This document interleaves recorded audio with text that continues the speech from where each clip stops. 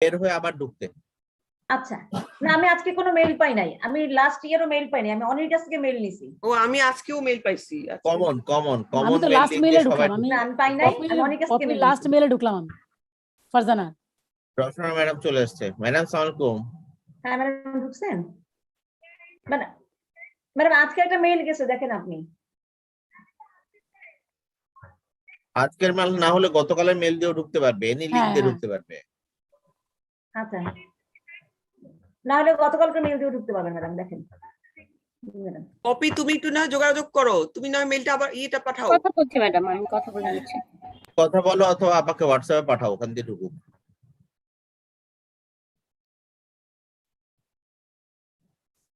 হ্যাঁ 14 জন পার্টিসিপেন্ট আছে তোমার এখন। হ্যাঁ আপা এখানে বেশি আসবে না। Hello Good Sadika. morning. Good morning Ramani madam. Good morning Sadika. Hi Sadika. Hi. Hi, good It's morning. good night for you and good morning for Oh us. yes. Exactly. Good evening for us. Good night, whatever you want to call it. It's nice to Hi. meet everyone. Good morning. I'm sorry, Very busy. my virtual backdrop wouldn't work. I tried putting a green screen It up. doesn't, But it doesn't matter. I think your background is nice. No problem. thank you.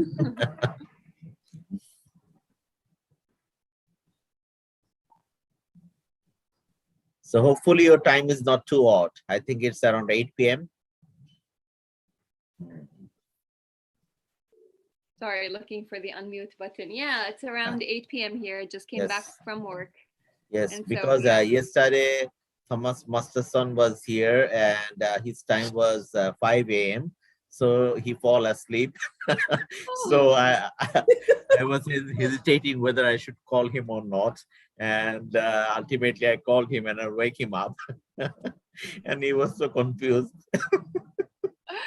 Yeah, 5 a.m. is a tough one. No, I looked at the time as soon as you sent me the invitation, and thankfully it works very well. It is Friday evening here, so Friday usually is a work day.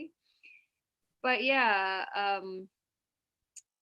I was happy to see that you guys start late on a weekend. It looks like 10 a.m.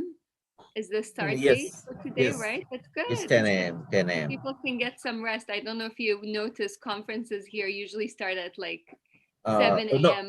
no, Saturday is not always our weekend. We have a fixed weekend at Friday, but Saturday is not a weekend for the doctors, especially. It's a working day. Mhm. Okay. Okay, good to know.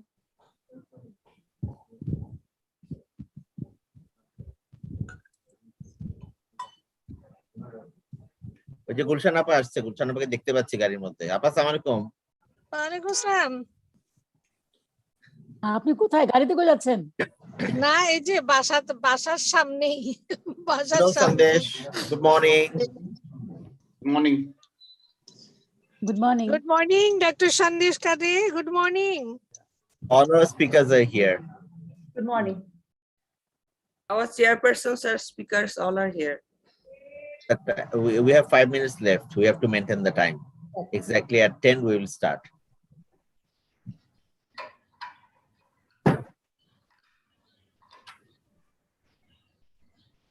Farzana, আজকের ভিডিওটা কত সময়ের? 1.5 minute. 1.5 minute. তাহলে তুমি যেটা করবা যে তুমি 9:59 তুমি ভিডিওটা শুরু করে দিবা, ঠিক আছে? সবাইকে মিউট করে দিবা। আর ভিডিওটা শেষ হলে তুমি অটোমেটিক্যালি একটা ওয়েলকাম করবা সবাইকে।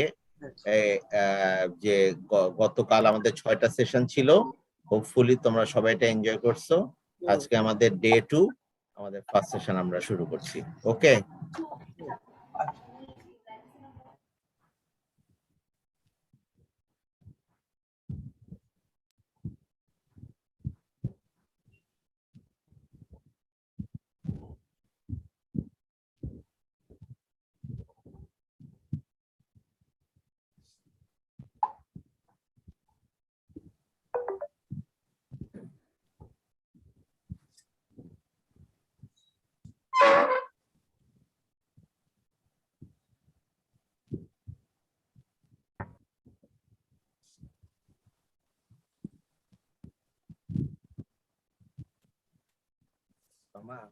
তুমি প্রেজেন্টেশনে শুরু করার সেশনে শুরু বলে দিও যে আবারও মনে করাই দিও যে প্রতিটা স্পিকার 20 মিনিট। আমি সব বলবো আমার সব রেডি করা আছে। মারো, যারা প্রেজেন্টার ওদেরকে বলবো যে এখানে যদিও তোমরা পার্টিসিপেন্টস কম দেখছো, কিন্তু আমাদের কি জানি অনলাইন তোমরা কি জানি করো, সেটার মধ্যে অনেক পার্টিসিপেন্টস আছে, সেটা বলে দিও, বুঝছো কথাটা?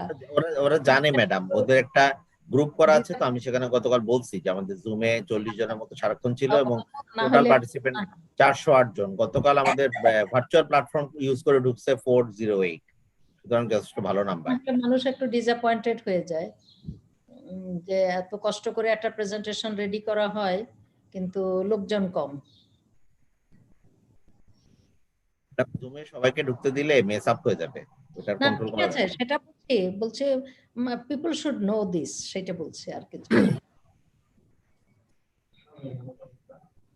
আচ্ছা ঠিক আছে তোমা, আমি দুই একটা কথা বলে শুরু করি তাহলে। ভিডিওর পর আমি দুই একটা কথা বলে ফেলি, ম্যাডাম যেগুলো বলেছে এগুলো যৌক্তিক, তাহলে একটু পার্টিসিপেন্ট হচ্ছে এটা বলে টলে তারপর আমরা শুরু করি, ঠিক আছে? তোমাকে সরাসরি সেশনটা দিয়ে দিব। ওকে,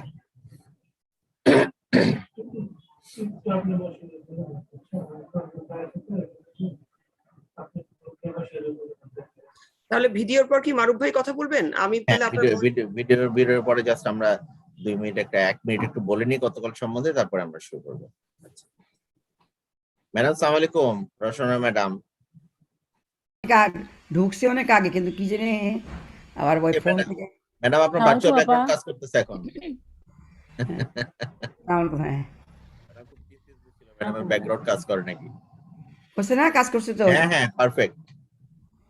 এটা নিয়ে তো যুদ্ধ করতেছিলাম, আবার চাচ্ছিলাম তোমার মাথার মতো করতে, আগুন, সেটা হলো না। ম্যাডাম আসলে কেউ যেটা বুঝতেছে না যে আমি সাদাটা কেন ইউজ করি না, আমার মাথায় তো চুল নাই, সাদা দিলে কোনো চুলই দেখা যায় না। এটা তো কেউ বুঝতেছে না। ভালোই, হ্যাঁ।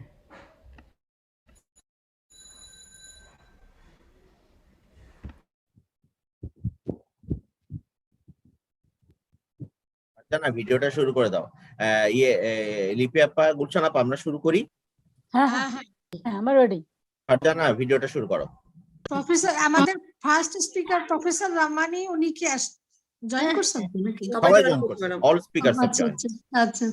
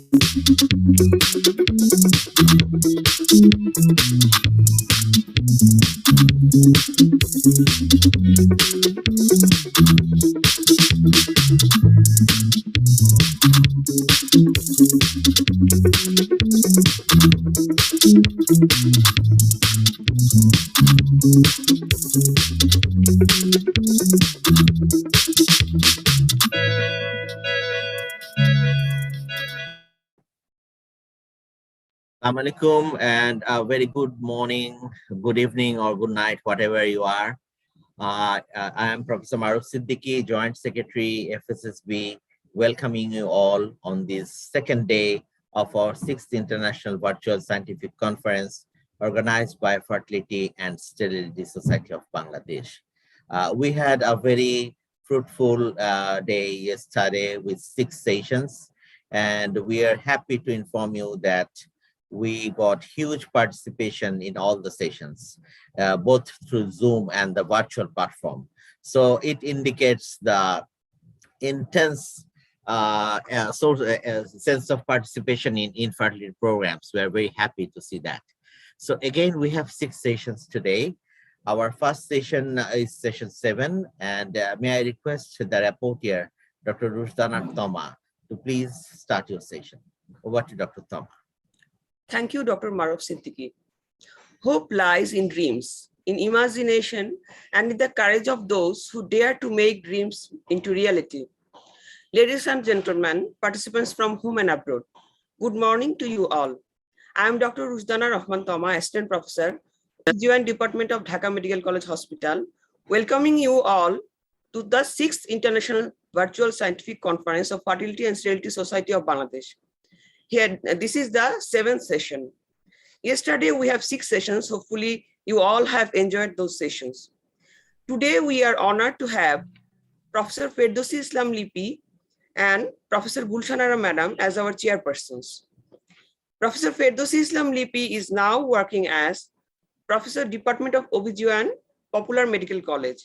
She was the ex-professor and head of the Department of Obstetrics and Gynecology, Dhaka Medical College Hospital. Our next chairperson is Professor Gulshanara Madam. She was the professor and former head Department of Obstetrics and Gynecology, Enam Medical College. She is Secretary General of Obstetrical and Gynecological Society of Bangladesh, editor of Journal of Endometriosis and Adenomyosis Society of Bangladesh, Office Secretary of PCO Bangladesh, and Organizing Secretary of Bangladesh Menopausal Society. The moderator of this session is Dr. Shahina Begum Shanta, who is working as consultant OBGYN Department of BRB Hospital Limited. Dear audience, in this session, we have 3 eminent speakers: Dr. Ramani Devi from India, Dr. Sandesh Kade from India, and Dr. Sadika Bebihani from USA. Each speaker will have 20 minutes for their presentation. The speakers are requested to complete their presentation in time. Now over to moderator. Thank you, Dr. Rushdana Rahman Toma.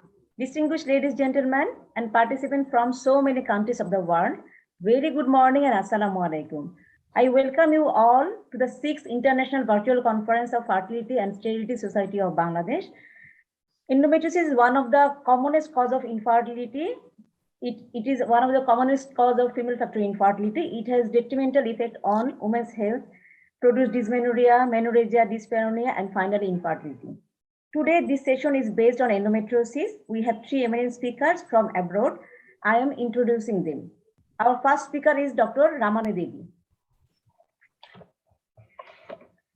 Dr. Ramani Devi is Managing Director of Ramakrishna Medical Center, LLP, and Janani Fertility Center.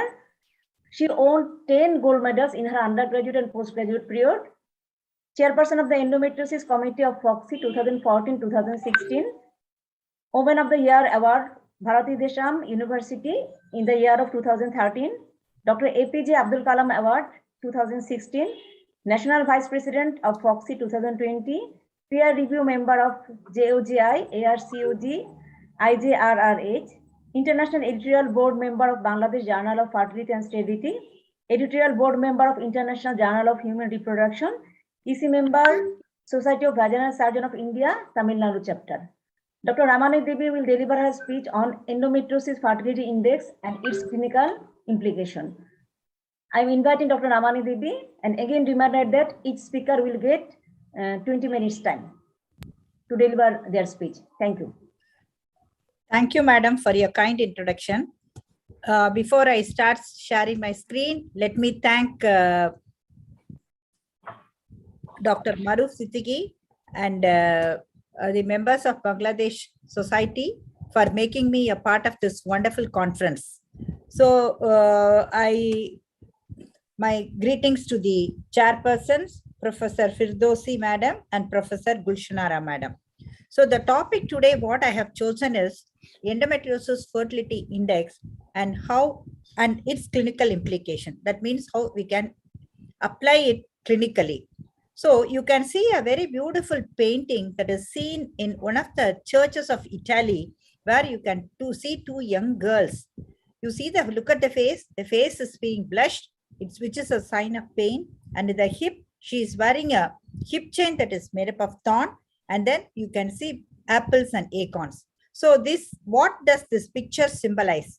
This symbolizes a young girl suffering from endometriosis, where she is put under the sufferings of the gripping pain that is being depicted by the hip chain of thorns, and apples are symbol of fertility and acorns are known for delay. So the fertility is being delayed. So this entire picture depicts the 2 important arms of endometriosis, namely infertility and pain. See, the pain is there right from the beginning to the end of the reproductive age group of the women. But when we look into the incidence, it is 1 in 10 women have endometriosis during the reproductive years, and 30 to 50% of the women with endometriosis are infertile. 25 to 30% of the infertile women have endometriosis. To study the prevalence of endometriosis in India, it was in 2007 survey by Dr. P. Das Mahapatra of Endometriosis Society of India. He states it is at least 26 million Indian women they do suffer from endometriosis. But according to the recent survey, the study in 2017 says even more than 50 million Indian women, they are affected by endometriosis, and 5% of the girls below 18 who complain of dysmenorrhea are affected by endometriosis. Coming to the symptom, I simply group them as 7 Ds. The main one is difficulty in conception, that is infertility, and the other Ds indicates the endometriosis associated pelvic pain, namely dysmenorrhea, dyspareunia, dysuria, dysphagia, and diffuse abdominal pain, and of course dysfunctional uterine bleeding. So ultimately this will lead to chronic depression and fatigability.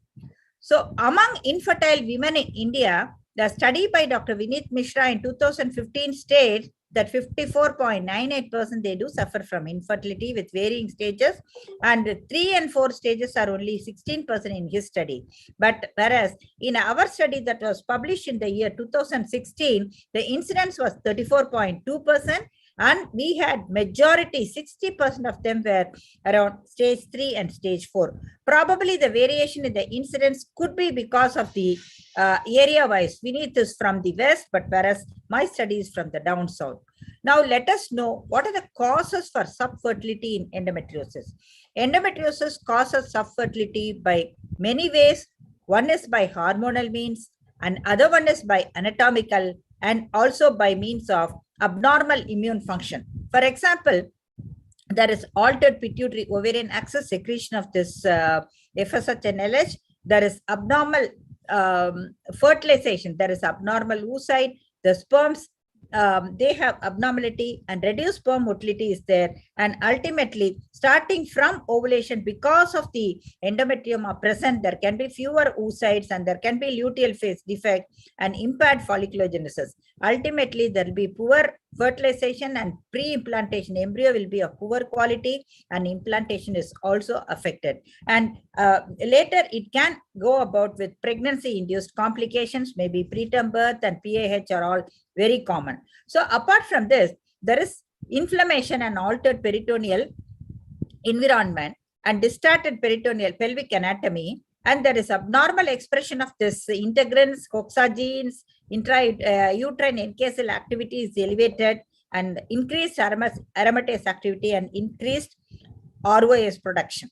So we have various staging systems for the endometriosis, starting originally from Sampson and Acosta, and then we went to the ASRM and again revised AFS scoring. But all these have limitations in predicting the fertility outcome. So we need to have some staging system which can predict fertility among patients who are treated for infertility. Because the first question this infertile couple, they ask us are, what is my chance of getting pregnant? So for that, the revised ASRM scoring, here we know that the peritoneum, ovary, and the lesion size less than 1 centimeter, 1 to 3, and 3 greater than 3 centimeters are marked. And again, in the additions in the ovary and in the tubes and in the posterior cul-de-sac obliteration, all these are put into the, some marks are given when you do a laparoscopy, and ultimately we can stage. Stage 1 is minimal, where there is less than 5 points, and stage 2 is mild, 6 to 15 points, and stage 3 is moderate, 16 to 40 points, and stage 4 is severe, where the point exceeds 40. But the drawback of the revised AFS classification is, though it is the commonly used one, this cannot again predict the clinical outcome of treatment effectively, especially in pregnancy rate in infertile women. So then coming to the NCION classification, this has got a certain advantage over the AFS classification, because some of the points that have been left out in the revised ASRM scoring, namely the adenomyosis, bladder endometriosis, intestinal, ureter, and endometriosis of unknown location. And again, deep endometriosis classification as anterior, midline, and the posterior DIE are all missed in the ASRM classification. And again, this, of course, the routine part is the peritoneum, ovary, and the tube, similar to that of revised AFS scoring. We have that. So this has the advantage of addition of this associated adenomyosis or DIE in endometriosis patient. Now let us come to endometriosis fertility index. This is the first validated scoring system that is predictive of non-ART pregnancy that is following surgical evaluation when the patient has got functional gametes and uterus. Pregnancy rates decline significantly when the ovarian reserve reduces, and especially that happens in elderly women as well as following cystectomy for endometrioma. So it is reflected in the EFI that decreases over time, and pregnancy, if it does not occur within 1 or 2 years following surgery, then the chances of getting pregnancy becomes remote. So the patient management algorithms using this information to assist in deciding when to continue non-ART or versus ART attempts at conception are presented. So to provide comprehensive fertility treatment plan can be treated. So this will be a model to say which patient will need progress for spontaneous conception or who will need early shift to ART. Then how to predict the fertility among endometriosis patient? It is basically from the history, from the diagnosis and staging of the endometriosis. Then ideal scoring or staging system, it should help us to understand the scientific data and utilize this impact of the patient on the patient's functionality, predict future fertility, predict degree of pain relief with any given treatment, estimate the risk of recurrence. So why staging for endometriosis should be done? It should first create a common language among the consultant to enable specificity of the disease diagnosis, to standardize the comparison, to facilitate the research application, and to have a proper uniform way of treating all these endometriosis patients.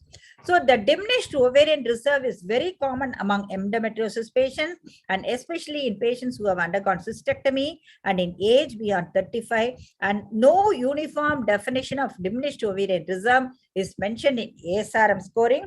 FSH, AMH are more specific, but still the antral count is ideal in assessing the ovarian reserve. The potential issues contributing to fertility are, it could be a septum, that is Mullerian anomalies which are associated with endometriosis, or myomas, because myomas both have an origin of high estrogen, so they can be associated. About 10 to 20% of the endometriosis patients have associated myomas. Adenomyosis is very common in endometriosis. Again, polyps, additions, and hydrosalpinx. So hydrosalpinx, definitely we know that it hampers fertility. Salpingostomy may carry the pregnancy rate of 5 to 30%, but with a live birth rate of only 20%. Hydrosalpinx reduces the pregnancy rates by IVF, and approximately 50% should have either proximal tubal occlusion or salpingectomy prior to ART to promote the fertility. So now, what is surgery versus the ART for endometriosis infertility? Do all women need surgery, or straight away whether they can be pushed to ART if they are in need of fertility? So there was a study by Bari et al. Where he has taken 825 patients, among which 483 they underwent surgery. See, the pregnancy rate was almost more than 50%. Of the surgery patients who did not conceive, again 144 underwent ART, resulting in 30.4% of pregnancy. So the overall pregnancy rate was 65.8% following surgery, and maybe with the spontaneous or with assisted conception. 68% of the 173 patients undergoing ART for the first time option achieved pregnancy in 32%. Spontaneous pregnancy occurred in 11.8% who received no treatment. So still with surgery, spontaneous pregnancy, even without surgery, spontaneous pregnancy is possible. The mean time to pregnancy for post-surgical patients in this study was 11.2 months. So the background of endometriosis fertility index is, it is a comprehensive statistical analysis of prospectively collected data from large number of patients utilizing an outcome assessment for fertility revealed certain variables, and they found out that certain variables are very, very important to formulate this endometriosis fertility index. The relationship between EFI and non-ART pregnancy was felt to be highly significant, and refinement of EFI over time, adding additional variables, may help to further improve the accuracy and the performance. So everybody will be familiar with this endometriosis fertility index surgical form, where the left and right tubes, ovary, and fimbria are marked depending whether they are normal, mild dysfunction, moderate dysfunction, severe dysfunction, and absent or non-functional, and they are given from 0 to 4 scoring. So suppose if there is absence of one ovary on one side, then the LF score, that is least function score, is being obtained by doubling the lowest score on the other side with that of the ovary. So you calculate this, and then you find out the lowest score on the left side and the lowest score on the right side, and you can get the least fertility index. This is again being how the mild means there is a slight injury, moderate means there is serosum muscularis injury with a moderate limitation in mobility, severe it is almost fibrosed, and non-functional and complete absence or non-functional tube. So similarly, the fimbrias are classified, fimbrial structure is being classified into mild, moderate, severe, and non-functional. And ovaries, it depends upon the normal means. Normal ovaries with a minimal injury to the ovarian surface, you call it as a mild dysfunction. Moderate is ovarian size is reduced with a moderate injury to the ovarian surface. Severe is ovarian size is definitely drastically decreased with a severe injury, and non-functional is complete absence. So to represent it pictorially, see in picture A, see it's around, you have the spots, endometriotic spots, and the fimbria are slightly blunting. Again, this is after the picture B is after the cystectomy is being done, but still you have a good volume of ovary that is remaining, and hence it can be classified something more than minor damage. Then again, coming to the tube on the picture C, you have the distal tubal endometriosis, and it can be vaporized and could be associated with post-operative adhesions and loss of function. And in the D picture, you can see the entire fimbria is being adherent, and there is a severe damage to that of the fimbria. So again, coming to the ovary, see, suppose if there is a large endometrioma, then the person is likely to have a small ovarian volume at the end of the surgery. Again, in picture F, extensive resection and cautery vaporization of the surface and damage to the tubes, all these things have to be noted. In fimbria, in picture G, fimbriaplasty has been attempted, but still it is obviously a damaged tube, though it can have good patency. And in the picture H, you can see both tubes are being replaced by severe dysfunction, that is salpingitis systemica nodosa. So then coming next to the other factors, namely the historical factors. Historical factors, we include mainly the age. Age should be less than 35, 36 to 39 gives a score of 1, and anything beyond 40 years, the score is 0. And years of fertility, less than 3 years, it is 2, less than more, greater than 3, it is 0, and prior pregnancy gives a better outcome. Similarly, in the surgical factors, LF score has to be calculated from the previous one, and if the score is high, it has got a very good point, and score is low, it is 0, and calculate again the AFS endometriosis scoring. Less than 16, 1, more than 16, 0, and the total score, if it is less than 71, it is 1, and if it is greater than 71, it is 0. So the 10-point scale of EFI is, you have 0 to 10, 5 out of 10 points are based on the history alone, age, duration of fertility, and prior pregnancy. And parts of the ASRM scoring, that is either the value less than 16 or value less than 71 or greater than 71, it gets 2 points out of 10. And 3 out of 10 points are based upon the end of the surgery and qualitative visual analysis. That is the least functional score, which is following the final laparoscopic score. So this can be staged like this. The graph shows from 0 to 10. And if the patient has got a maximum EFI score, that means her chances of getting pregnant is around 80%, but whereas 0 to 3 is less than 10% through non-ART conception. So it is just to show a pattern of how you calculate. This is a patient with a septate uterus and she has got both tubes are fine, but in the right ovary, you can see a small endometrioma with the peri-ovarian additions and the left ovary is normal. So the both tubes are normal. So you can put 4 and 4 and both fimbria are normal, and in the ovary it is 3 and 3. And the least function score is 6. So from the history, we have taken the scoring 4, and from the LFS, the surgical scoring is 4, and ultimately the effective endometriosis fertility index is 8. So that means she has got a high chance of getting spontaneous conception. So this is the next patient where there is severe endometriosis, where there is, when you look at it, the tubes appears abnormal. But at the end of the surgery, we can demonstrate the tubes are absolutely fine and there is a small para-ovarian cyst also. Then you see the large endometrioma here, and ultimately this endometrioma can be resected, and at the end of the surgery, you can see this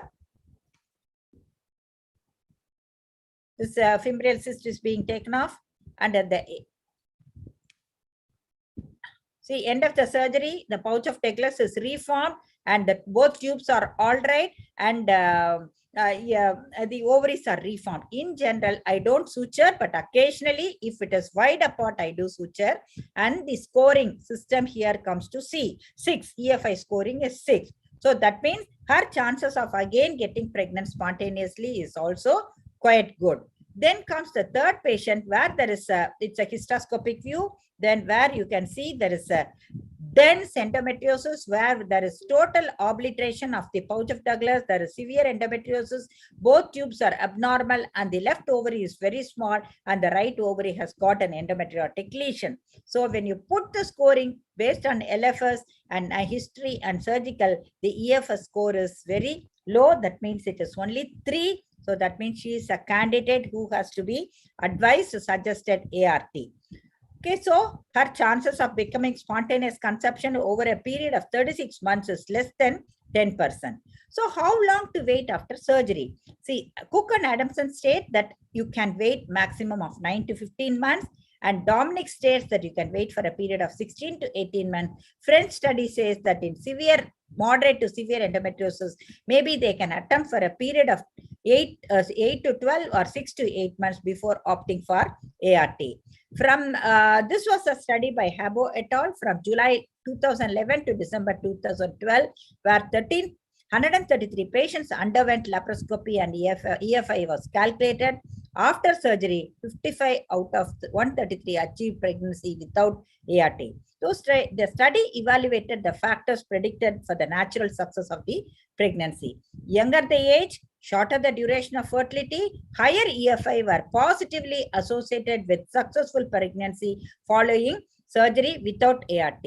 So that the cutoff point for successful pregnancy, you have to decide. See, we have made it very clearly that EFI of greater than 7, spontaneous conception is possible. Less than 3, the patient has to undergo straight ART, and in between via media, that is between 4, 5, and 6, we can choose either way based upon the other factors, namely the ovarian reserve and the male factor or the tubal factor.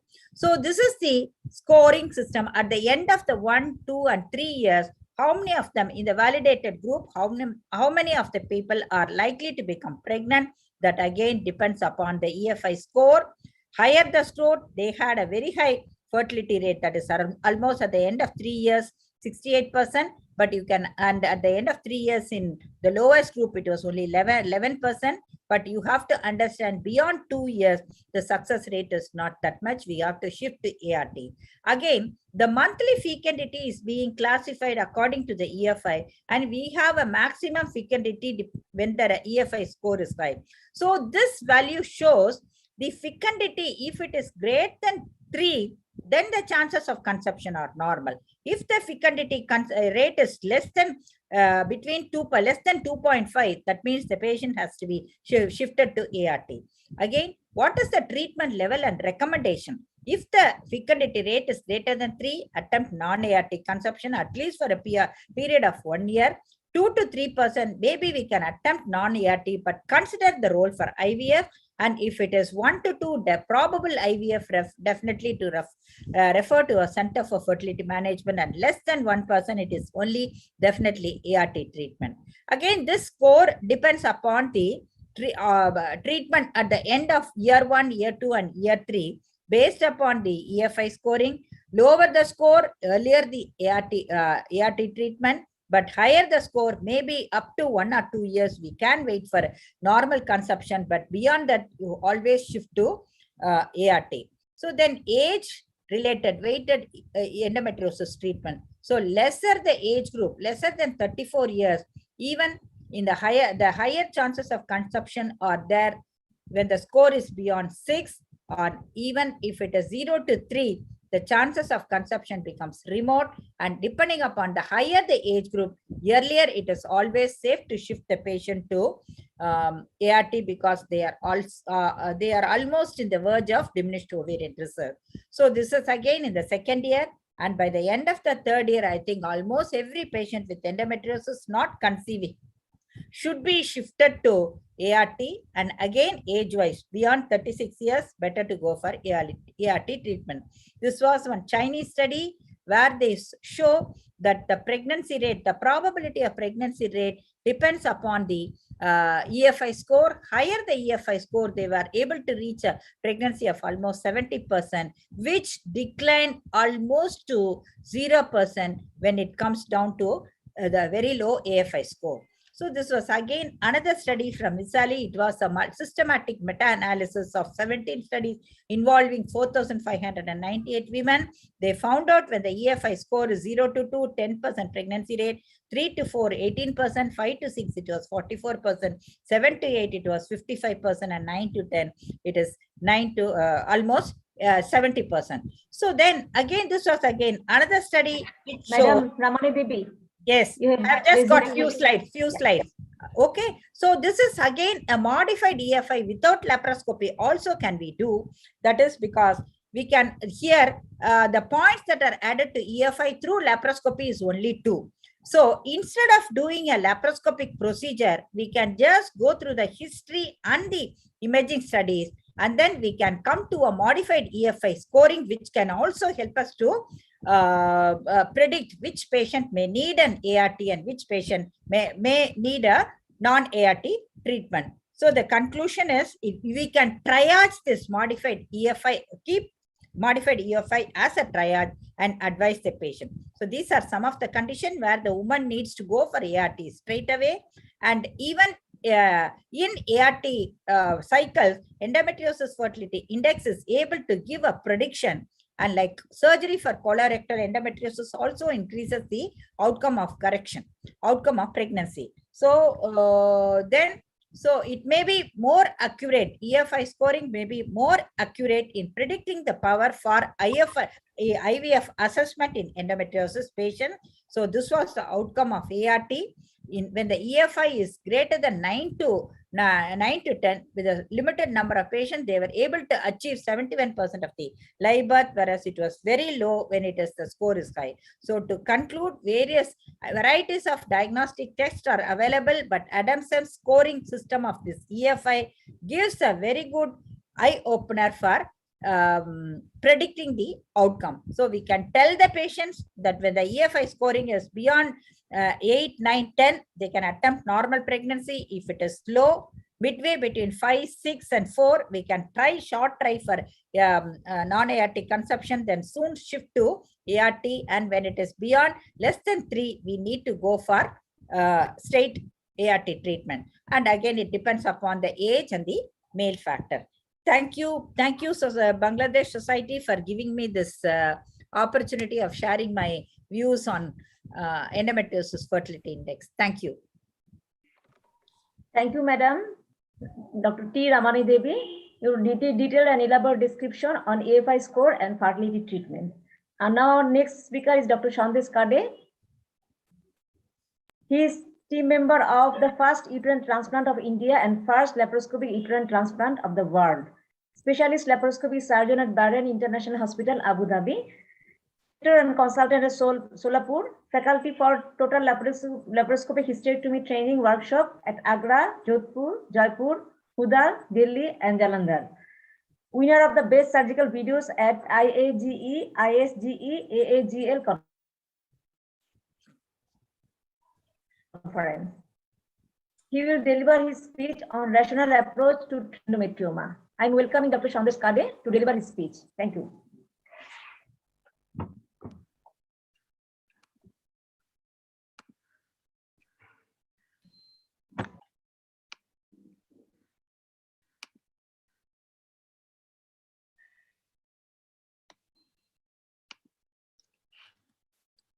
Okay. Good morning, everyone, and thank you very much, Bangladesh Fertility Society, for this wonderful opportunity.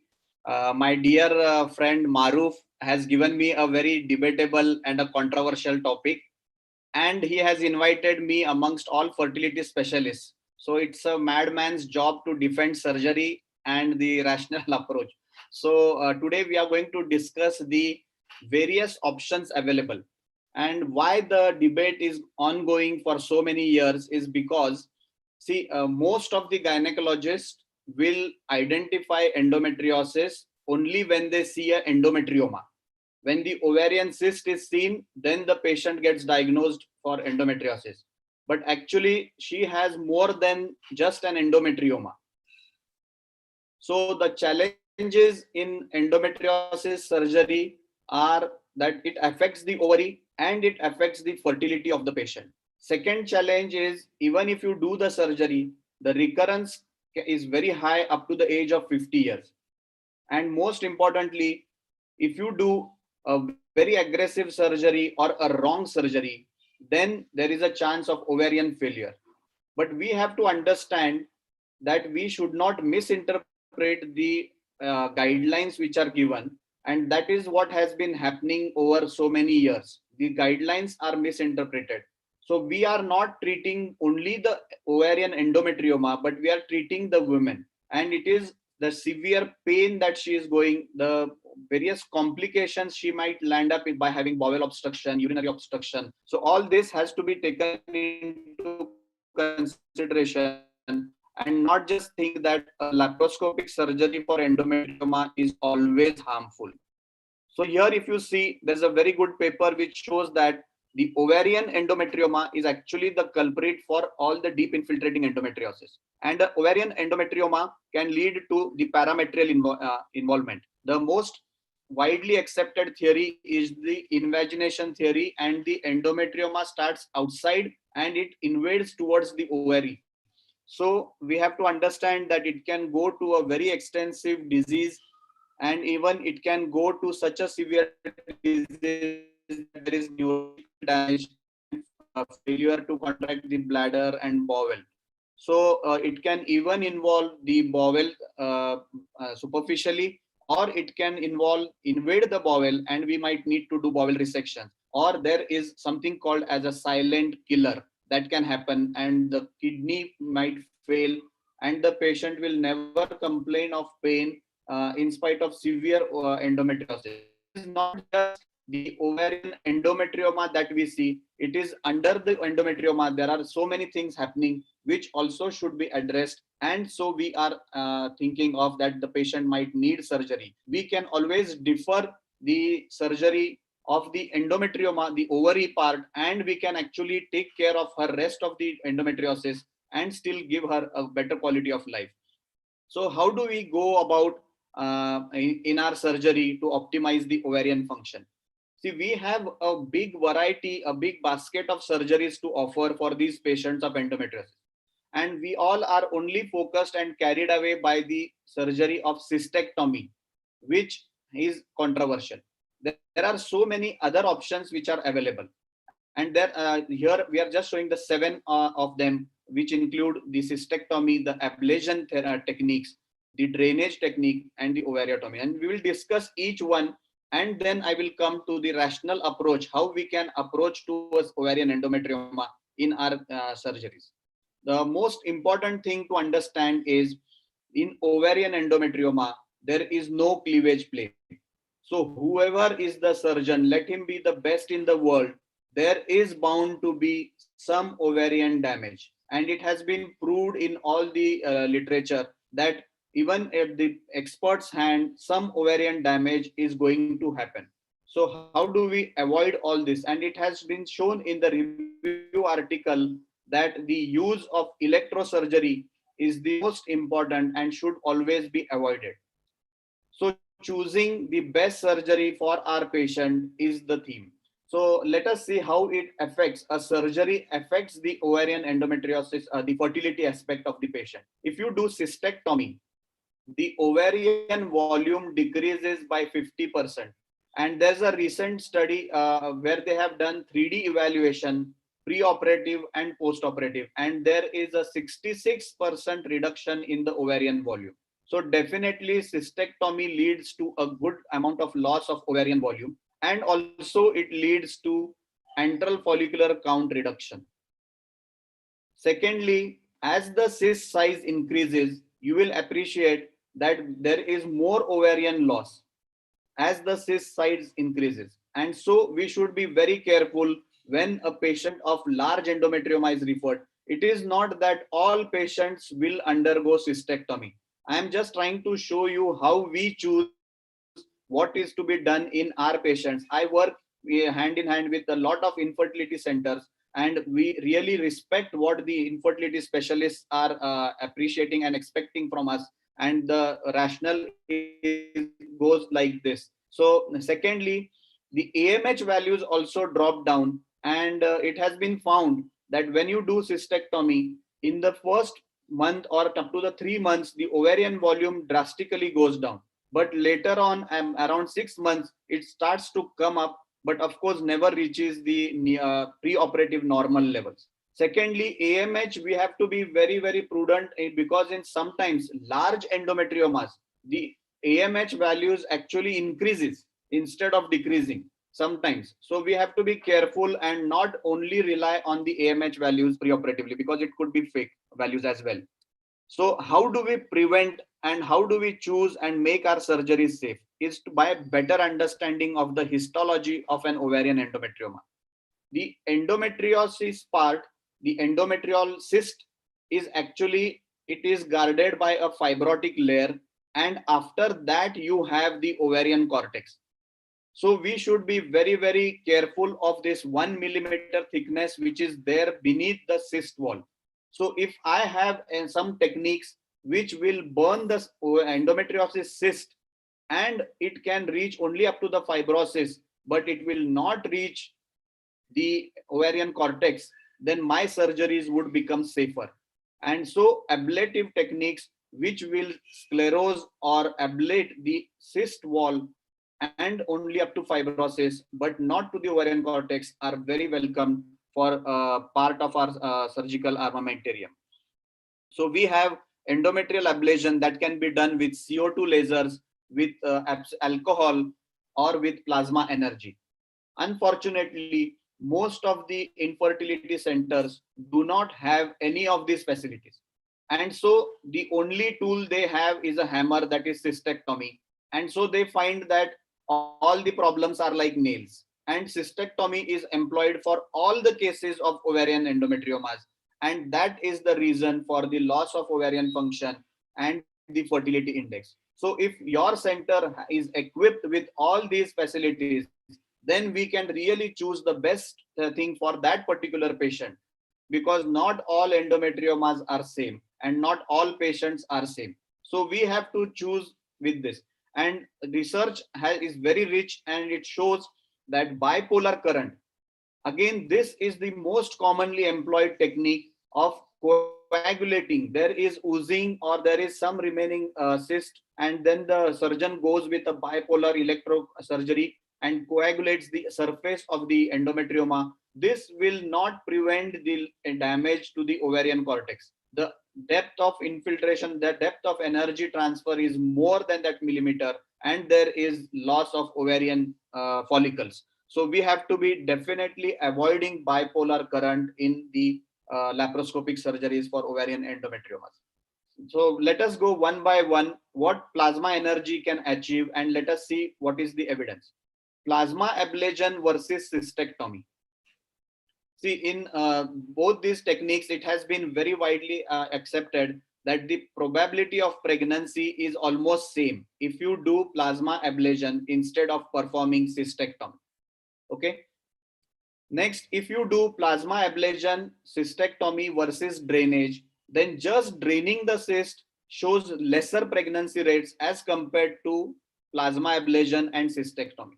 So if you are worried about ovarian loss by cystectomy, plasma ablation is a better alternative if the patient is looking for fertility. And just drainage is not the most or the best because just drainage is not going to improve her fertility index. So next is comparing what happens with CO2 lasers. And this is another literature which actually gives a lot of misunderstanding amongst the gynecologists, that Eshrey also has mentioned that the surgeon should prefer cystectomy rather than CO2 laser. But we have to understand they have referred this when you are thinking of recurrence. It is not for the primary surgery. When you are want to prevent the recurrence, if the patient has completed her fertility and she does not want to have recurrences, then cystectomy is better. But if you compare CO2 laser with cystectomy, again there are two very good RCTs. One by Carmona et al. He says that there are comparable pregnancy rates, okay, with CO2 laser and cystectomy, and there is higher tendency towards preserving the actually AMH values and the antral follicular count. So this is what the paper says, that the fertility is better preserved with CO2 lasers in terms of the antral follicular count and the serum AMH levels. With cystectomy, the AMH values drop, but with the CO2 lasers, there is no such drop of AMH values, and actually the patient does better when you do ablative technique instead of performing a cystectomy when the patient is going for fertility. Now, if you compare the CO2 lasers versus the cystectomy, and if you see the pregnancy rates, they are comparable. With cystectomy 72% and with CO2 laser 74%. So it is a very good alternative in performing our surgeries for endometrioma in day-to-day practice. So now I think with all these evidences where we have compared or studied between the various techniques, it is really time for us to think that, okay, whether your laparoscopic surgeon has these facilities, and why not, if some center has these facilities, get your surgeries done in consultation with them, rather than totally avoiding and denying the patient of the surgery and just telling her that, okay, you might lose your ovarian reserve and you might land up with infertility. Already she is seeking fertility treatment to you. The endometrioma itself is self-damaging to the ovary. So we have to treat it. The only thing is we have to think about it, discuss between a good dialogue between the laparoscopic surgeon and infertility specialist is what is needed, rather than actually denying the surgeries. So the numerous studies have suggested better ovarian preservation with ablation as compared to cystectomy. So friends, it is time for us to upgrade our infertility centers with better modalities and offer the best of the treatment or the most standard of the treatment to our patients of fertility. So another technique which is very commonly used nowadays is coming back again. It was there for a long time, and again it underwent criticism, that is the sclerotherapy. Now in sclerotherapy, when the ovarian endometrioma is very, very large, and if you attempt surgery, it has been shown that you will lose a lot of normal ovary. So what can be done? So we can actually do sclerotherapy in these large ovarian endometriomas. You can go in and just with 3 millimeter laparoscopy, we go with micro laparoscopy. We do not disturb the adhesions. We directly drain, puncture into the endometrioma, aspirate it, give it a good wash, and then fill it with the absolute alcohol. And we wait for 15 to 20 minutes. And then we do the wide opening of the cyst wall, and this actually gives a good sclerosing effect on the ovarian cyst. And with the second look laparoscopy, you will appreciate that the cyst goes down, and these patients do very, very well. The pregnancy rates have been shown to be up to 57% with the large. So this is always an option for very large endometriomas. So finally, to justify what we do in our practice, let me come after discussing and analyzing all the protocols, all the techniques that are available. So we perform cystectomy if the patient has no further intention of pregnancy. If she has severe pain, she has endometrioma, and she is not looking for fertility again, then definitely we do cystectomy to reduce the pain and also prevent the recurrence. We perform cystectomy only if there is a good ovarian reserve, or if the cyst is on one side and the other ovary is absolutely normal.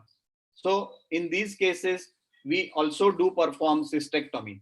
So there are clear-cut indications. We have to find out where our patient fits and what we can offer her the best to get the best of the fertility results. We perform ablation techniques in patients who have good or low ovarian reserve, but they are looking for fertility. So in these cases, if they want pregnancy, then definitely we too know that, okay, bipolar current is very harmful, cystectomy is very harmful.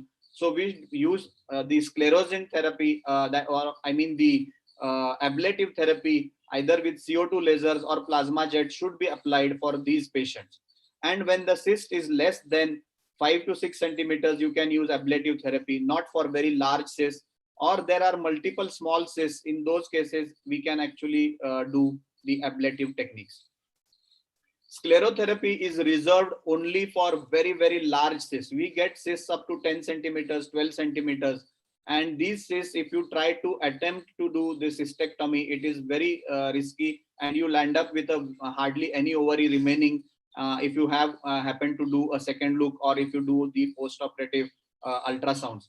So in very low reserve or in very large cysts, one should opt for the sclerotherapy technique of surgery. The drainage and punctation is also performed, but in very limited cases. Like if the patient has no option, but she has to go for IVF, like some cases where the tubes are removed, or if there is male infertility in that patient and the patient has to go for ART or IVF, then in those cases, we just drain and immediately send them to the fertility specialist. Multiple small cysts, it's impossible to remove all the endometriomas, like if there are very, very large number of endometriomas, or in very low reserve patients, it is just better to do a cyst drainage and send them immediately for IVF if they are only for IVF protocols. And ovariotomy, that removing the ovary for severe endometriosis, we do it only if the patient, if we actually take it up to the age of 50 years. If it is a unilateral cyst and the patient is more than 45 and the other ovary is normal and severe endometriosis, severe pain, then yes, you can go ahead with removal of that ovary. Or if it is bilateral disease only after 50 years and she has severe pain. So these surgeries are a must for the quality of life of the patient, and we have to choose them very, very judiciously. Now, another option I would like to discuss here is in many countries, it is acceptable to have the egg freezing facilities. And so very selected patients where they are very young and they are not intending pregnancy very soon. So in those patients with severe endometriosis, you can go ahead with egg freezing. Egg freezing for ovarian stimulation is not done when it is very, very dangerous, like suppose that could lead to the bowel endometriosis occlusion, or there is severe ureteric involvement and urinary tract endometriosis that can be actually hampered. And so in those patients, we should not advise. It's not for all. It is for few selected young girls with endometriosis who can go for egg freezing. So now the question comes is, the literature says that the recurrence is least with cystectomy. So that was all the confusion, that cystectomy was followed to prevent the recurrence.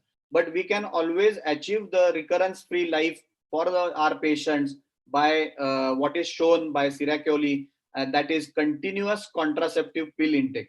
Very, very cheap medication, very easy to take. And if the patient takes it in a continuous fashion, it should not be given in cyclical or interrupted. If the patient does not intend pregnancy, what we have to achieve is amenorrhea.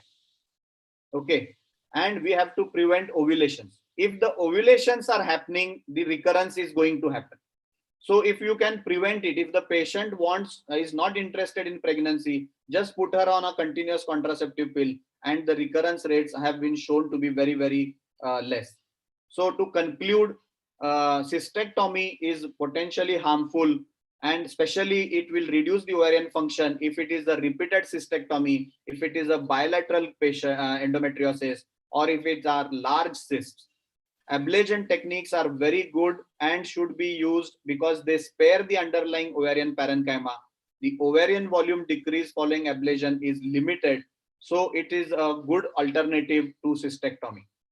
And most importantly, we can always offer the fertility preservation before surgery in very young girls, and we can always minimize the recurrence risk by giving continuous pills. So thank you. I hope I have justified my topic of being rational in our approach to endometrioma and not only do a cystectomy. Yeah. Thank you very much for your opportunity. Excellent discussion done by Dr. Sandesh Kade on different modalities of treatment of endometrioma, especially laparoscopic cystectomy, sclerotherapy, laser vaporization, and fertility concern also discussed. Now I am inviting our last speaker, Dr. Sadika Bebehani. Dr. Sadika specialized in reproductive endocrinology and infertility, as well as minimally invasive gynecological surgery. Completed a Royal College Physician and Surgeons of Canada Fellowship in REI and McGill University in Canada. Completed her second fellowship in minimally invasive gynecological surgery at Mayo Clinic in Arizona. She is working as an associate professor at the University of California, Riverside School of Medicine. She is associate program director for the AAGL MIGS fellowship at UCR. Dr. Sadika. Thank you so please much for the introduction. Thank I'm having trouble sharing my slides. Oh, here we go. Thank you so much.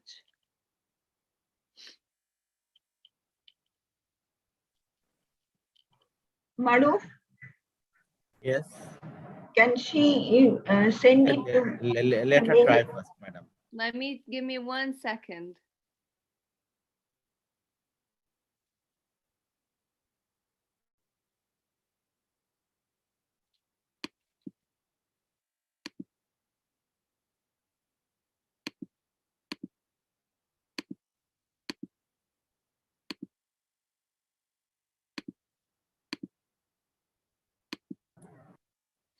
For some reason, you can just click the share screen so that no, I know how to do it, but I know how to share screen, but it's not giving me the option to share the PowerPoint.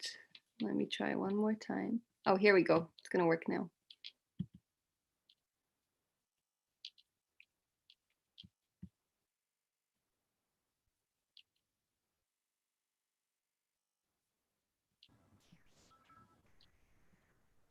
Okay, can you see my screen?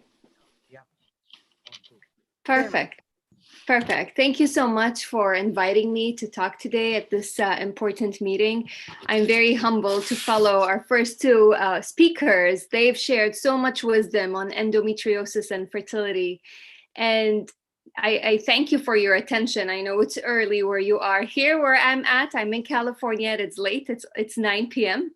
And so we're still Friday. You guys are ahead of us in time. But I wanted to just give my 2 cents on endometriosis and fertility and add to what's already been mentioned. We've heard some excellent recommendations and saw some excellent studies summarizing what's already available in the literature.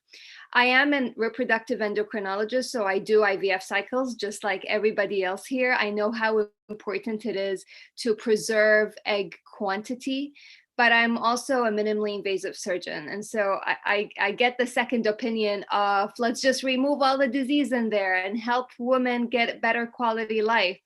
And so most of my practice is actually focused on endometriosis, because endometriosis is one of those diseases that unfortunately affects about 190 million women across the world and is very poorly understood, poorly managed, takes women about 10 years before they achieve the appropriate diagnosis. Sometimes they walk through the door to see a fertility specialist because they're struggling conceiving. Other times they go see a MIG surgeon, a minimally invasive GYN surgeon, because they're having pelvic pain. And so it's important for both teams to communicate. We have to treat the patient as a whole. I can't just treat her pain and ignore her desire for fertility. I can't just fix her infertility issue and ignore the suffering and the reduced quality of life that she's experiencing. And so I think as REIs, it's very important that we be able to offer patients a comprehensive approach to care. We want to help you improve your quality of life. We want to give you a baby to take home at the end of the day, but we want you to feel healthy. We want you to be able to enjoy taking care of your baby. You don't want to get someone pregnant, have them have a baby, and then 9 months later, they're in the ER because they're having terrible periods and they're there every month suffering with pain. You want them to be able to be there for their children. And so we know that endometriosis is a common disease. We know that it affects almost 10% of reproductive aged women. And it sometimes is very sad to hear patients come in and you know, they see me, I'm their second, third, fourth opinion. They've seen someone else already. And the first time they were diagnosed with endometriosis, they were automatically informed that they are going to have problems getting pregnant, that they are going to have infertility, and that they are going to struggle to conceive in the future. Even though the woman may be in her early 20s, she may not be considering a pregnancy. That's the first thing that they hear. And maybe the doctor talked about other things, but that's probably the only thing the patient retained from that visit, because it is very detrimental to her future. And so it's important to note that approximately 30% of women with endometriosis will have infertility. And so looking at the flip side of the coin, 70% of women with endometriosis will achieve natural pregnancy, right? But you and I don't see those women because they don't come to us. They get pregnant, they're happy, and they go see their OBs, they deliver, and we don't hear about them. We get to treat those 30% of women who are struggling with infertility. We saw some very interesting pictures of distorted anatomy, huge cysts, obliterated cul-de-sac, deep infiltrative endometriosis. Those are usually the patients by the time they get to surgery. That's usually what they look like. I probably count on the number of fingers the times I've seen something like this with this really tiny spot on the ovary. But it's worth to mention because ovarian endometriosis occurs in approximately 1/3 of all women with endometriosis. And while it is reflective of deep infiltrative endometriosis, sometimes it can occur as superficial endometriosis. And so looking at this picture here, on the right side, you see a tiny blue-black spot on the ovary. Looking at the picture on the left side, you see a bigger cyst on the ovary. And so the never-ending debate between REIs and mixed surgeons is, what are we going to do about this ovarian endometrioma? And we just heard an excellent presentation from Dr. Kade about ovarian endometriomas and their impact on fertility. And so there are so many factors that go into play here when deciding what to do about the cyst. But if we were simply considering pain, taking out this ovarian cyst will get the patient the best resolution of pain.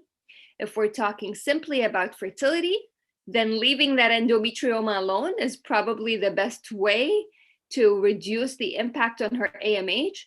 But the patient did not undergo surgery so that you can just take a picture of her ovary and get out of there, right? They had surgery because they're struggling with pain and fertility, and you are there to help improve their chances. You're there to help them do something different so that they can hopefully get pregnant in the future. And so I agree with everything that's been said already. Ovarian endometrioma cystectomy has been shown to have the biggest impact on ovarian reserve. So we know that anti-Müllerian hormone levels will decline when we excise those cysts. There are a lot of other techniques like sclerotherapy. Sclerotherapy is very successful. You make a small puncture point in the ovary, drain, lavage, clean the cyst content, and then inject the alcohol, let it sit. But if you do get spill of alcohol in the peritoneal cavity, there's data to show that it can cause extensive scarring and adhesion, so you have to be very careful. Ultimately, it is the patient that should be involved in this decision making. And I'm sure that medicine is practiced differently depending on where you're at, which country you're practicing in. Some places offer public health care where patients are not paying for medical care. Other places you have to pay for surgery, you have to pay for IVF. And so the patient in North America likes to be very, very involved in their decision making with surgery. And so I counsel patients very, very aggressively in terms of how this ovarian cyst can affect their fertility. So let's look at the data and what we have already. Oh, and let's not forget adenomyosis. Today we didn't talk about adenomyosis, at least not yet. So I like to call adenomyosis the evil twin sister of endometriosis. Depending on which studies you look at, adenomyosis can be present in anywhere from 30 to up to 70 or 80% in women who have endometriosis. And so I tell patients not to forget that adenomyosis may continue to play a role in their symptoms. We can get rid of every single microscopic cell of endometriosis in their pelvic cavity, and they may still have reduced implantation rates with IVF if they have adenomyosis. They may continue to have pelvic pain. They may continue to have heavy periods because there's a very common misconception that endometriosis causes heavy periods. Endometriosis is extrauterine presence of endometrial cells, right? And so it shouldn't really have an effect on the level of bleeding that they experience every month. It's more so the co-occurrence of adenomyosis that causes all those menstrual irregularities. So it's very important to educate women about the possibility of them having adenomyosis in addition to endometriosis. And that itself can confound a lot of the data we see looking at endometriosis and fertility, because we know we can do maybe a hysteroscopy and see some signs of adenomyosis, but most of the time, we cannot diagnose it unless a woman undergoes a hysterectomy. And that's not the goal of our fertility preserving surgery, right? We're not taking out the uterus. We're helping women conceive. We're helping women enhance their reproduction. And so adenomyosis is something that you have to consider always. It's in the background. It's, you're thinking about it. You're mentioning it to patients, but can I do anything about it surgically? Unfortunately, I cannot without actually taking out the uterus. Sometimes there are adenomyomas that are focal, that are localized, that you can excise like you would a myomectomy, but the majority of adenomyosis is just diffuse disease that is not surgically amenable to excising the adenomyomas without actually doing a hysterectomy. So how can endometriosis affect fertility? We know that if you do remove endometriosis, you can impact fertility rates because you can reduce ovarian reserve. But just having endometriosis per se reduces the number of eggs available for retrieval. Patients who have endometriosis have eggs that are not fertilized, as well as women who don't have endometriosis. We know that women who have endometriosis have a higher risk of miscarriage. We know that they can have obstetrical complications, including preterm delivery, cesarean section. So let's not forget about all of that, even without us doing anything about the endometriosis. Just them having the diagnosis of endometriosis and conceiving, whether naturally or through ART, can increase the risk for obstetrical complications. Now, how about those endometriomas? Because we know that endometriomas signify an advanced stage of disease. We know that endometriomas already correlate to deep infiltrative endometriosis. Today we talked about the ASRM classification. We talked about the fertility index, but we didn't talk about the new AAGL classification for endometriosis. I'm not sure if any of you attended AAGL this year, but they launched a new classification that is based on surgical complexity rather than reproductive outcomes. Because the ASRM classification is simply a way to determine the chances of women conceiving naturally versus requiring ART or having issues getting pregnant. So it's mostly reflective of fertility potential. But AGL came up with a new app, a new classification category that stages patients based on surgical complexity. So it takes into account the deep infiltrative endometriosis, it takes into account the obliterated cul-de-sac, the endometriomas, and even disease outside the pelvis. So for example, a deep infiltrative nodule of the diaphragm that really doesn't do much to the ASRM classification, but significantly upstages patients based on the AAGL classification. So if you haven't looked at that classification already, I highly recommend you do so, especially if you are reproductive surgeons and you do a lot of surgeries. And so going back to our patients with endometriomas, we know that having an endometrioma can increase the requirements for stimulation. There's a higher chance of canceling a cycle because patients have less eggs after. And can you hear me? Yes, we can hear Am I okay? Someone was saying something. Yes, Yeah. okay. I'll keep going.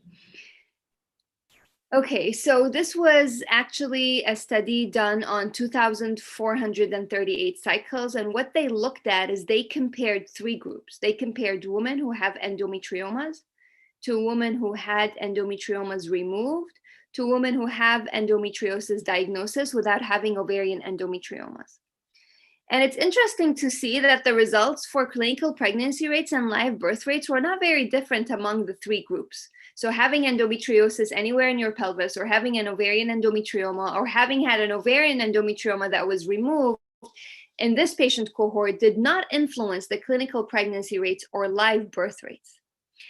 However, if we were to look at the clinical pregnancy rate per cycle, in patients who are poor responders and we don't know why, or in patients who've had their endometriomas removed and for that reason they're poor responders, this group does better with an embryo transfer than patients who we don't know why they're poor responders.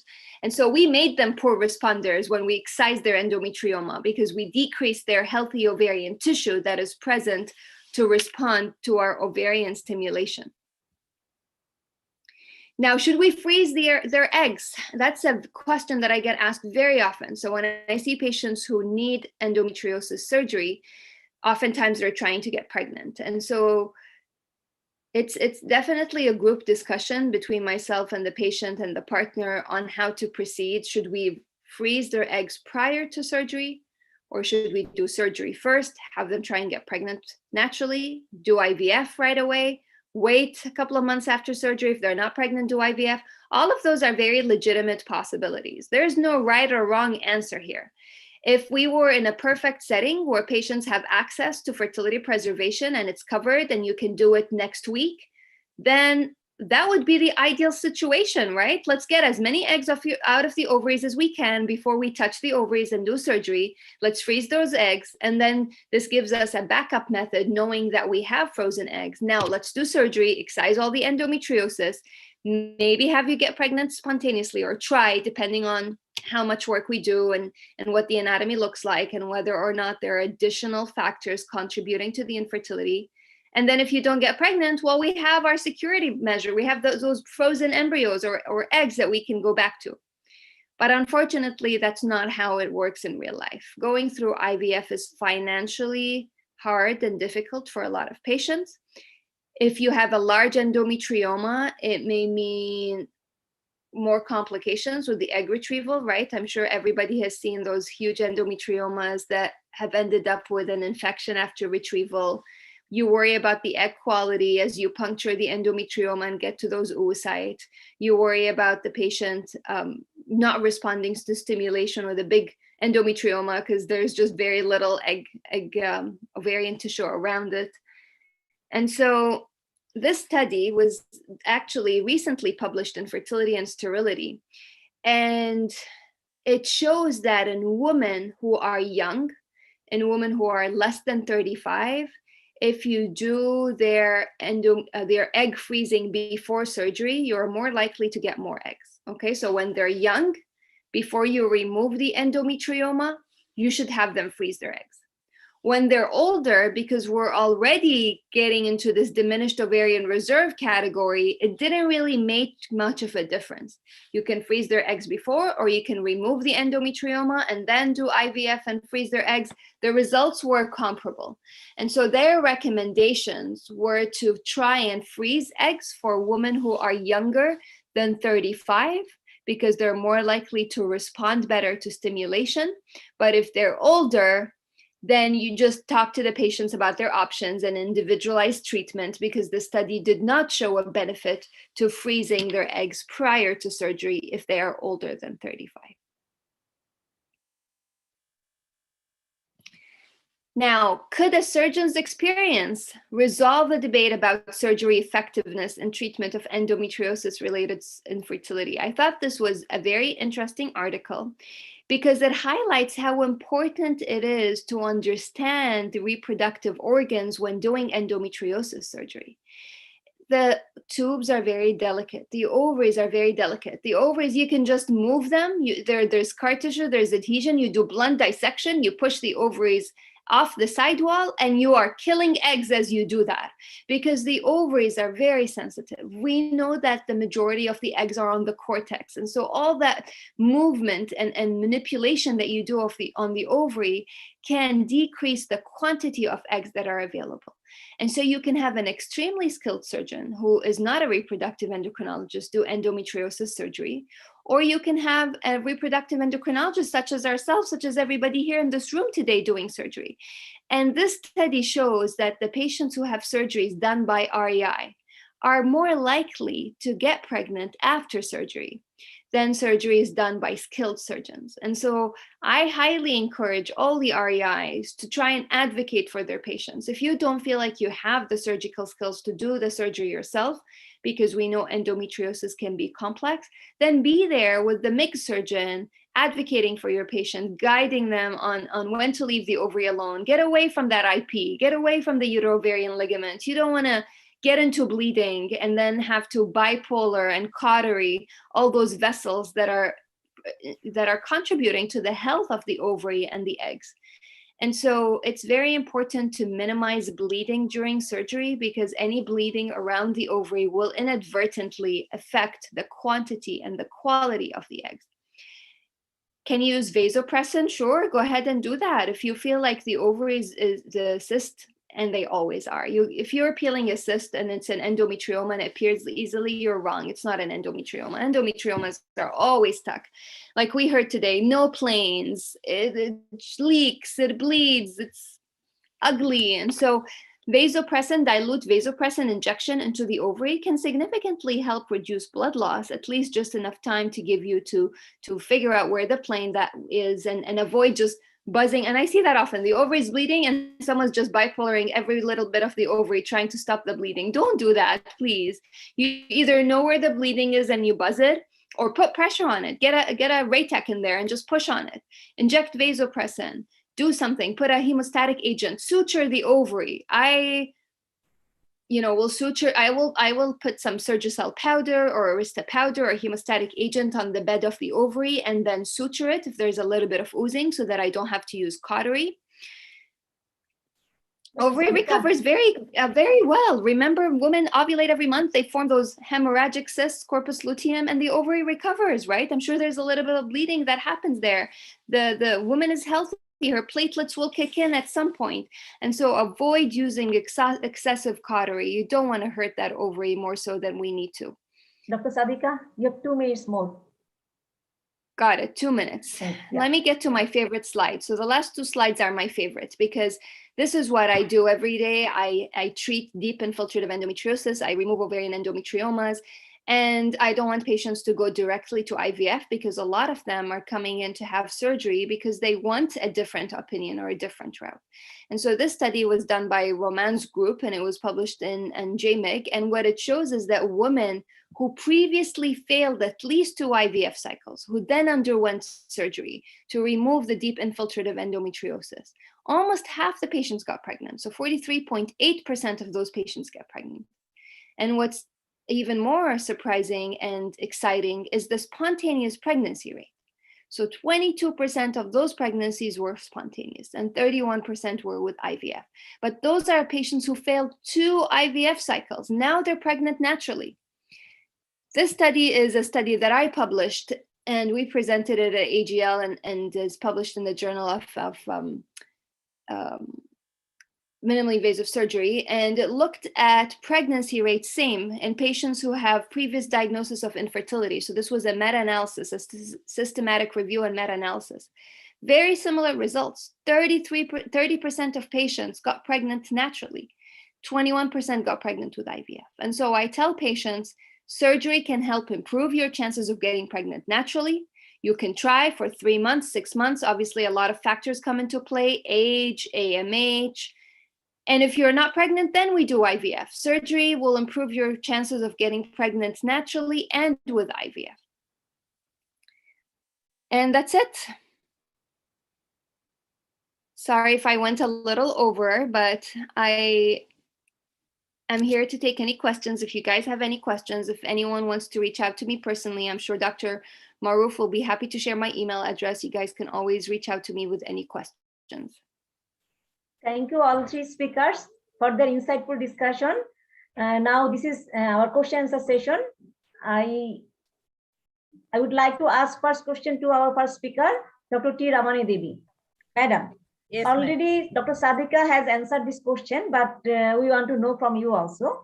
If a couple is supposed to go to IVF treatment, for endometriosis, do you suggest first go for OPO and freeze the embryos, then for surgical treatment, or IVF after surgical resection of endometrioma? What is the best option for her?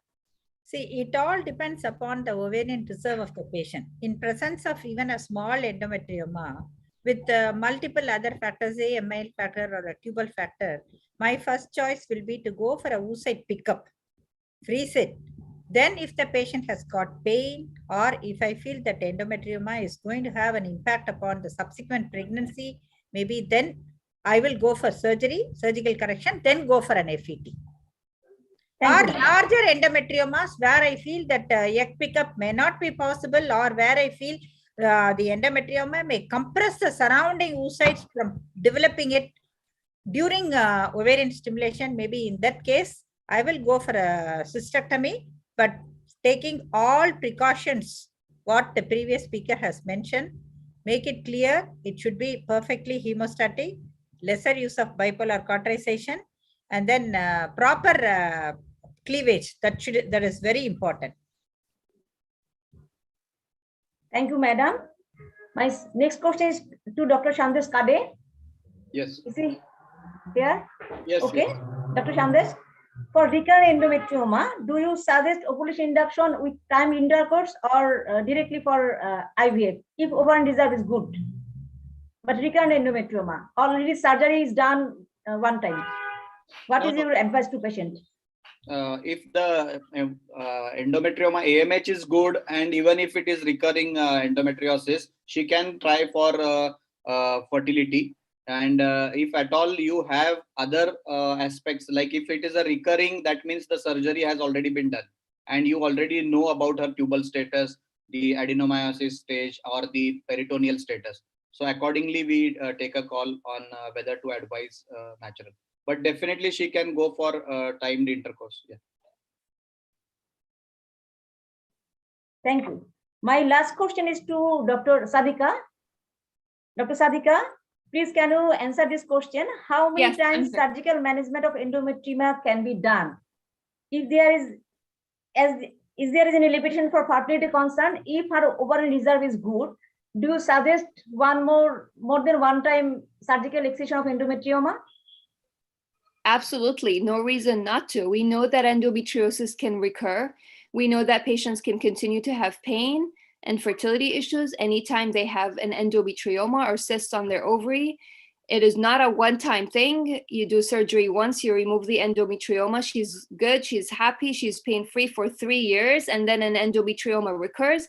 As long as her ovarian reserve can put up with it, then I will go in and remove the endometrioma if it recurs. And I've done that many times on patients who've had surgeries done elsewhere, sometimes not even with me, years ago, and now they have more cysts. Just like a dermoid cyst, if it were to reoccur, or a cystadenoma, we remove pathology when it's there, and so endometriosis should not be treated any differently. Thank you. Thank you all the speakers for their insightful discussion, and we are highly enlightened with their delivery. Now I'm requesting our chairpersons to tell something about our speakers' delivery. First, I will request Professor Firdausi Islam Lipi Madam to say something. Thank you, Rujdana and Shahina, for your excellent conduction of the session. First of all, I thank Professor Maruf Siddiqui and organizers of FSSB for inviting me as a chairperson. This is a wonderful session of endometriosis. It is enlightened by the well-organized, excellent academic presentation by all the academic presenters.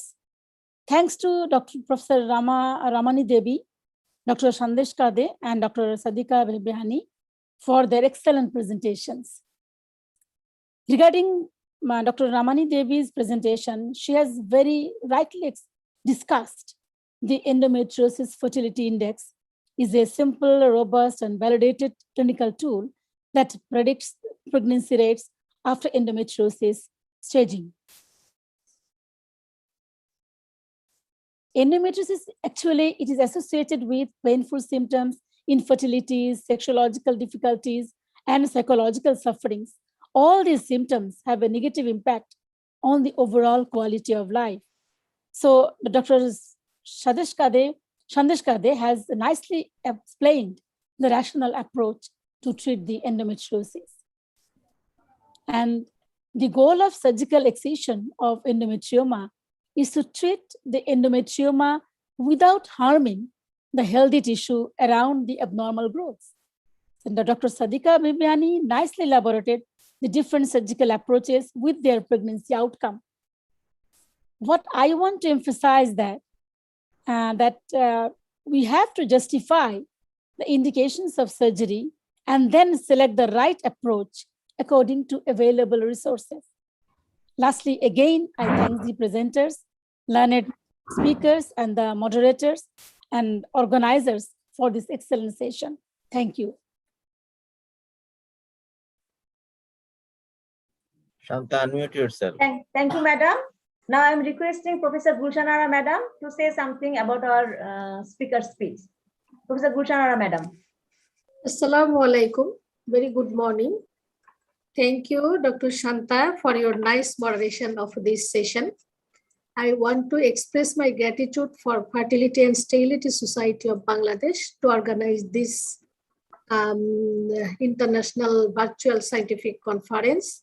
And today's session, very important one about the endometriosis, operation of endometriosis, fertility index, and different aspects of operation and outcome of ART in case of endometriosis. It's a very nice and academic session. At first, I want to thank Professor Ramani Devi. Madam, your presentation is very excellent, comprehensive, and also articulated, because you have mentioned all the aspects of fertility index very nicely. In case of endometriosis, actually fertility interferes in many ways, endocrine, ovulatory, inflammation, anatomical, implantation problem, production of progesterone. But in case of staging of endometriosis, it has limited prediction value for outcome of pregnancy, even spontaneous or by ART. Classification, again, could not predict in very nice way. Indian classification, it's a very advanced one, but in presence of deep endometriosis and endometriotic fertility index by laparoscopy is very good to predict the possibility of spontaneous pregnancy or possibilities of ART outcome, and also non-laparoscopic way by ultrasonography and clinical examination is very good. Ma'am, yes, you have opened our eye about the assessment of the cases by fertility index. Thank you, ma'am, very much for your nice presentation. Dr. Sandesh Kade, his presentation is also eye-opening one. All of we know he is very good and skilled surgeon for operation of deep infiltrating endometriosis. But he mentioned that usually all of we are use bipolar current for operation of the endometrioma. But in spite of bipolar current, use of carbon dioxide laser, sclerotherapy, and plasma energy is better in outcome of pregnancy. So we must consider this. We must rearrange the fertility center and the laparoscopic operation center by availing this device for better outcome of pregnancy in case of operation of endometriosis. Thank you, Dr. Sandesh Kade, for your nice presentation. And last presentation given by Dr. Sadika Behwani, very nice presentation from University of California about the surgical excision of endometriosis and its impact on infertility. She mentioned about all the aspects, but important one is association or co-occurrence of the adenomyosis in case of endometriosis. But by very good surgery, by uterus preserving surgery, by classifying the adenomyosis, by MRI and the ultrasonography, we can think about the uterus preserving and fertility preserving operation in case of adenomyosis. So we must consider this one about the classification of the adenomyosis by MRI and the ultrasonography. And oocyte vitrification, it is another promising aspects in case of young patient, but not over the 35 years of age. We can consider this. Thank you very much, Dr. Sadika Behwani, for your nice, excellent, and articulated presentation. Thank you very much. Thank you, our three speakers, our two chairpersons. Now it is the time for our rapporteur, Dr. Rushdana Rahman Toma. She will conduct the remaining part of the session. Thank you. Thank you, Dr. Shahina Begum Shanta. At the end of the session, I like to say that when with your society will sing in the same tune and manage the patient in a unidirectional way, the hope of all infertile couples will become a reality, a pregnancy with a good outcome. Ladies and gentlemen, it is our pleasure to thank the honorable chairpersons. Their presence enlightened our session. My heartfelt thanks to Professor Ramani Devi, Dr. Sandesh Kade, and Dr. Sadika Behwani for their excellent thought-generating deliberation on endometriosis and infertility-related issues, which has enriched our knowledge enormously. Thanks to moderator, and last but not the least, our dear audiences who were with us with patience. I like to give thanks to Nuvista Pharma for sponsoring this session. They have given tremendous and relentless effort to make this session successful. Now, after the commercial break, I would like to welcome the rapporteur of the next session, Dr. Sharmin Siddika Runki. Thank you all.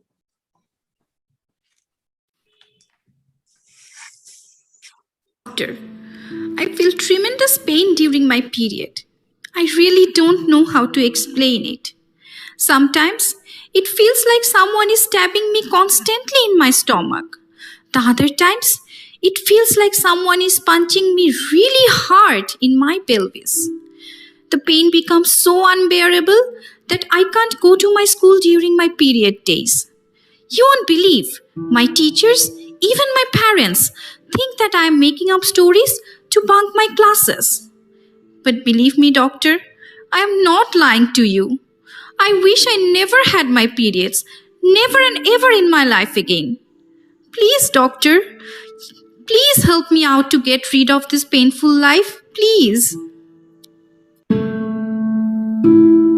According to a survey by BBC, 50% of endometriosis patients had suicidal thoughts. and many said they rely on highly addictive painkillers. Early diagnosis and timely treatment of endometriosis may reduce future complications and help to manage the symptoms effectively. Treat early with Dynagest, targeted oral therapy for endometriosis.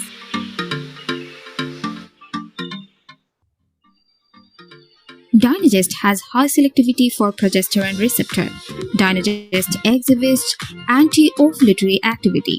Dynagest has anti-proliferative effective on endometrial cell. Dynagest has no androgenic and glucocorticoid side effect.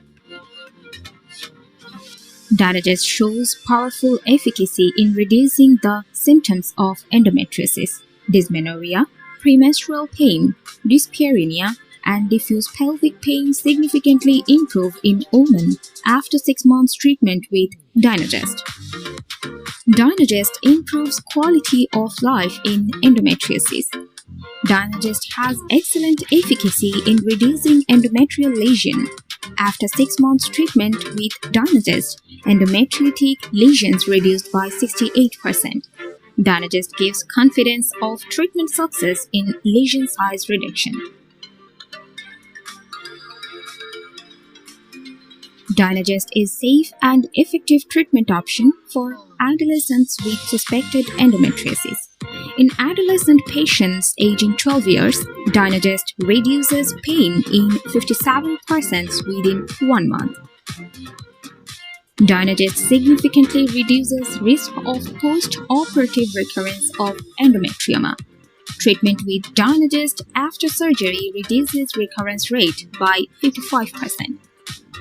Dynagest reduces endometrial lesion and cyst size, prevents recurrent endometrioma after surgery, proven safe in continuous use for as long as 48 to 60 months, improves quality of life with high satisfaction rate, evidence-based treatment option in adolescent endometriosis patients.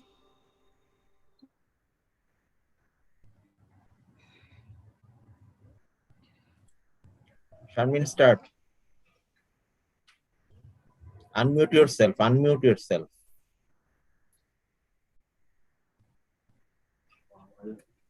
Okay, go on. Hope is the thing with feathers that perches in the soul and sings the tune without the words and never stops at all. Ladies and gentlemen, and the larger virtual audience from the home and abroad, Assalamu alaikum, and very good morning to you all. I am Dr. Sharmin Siddiq Islam, Professor of Obstetrics and Gynecology of American Modern Medical College, welcoming you all to 6th International Virtual Scientific Conference of Fertility and Sterility Society of Bangladesh. To gather knowledge, to stir up hope to those infertile couples, we will start the gem of the day scientific session by 3 internationally recognized speakers from Bangladesh.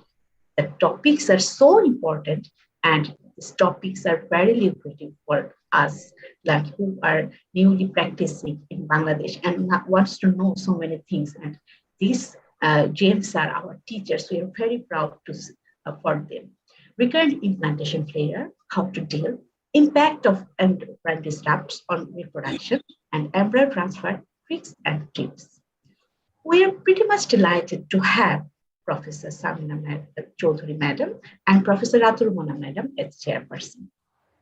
Professor Samina Chaudhuri Madam is the president of Endometriosis Adenomyosis Society of Bangladesh, immediate past president of Obstetrical and Gynecological Society of Bangladesh, chairman OGSP Hospital and IRCH, chairman Endometriosis Subcommittee, member of FIGO Committee of Human Rights and Refugee and Violence Against Women.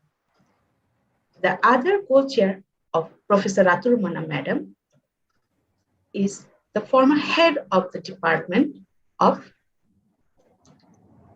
Sir Solimullah Medical College, Dhaka, and the Vice Principal and Professor of Obstetrics and Gynecology of East West Medical College Hospital.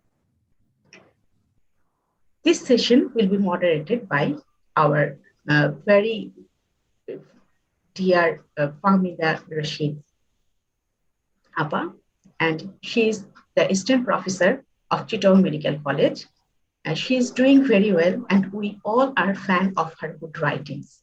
And now over to our moderator, Dr. Fahmida Rashid. Thank you, Dr. Sharmin Siddiqa Islam, for your kind introduction.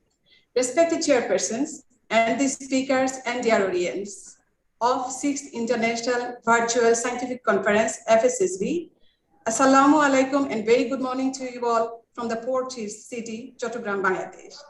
With the permission of the chair, I'd like to start the session. May I, madam? Okay. Thank you. Dear audience, you'll be delighted to know that we garnished this session with 3 sizzling presentations by 3 legendary fertility specialists of Bangladesh. I hope we'll all be enlightened at the end of the session. Dear audience, grief is like navigating the ocean. At first, the wave is rough and one doesn't know whether they could survive it or not. In the same way, recurrent implantation failure shatters a couple's dream at the end of an expensive psychological, physical, financial journey that is IVF. So our first stop will be on recurrent implantation failure, how to do. The topic will be presented by iconic Professor Firoza Begum Madam. She is currently Scientific Secretary FSSB, founder chairman and former HOD, Fetal Medicine of BSMU, past Secretary General of OGSB, founder president, Fetal Medicine Society of Bangladesh. She has acquired excellence of experience in high-risk pregnancy, congenital disabilities, and ART. So over to you, madam. The floor is all yours for the next 20 minutes. Madam. Firoza, madam.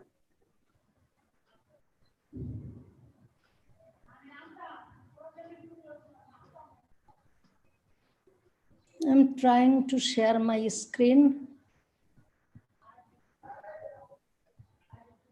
Is it okay? Yeah, ma'am. Okay, thank you. Thank you, Fahmida Rashid, for your nice introduction. Respected chairpersons, am I audible? Can you hear me? Yes, madam, you are audible. Please go on. Okay. Respected chairpersons, moderators, and dear participants. My topic is recurrent implantation failure. Recurrent implantation failure is distressing for the patients, frustrating for the clinicians, and management is difficult on the part of the embryologist and the physician. In this presentation, I will make my presentation in 3 parts.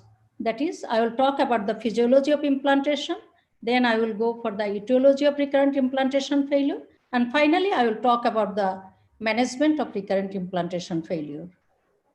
Recurrent implantation failure was first uttered by Coulomb 20 years back, and as failure to achieve a pregnancy after transfer of 12 or more embryos in several cycles. Since then, different clinical criteria have been added to this definition, but till now, there is no internationally accepted definition of recurrent implantation failure.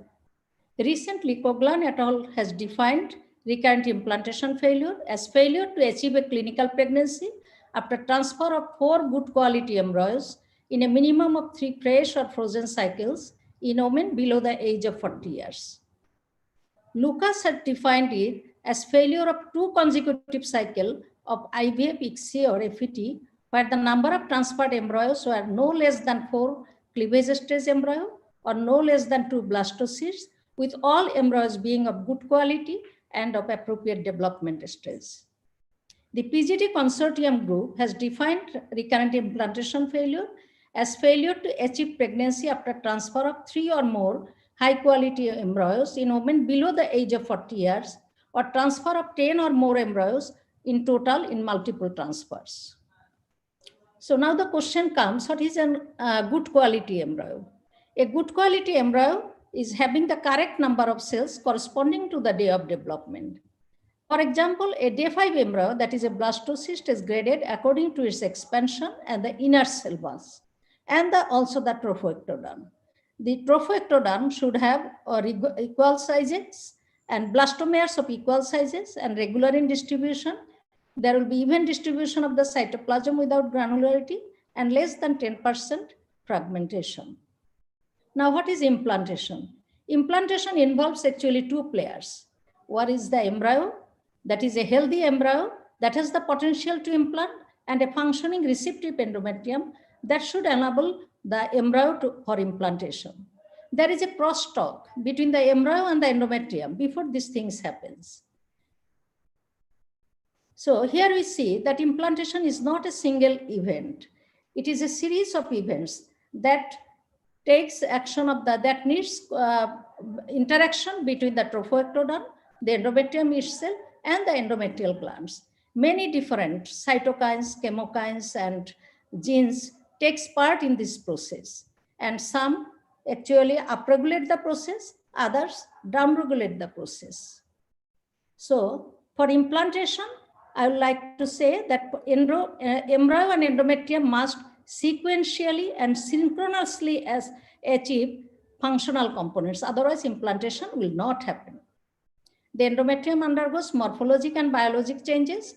When these biologic changes actually transpire, the embryo is then allowed to implant. And this crucial stage lasts only for a few days, called the window of implantation.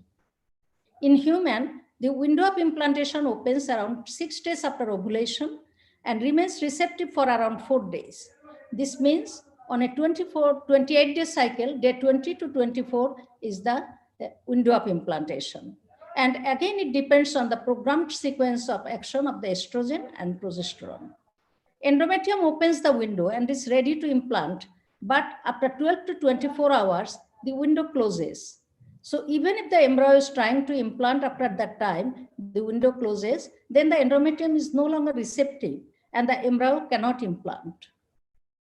The relationship between the embryo and the endometrium is like that of a seed and a soil. That is, we need a good seed and a good soil for the plants to grow. So the etiology of recurrent implantation failure may be multifactorial. It may be due to uterine receptivity abnormality, it may be due to egg and embryo quality problem, or it may be due to embryo transfer technique problem. We all know that 2/3 of the implantation failure actually is due to endometrium itself and 1/3 due to embryo factor. So a thin endometrium may decrease the endometrial receptivity. Local dysregulation of the normal expression of various cytokines, altered expression of the adhesion molecules, that is integrin, elevated natural killer cells, all are factors that can cause recurrent implantation failure. High level of aromatase P450 messenger RNA, change in pinopod expression, and high matrix metalloproteinase also has been suggested to be associated with recurrent implantation failure.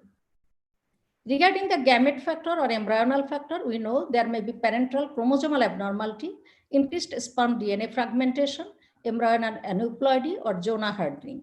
All these are embryonic reasons for failure of implantation.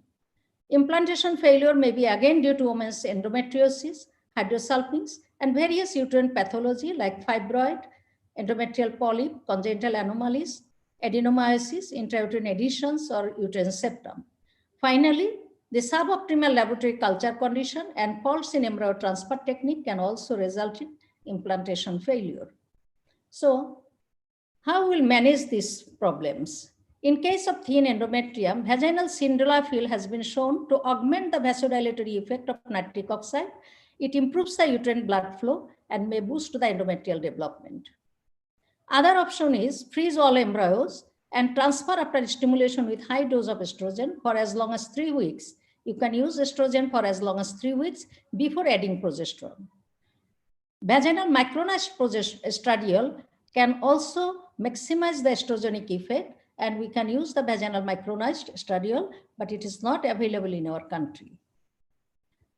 Antifibrotic treatment, that is pentoxifylline or high-dose vitamin E, has been shown to increase the pregnancy rate in thin endometrium. Other options, endometrial perfusion with GCSF or peripheral blood mononuclear cells that induce the thickening of the endometrium. It has been shown by Glacher et al. That successful expansion of endometrial thickness to at least 7 millimeter has been shown after uterine perfusion with GCSA. Normally, we need 6 to 8 millimeter, at least minimum 6 to 8 millimeter endometrial thickness for implantation, though implantation has been shown in endometrial thickness as low as 5 millimeter. Now, endometrial scratch.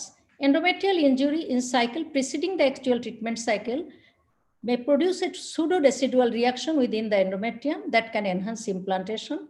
The healing process after scratching may release local cytokines, that is leukemia inhibition factor and interleukin-2 growth factors, which facilitate the process of implantation. It recruits stem cells to the endometrium, creating a partially new endometrium free of epigenetic changes. Narvakar has shown that 2 endometrial samplings, one in the follicular phase and other in the luteal phase, antecedent to embryo transfer cycle, significantly improve the clinical pregnancy rate. He has shown that the clinical pregnancy rate 32.7% and the live birth rate after this procedure 22.4%. Now the uterine and tubal factors. Hysteroscopic correction of uterine cavity abnormality like resection of the intrauterine septum, removal of submucous fibroid that destroys the uterine cavity, removal of endometrial polyp or endometrial adhesions, all can improve implantation. Benfranges had shown that presence of a septum, whether it is a large or a small, was associated with miscarriage rate in about 80% of the cases, which was reduced to 30% after surgical removal of the septum. Again, hydrosulfings, it has detrimental effect on the implantation because this hydrosulfings fluid contains many prostaglandins and also it is embryotoxic. In a recent meta-analysis, it has been shown that after laparoscopic salpingectomy, pregnancy and birth rate doubled in this woman. Endometriosis in women can be treated by administration of GnRH analog for 3 to 6 months before ART, and it has been shown to significantly increase the ongoing pregnancy rate. Use of danazol, which has got immunosuppressive effect. In an RCT, it has been found danazol significantly increased pregnancy rate because it increased the endometrial receptivity and upgrade endometrial integrin. Recently, endometrial assessment tests have been used in commercially. One of these is endometrial receptivity analysis or ERA test. Another is endometrial function test. Another is receptiva DX test. These tests actually, they try to design to date the endometrium, especially the ERA test, date the endometrium. So if the implantation actually happens, only when there is a synchrony between the embryo and endometrium. If the endometrium is only on the cycle day 20, exactly on cycle day 20 when embryo is transferred, it can optimize the chance of implantation, and thus personalized embryo transfer can be done, which will improve the implantation rate. Endometrial function test, it assesses the proliferation and differentiation of the endometrium. Say, for example, if on some day 15 of the cycle, the sample shows 2 potent progestational response, and her biopsy on day 24 shows glandular development arrest, then adjustment can be made to her stimulation protocol to correct this abnormality. Receptiva DX test actually screen for inflammatory markers, particularly in case of endometriosis. Now, the management of embryo factor, embryonal defect may be due to genetic factors in the couple, it may be due to male factor, it may be due to oocyte factors. So how to overcome it? Chromosomal abnormality have been found increasingly in patients with RIF. Significantly more complex chromosomal abnormality involving 3 or more chromosomes have been reported in clipped embryo of RIF patient.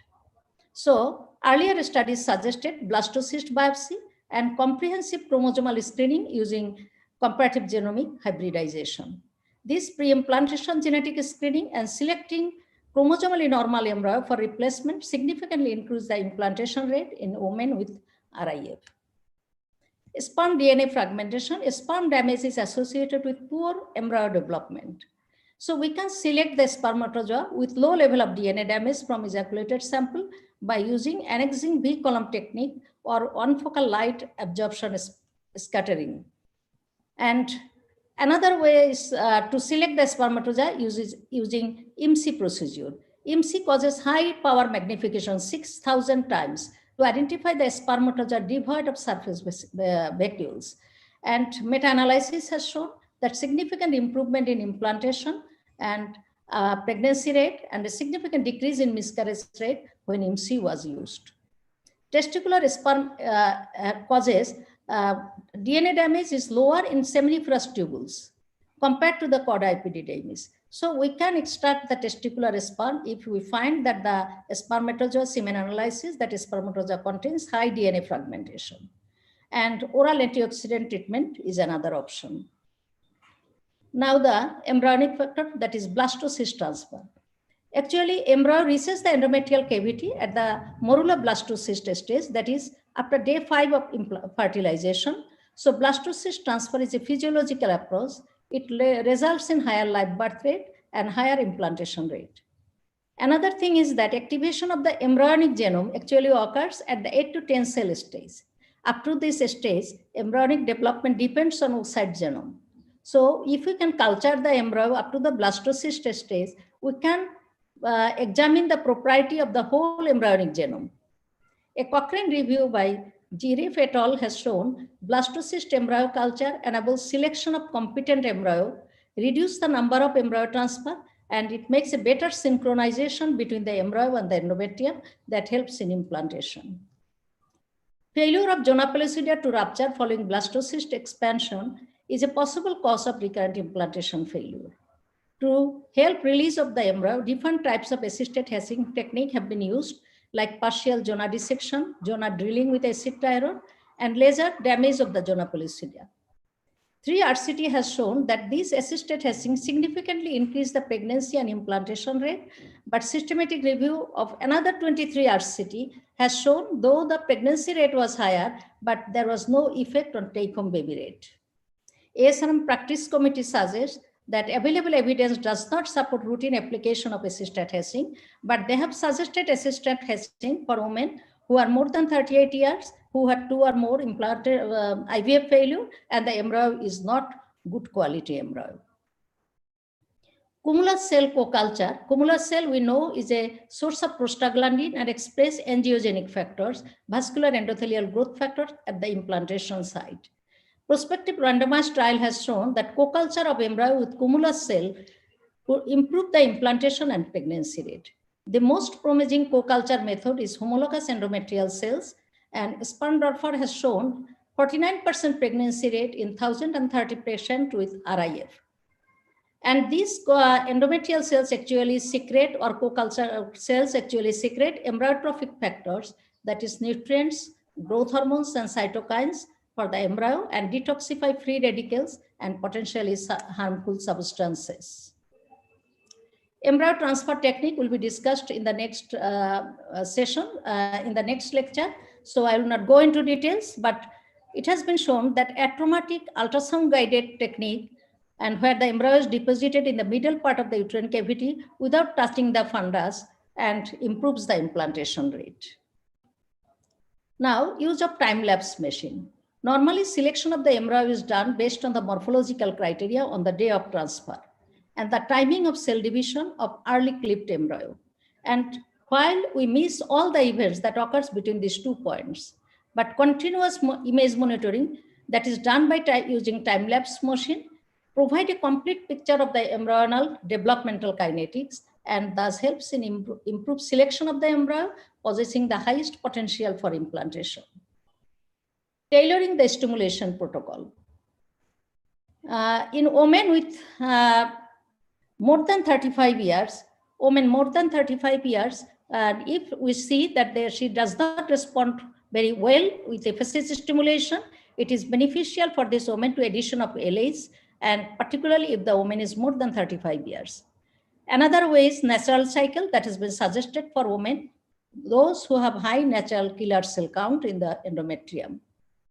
Immunotherapy like tacrolimus, intravenous immunoglobulin, peripheral blood mononuclear cells, and GCSF, these are plausible treatment options for RIF patients.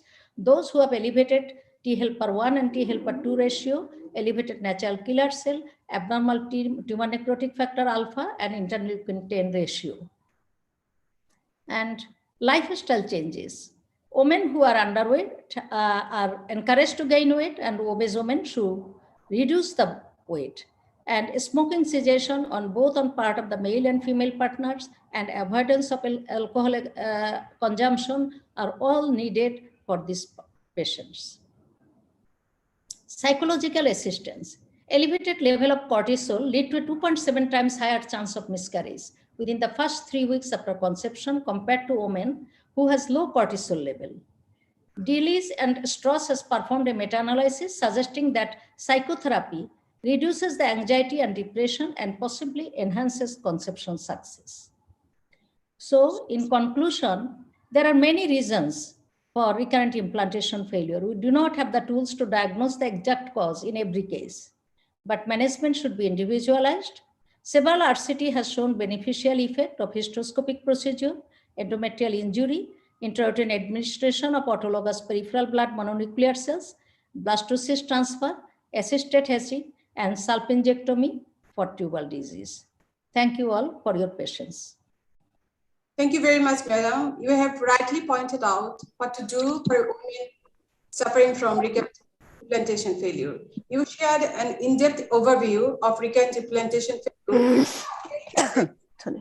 Subject, very easier.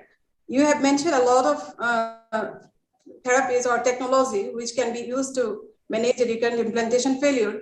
We do have some technology, and we don't have some. But hope you all will take an initiative to help the women and enrich our country with that technology. Now, moving to the next talk, you all know that environmental pollution is turning Mother's nature into a prematurely gray one. Similarly, these pollutants turn life into an empty nest. So our next talk will be on impact of endocrine disruptors on reproduction. The talk will be delivered by our world-renowned fertility specialist, very dynamic, Professor Mosammad Rashida Begum Madam. She doesn't need any introduction. However, to keep the ball rolling, she is the Chief Consultant of ICRC, that is Infertility Care and Research Center, currently working as an Organizing Secretary, FSSB, Vice President, OGSB, and board member of very prestigious Aspire. I have a gut feeling after the talk of Madam, it will instigate a thought in many inquisitive minds among the audience. So please feel free to drop it on the chat box. We'll get back to you after the talk. So Madam, Professor Mosammad Rashida Begum, over to you. Please, Madam.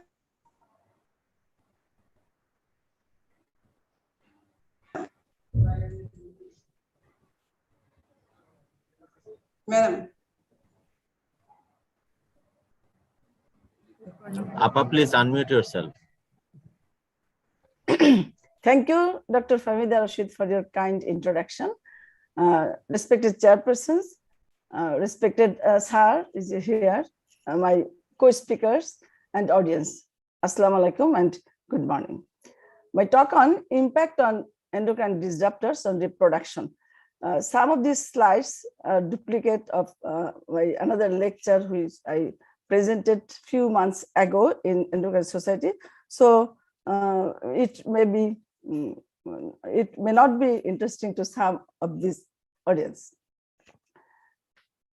So what is endocrine disruptors? Endocrine disrupting chemicals, a group of chemicals that alter the normal function of endocrine system of humans and wildlife. It is present all around our living equipments. Present in pesticides, pharmaceutical waste products, and personal using materials.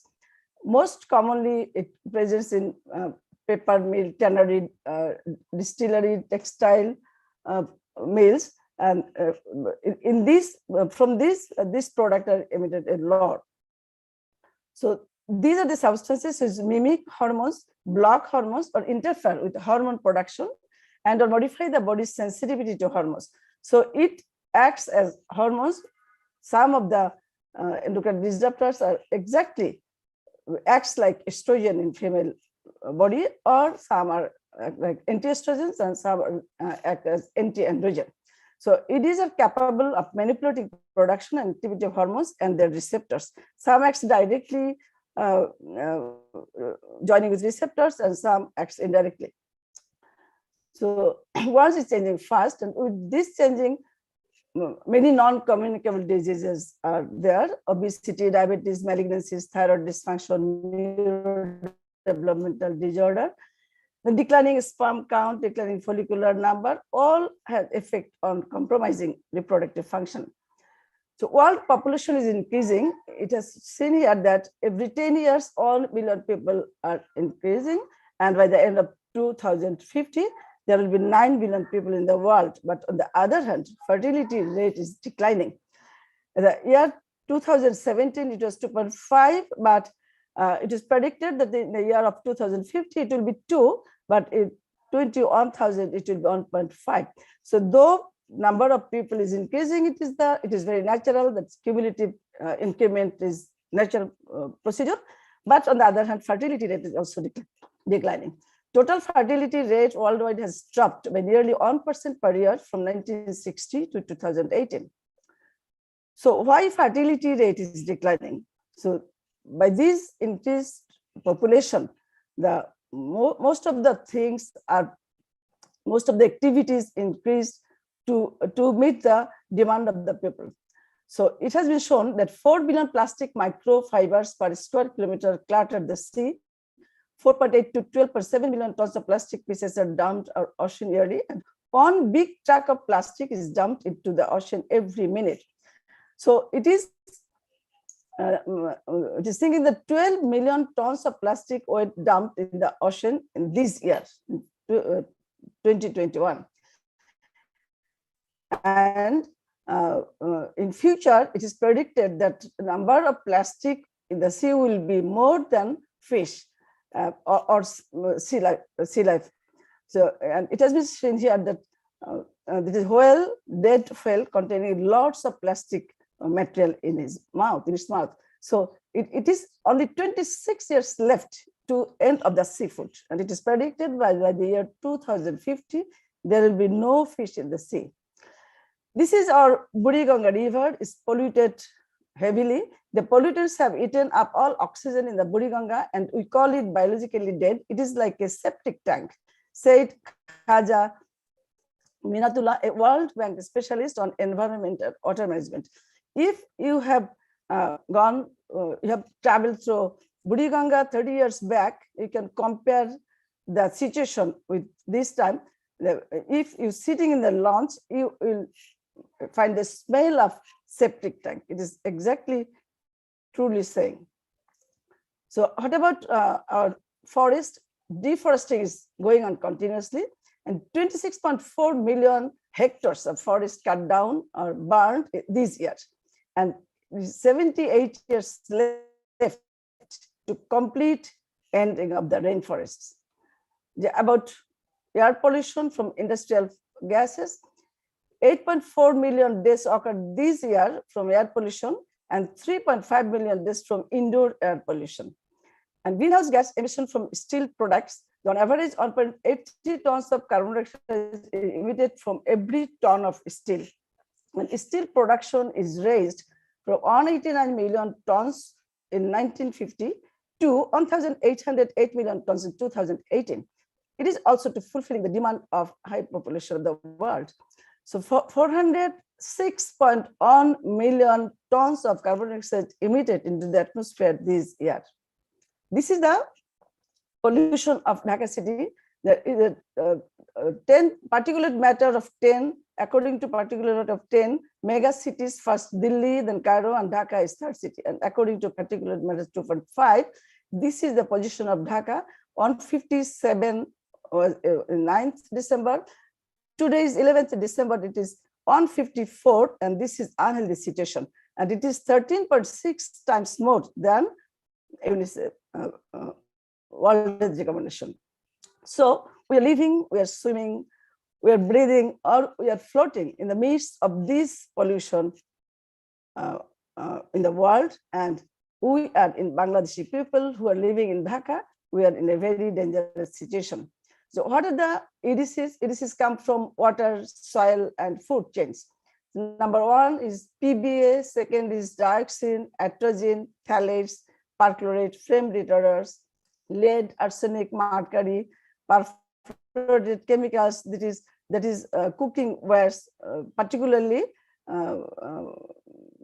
cooking wares, pan and other wares. Then organophosphorus, that is pesticides, and glycol ethers. And these are the substances, that is cooking wares, plastic bottles of babies, cosmetics and other lotions, etc. Plastic containers, all contains these seeds. This is the chain. This is industrial product emission in the air, and the waste products dumped into the river. Then again it comes to soil, and it mixed to the cultivating products. So it affects both male and female, mainly like estrogenic, like hormonal action. So different types of cancer may occur, infertility and reproductive health may impair, genital tract malfunction may occur, and pregnancy problems may occur, and obesity is another type. So what are the effects? Even though these heavy metals can affect fertility in both sexes, females are more affected because of fixed and non-renewable pool of germ cells in the ovary. Male has germ cells a lot, much more than female, and females, we know, fixed amount of eggs, and which are losing every day. Deleterious effects can be observed at several stages of reproductive life in females, even from fetal life to puberty and maturity. It can influence gene expression, and chronic exposure causes estrogenic dysfunction, fetal abnormalities, and embryo toxicity. So lead has got number of effect. In mice study, it is seen that gametotoxicity and impaired estrogen hormone synthesis during implantation, and reduced number of placental cell proliferation in implanted embryo, increased loss of pre-implanted embryo. However, in human, effects of lead toxicity is not so clear. But female who experienced lead intoxication during their childhood have a significant high rate of spontaneous abortion, whereas in other studies, no significant relationship was found. But high maternal lead causes fetal lead intoxication, so possibility of impairment of fetal ovary development, which is critical for fertility in adult life, cannot be ruled out. So cadmium has got some effect. It interferes with biosynthesis of protein and interferes with DNA binding and acts as an endocrine disruptors to mimic or hinder the activities of estrogen. Mercury has got influence through the function of estrogen. It causes amenorrhea, spontaneous abortion, and related with pathogenesis of PCOS and endometriosis. In both these situations, mercury has got effect. Zinc and high level cause defective embryogenesis, and suboptimal zinc consumption associated with defective oocyte maturation, cumulus expansion, and ovulation because of meiotic arrest and cumulus expansion. So cobalt continuous exposure of female mice showed impaired reproductive performance. In human, it causes altered onset of puberty, menstrual problem, infertility, and altered sexual problem. And nickel, it is embryotoxic, inhibits ovulation and progesterone production in female rat, also disturbs menstrual cycle, decreases implantation of embryo, and increases embryo resorption. Air pollution, it alters endocrine system, increases oxidative stress and inflammation, and main air contaminants appear to impair both animal and human gametogenesis to lead to a drop of reproductive function. So it causes fewer fertilizable oocyte due to decreased antral follicle, higher implantation failure, and lower fertility rate. And Zhu and Zhang described that both sperm and oocyte quality decreased, and fertility decreased by 2% per 10 microgram per cubic meter increment of fine particles. So industrial waste gas can have estrogenic, antiestrogenic, and anti-androgenic effect.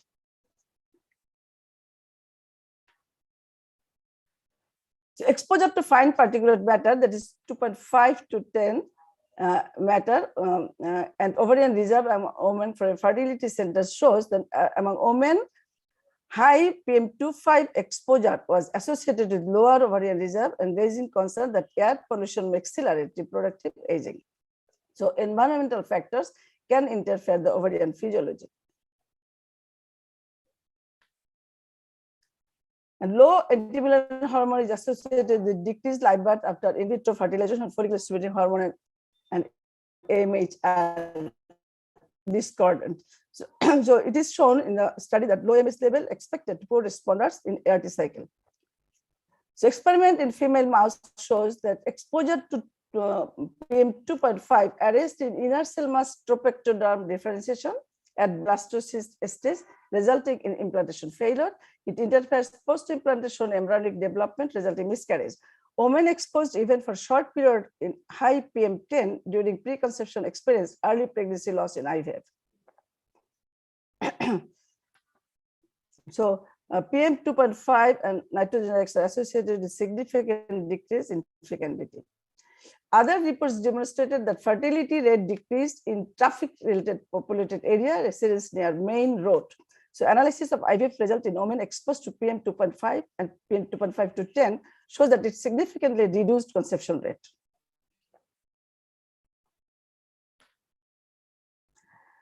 Smoking has got a very deleterious effect on fertility.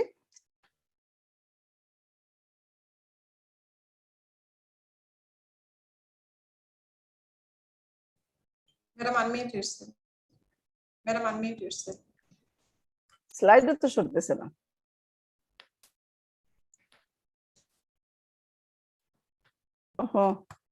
Can you please go to the yes. Smoking, it either passive or active smoking, it stimulates follicular depletion and bringing forward to menopause by 3 to 4 years. It causes apoptosis of oocyte, diminished ovarian reserve, elevated basal features, and causes early menopause, increased miscarriage rate, lower weight, and preterm birth. So pesticides, sprayed pesticides, despite of its low doses, it alters granulocyte morphology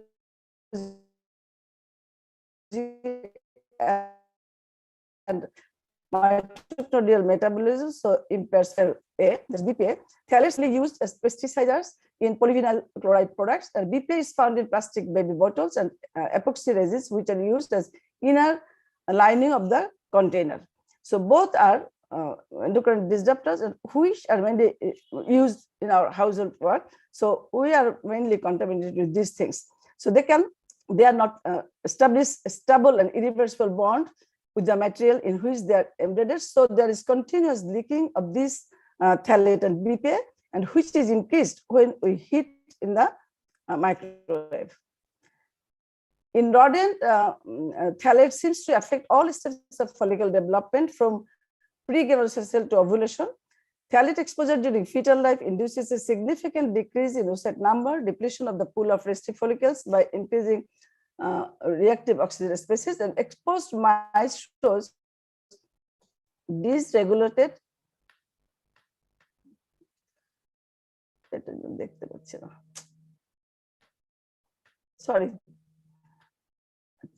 and altered expression of enzyme in the synthesis of steroid hormone. Sorry, আমার laptop খুব disturb করতেছে। The interference of BPA and phthalates with ovarian development can lead to varying degree of infertility. High urinary level of phthalate,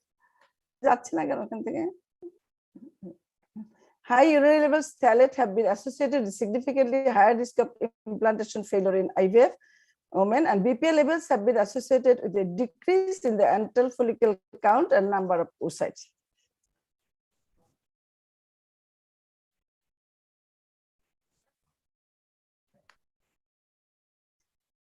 BPA has been reported as potential contributors to the pathogenesis of endometriosis and polycystic ovarian syndrome. So continuous exposure over time affecting the functionality of the reproductive tract as well. So for endometriosis and PCO, these are the things which have got much effect, including heavy metals. So in a study shows the association of ovarian reserve with exposure to BPA and phthalate in reproductive aged women. So BPA exposure might be associated with DOR and infertility. And it has been shown in our day-to-day practice that MS level is falling gradually, and in our center, below the 30 years of age, less than 0.5 mH was in 50% in the year to 2015, 2016, and it is now 57.7%. And another interesting thing, we know the MH is declined according to age of the patient. So elderly patient should have low MH, but the picture is reversed nowadays. Elderly patient number is going down. Rather, it is much less in young patients. Maybe the effect of this environmental pollution. Human meiotic progression and recombination are affected by BPA exposure during in vitro culture of the oocyte. It is shown that when BPA is mixed with the media, the oocyte survival is decreased and oocyte degeneration increased. So what about male? The classic, it is endocrine disruptors, phthalate esters, and organochlorines in relation to abnormal sperm quality. A meta-analysis shows with 9 studies that phthalates and OCs consistently increase the risk of abnormal sperm quality. So 50% decline in mean concentration over 50 years from 13 million to 66 million. And this is shown in the year 1992. So another 30 years passed. So now it is increasing more. So 20 to 40% of young men in the general population of Denmark, Finland, Germany, Norway, and Sweden have sperm counts in the subfertile range. Testicular dysgenesis syndrome, that is hypospadiasis, cryptorchidism, and testicular cancer is associated with environmental pollution.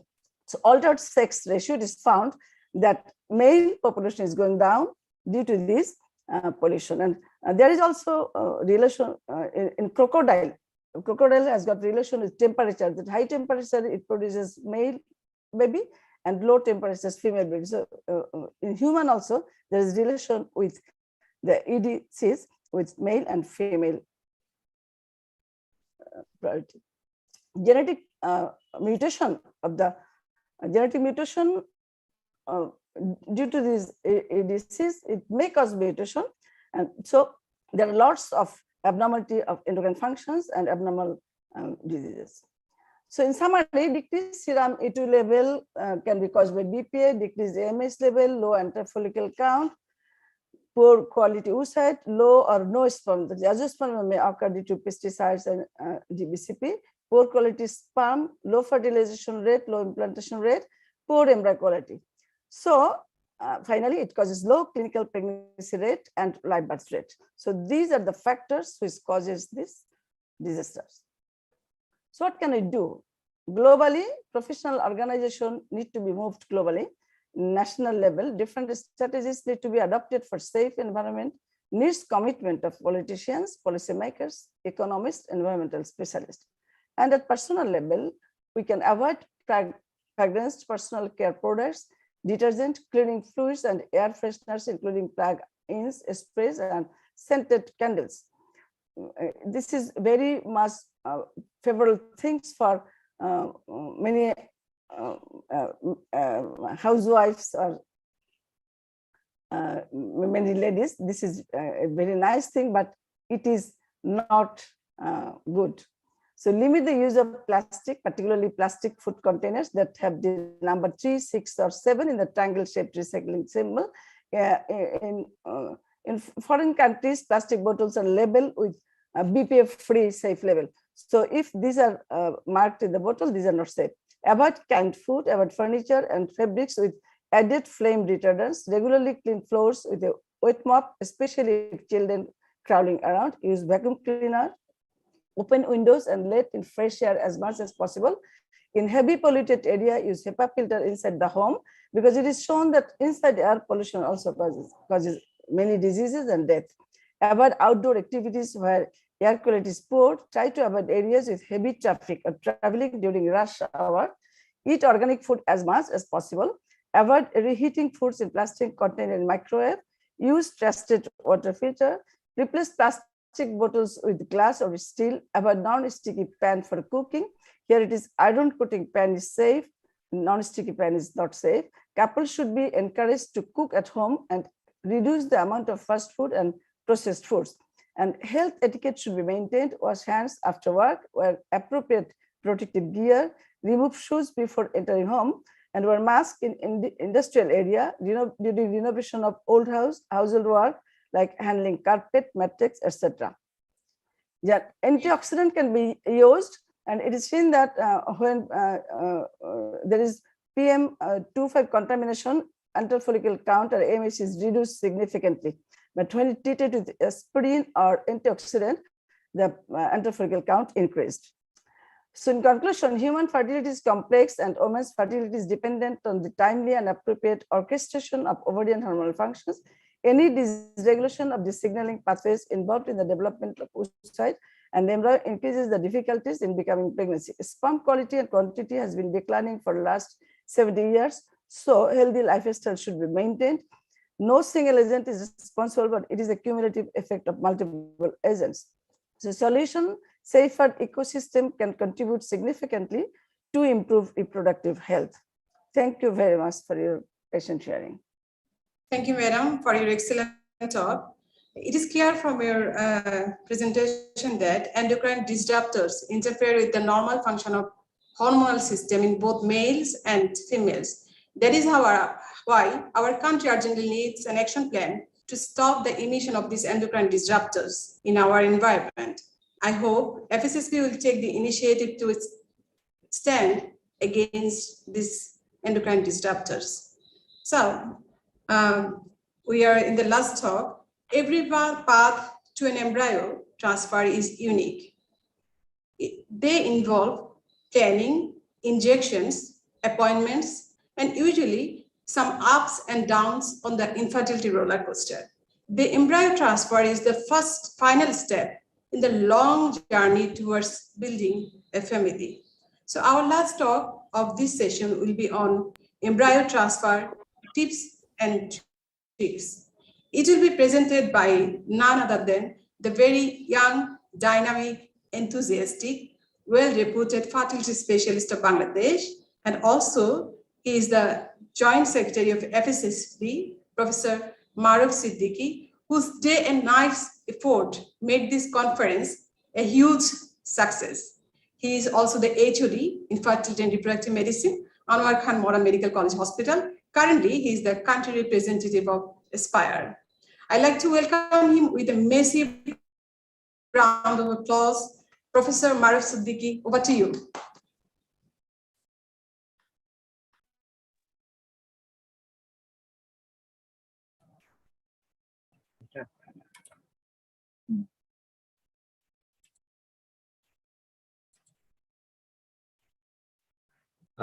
Thank you, Dr. Shati, for your kind introduction. So after the environmental pollution, so let's get back to the ART lab. And this is a very simple and basic presentation on the tips and tricks of embryo transfer. So the embryo transfer is considered as the most important step in IVF. It is expertise and skill dependent. So the main purpose of embryo transfer is to deposit the embryos inside the uterine cavity in a proper position by preferably an automatic method and to maximize the chances of implantation. So regarding the embryo selection, already Firoza Madam has gone through it, so I will not repeat it again. On the left side, you can see this is a 1, 2, 3, 4, 5, 6 cell embryo, and on the right side, you can see a blastocyst. So only message is that you always prefer to transfer a blastocyst compared to a day 3 embryo. That will give you a better success rate. But obviously, there is no difference in the technique of the embryo transfer between these two. So a good quality embryo or a blastocyst may fail to implant if the embryo transfer is not good. So it is the heart of the whole ART procedure, just like the best incubator of an IVF lab. And there are controlled evidences that suboptimal embryo transfer techniques could be a cause to up to 30% of all cycle failures. So before we transfer the embryo, this is a single slide on the preparation of the endometrium. It is very important that you prepare your endometrium very nicely. The 2D features of an endometrium with good receptivity indicates that, sorry, there's an optimal thickness of around 8 millimeter. You can see that there's a multi-layered grade 1 endometrium showing a triple line. And if you can use a color Doppler, you can see there's increased vascularity should be at the zone 3, at the zone 4, where the implantation should take place. So embryo transfer, the classification, it is considered as easy transfer when it's performed smoothly without experiencing resistance on catheter while negotiating through the uterine cervical passage. Complete and easy release of the embryo occurs into the uterus, and after transfer, the catheter is usually devoid of mucus and blood. So the ART specialists become very happy that it's an easy transfer. So now, what is considered as a difficult transfer? You have to do some uterine manipulation. You may have to do some multiple attempts. Sometimes dilatation may be needed. Sometimes there's a trauma to the endometrium, and difficult transfer may be associated with increased uterine contractions, decreasing the implantation and pregnancy rates. So regarding the difficult transfer, they're further classified into 3 or 4 classes. It is a slightly difficult embryo transfer when you face resistance encountered using the soft catheter. So you might have to change the catheter or using a more hard one. Sometimes manipulation of the catheter may be needed and cervical tenaculum might be used. So this is labeled a slightly difficult embryo transfer.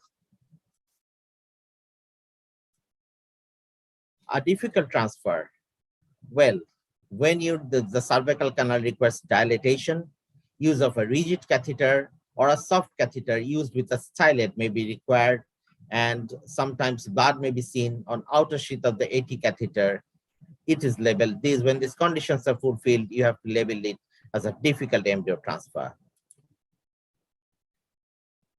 A very difficult embryo transfer when uterine sound as well as an uterine dilator is needed in addition to the tenaculum. You may have to go for multiple attempts, and in this case, both the inner and the outer catheter have blood on their surfaces. Then it's possibly it's a very difficult embryo transfer. So how do you encounter these common problems? I have tried to give it through in a very practical approach. So when it's an anteverted uterus, you are facing difficulty with the transfer. How to solve this? You filling the bladder, which decreases the anteflexion, thereby by strengthening the uterocervical canal. You can hold the ectocervix with gentle anterior traction, don't pull it too much, and sometimes use of a metallic stylet to negotiate the internal loss and to indicate the direction for insertion of the catheter. This is sometimes important because you don't know where is the exact cavity has gone by. So sometimes it is needed, whether it's gone on the right side, slightly left, it's anteverted, it's gone backwards, it is needed. So when there's a cervical stenosis, you may face some difficulty in embryo transfer, and they can be overcome using metallic dilators under general anesthesia. However, this is not very preferred unless absolutely necessary, because the trauma inflammation resulting in the dilatation procedure may sometimes compromise the results. Mock embryo transfer. What is this? It helps to evaluate the exact passage of the ET transfer. Basically, what is this? You do a simple transfer prior to the main transfer, trying to get information whether you're going to face any difficulty and how you're going to solve it. So it helps to evaluate the exact passage of the embryo transfer catheter through the cervical canal. You can measure the length and direction of the uterine cavity. You can determine the most suitable kind of uterine catheter for that individual patient, so that you don't waste time when you're doing the final transfer.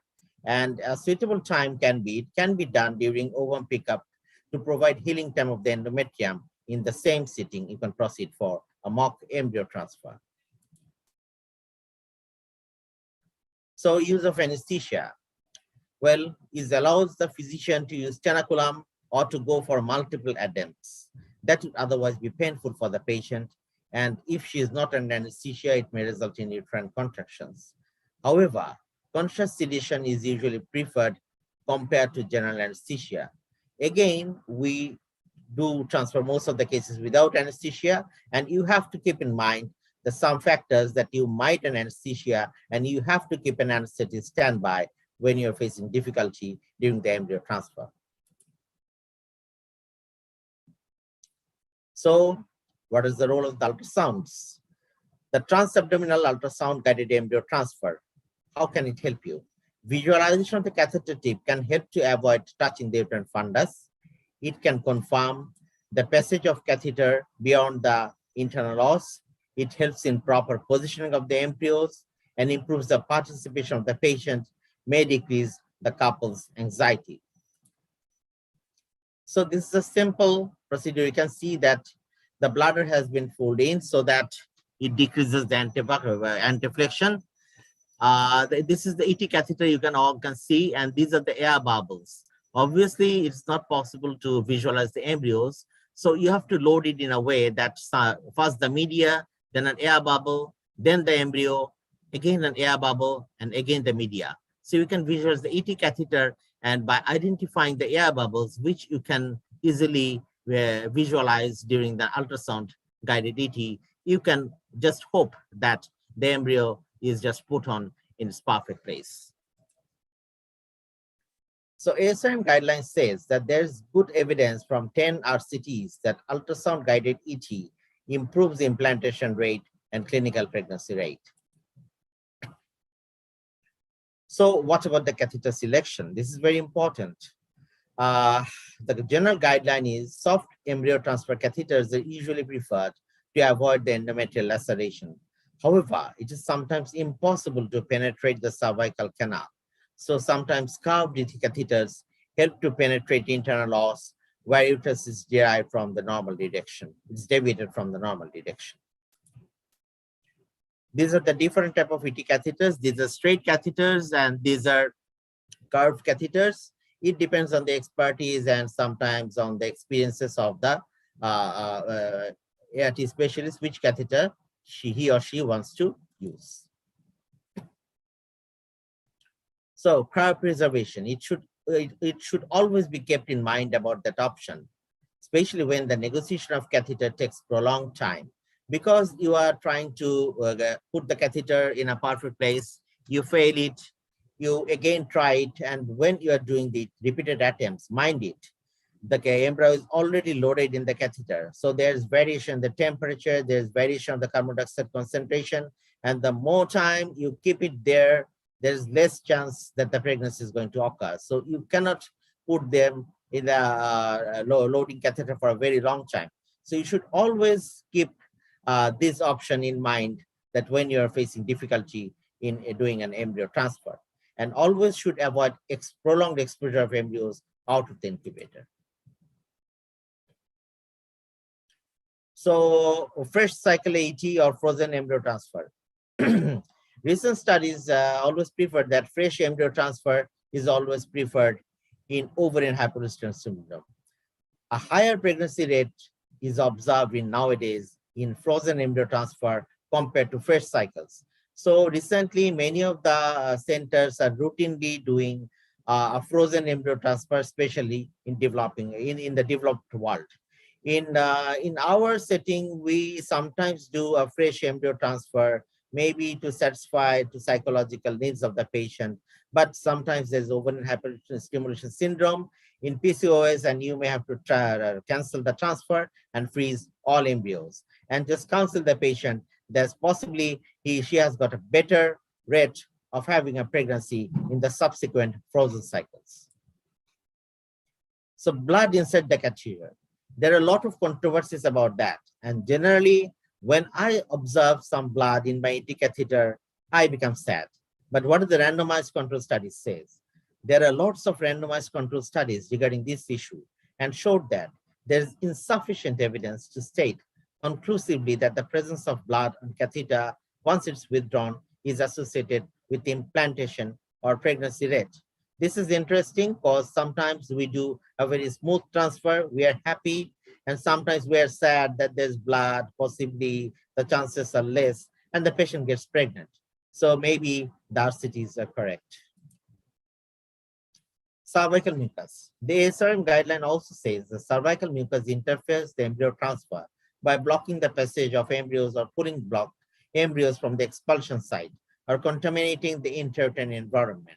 So it's better to clear up cervical mucus before you proceed for the embryo transfer. uterine contractions during the embryo transfer. The high frequency uterine contraction at the time of embryo transfer affects adversely pregnancy and implantation rate. So sometimes you may use uterus relaxing substances which may reduce the uterine contractions. And it is always better that you try to avoid the tenaculum, because use of tenaculum during the embryo transfer may increase the uterine contractions. Now regarding the site of embryo transfer, you have to keep in mind that high up embryo transfer or embryo transfer too close to fundus has been associated with a higher risk of ectopic pregnancy and endometrial trauma. Again, low implantation is associated with higher rate of spontaneous abortion and cervical ectopic pregnancies. So the mid cavity transfer, which is around 20 millimeter, 2 centimeter from the fundus, is possibly superior to the traditional high transfers. Regarding, there's a term known as the site of maximum implantation potential. It is the intersecting point of two straight lines drawn from the opening of fallopian tubes. The site of endometrium, this site of endometrium is richest in blood supply, and here implantation occurs of a naturally fertilized ovum. Sometimes 3D and 4D USG can determine the site of maximum implantation very precisely. And this is a diagrammatic picture. If you draw two straight lines from the tubes, it meets this point and it is considered as a maximal implantation potential. But if you can remember that when I saw you the slides of the ultrasound guided ED, it is quite difficult to visualize in this way. So if you guys can just put the embryo from the fundus, maybe 1.5 to 2 centimeter from the fundus, the bubbles are there. Possibly this is the site of maximum implantation potential. Though there are still some controversies that embryos do not stay in this place, they swim away, they move away. So there's all about controversies. Now, regarding the volume of media, the media volume more than 60 micro ml liter may result in expulsion of the embryos to the cervix. You are giving too much of media, so it gets washed away. It comes to the vagina and the total procedure is lost. So on the contrary, transport volume of less than 10 microliter as well as the presence of air bubbles may have a negative influence on the implantation rate. Again, some centers do not use now the air bubbles. They more precisely use catheters, which can be clearly visualized through an ultrasound. This is a basic embryo transfer catheter. So what is the take-home message? The take-home message is, what is your aim? Its aim is easy automatic transfer without blood or mucus. So what should you do? The recommendations are, you should go for a trial transfer, mock transfer prior to your finality. You should proceed for an ultrasound guided embryo transfer, and you can use a soft catheter. What is your aim? Your aim is you should properly place it in a place where there's maximum potential for its implantation. So the recommendations are, you inject embryos very slowly with an ultrasound guidance and preferably 1.5 to 2 centimeter from the fundus. Your aim is to minimize the embryo stress, because what I've mentioned earlier, the more time you take for the embryo transfer, the more stress is put on the embryos and reduces the pregnancy rate. So you should try to minimize your transfer time. Your aim is to negotiate a difficult cervix.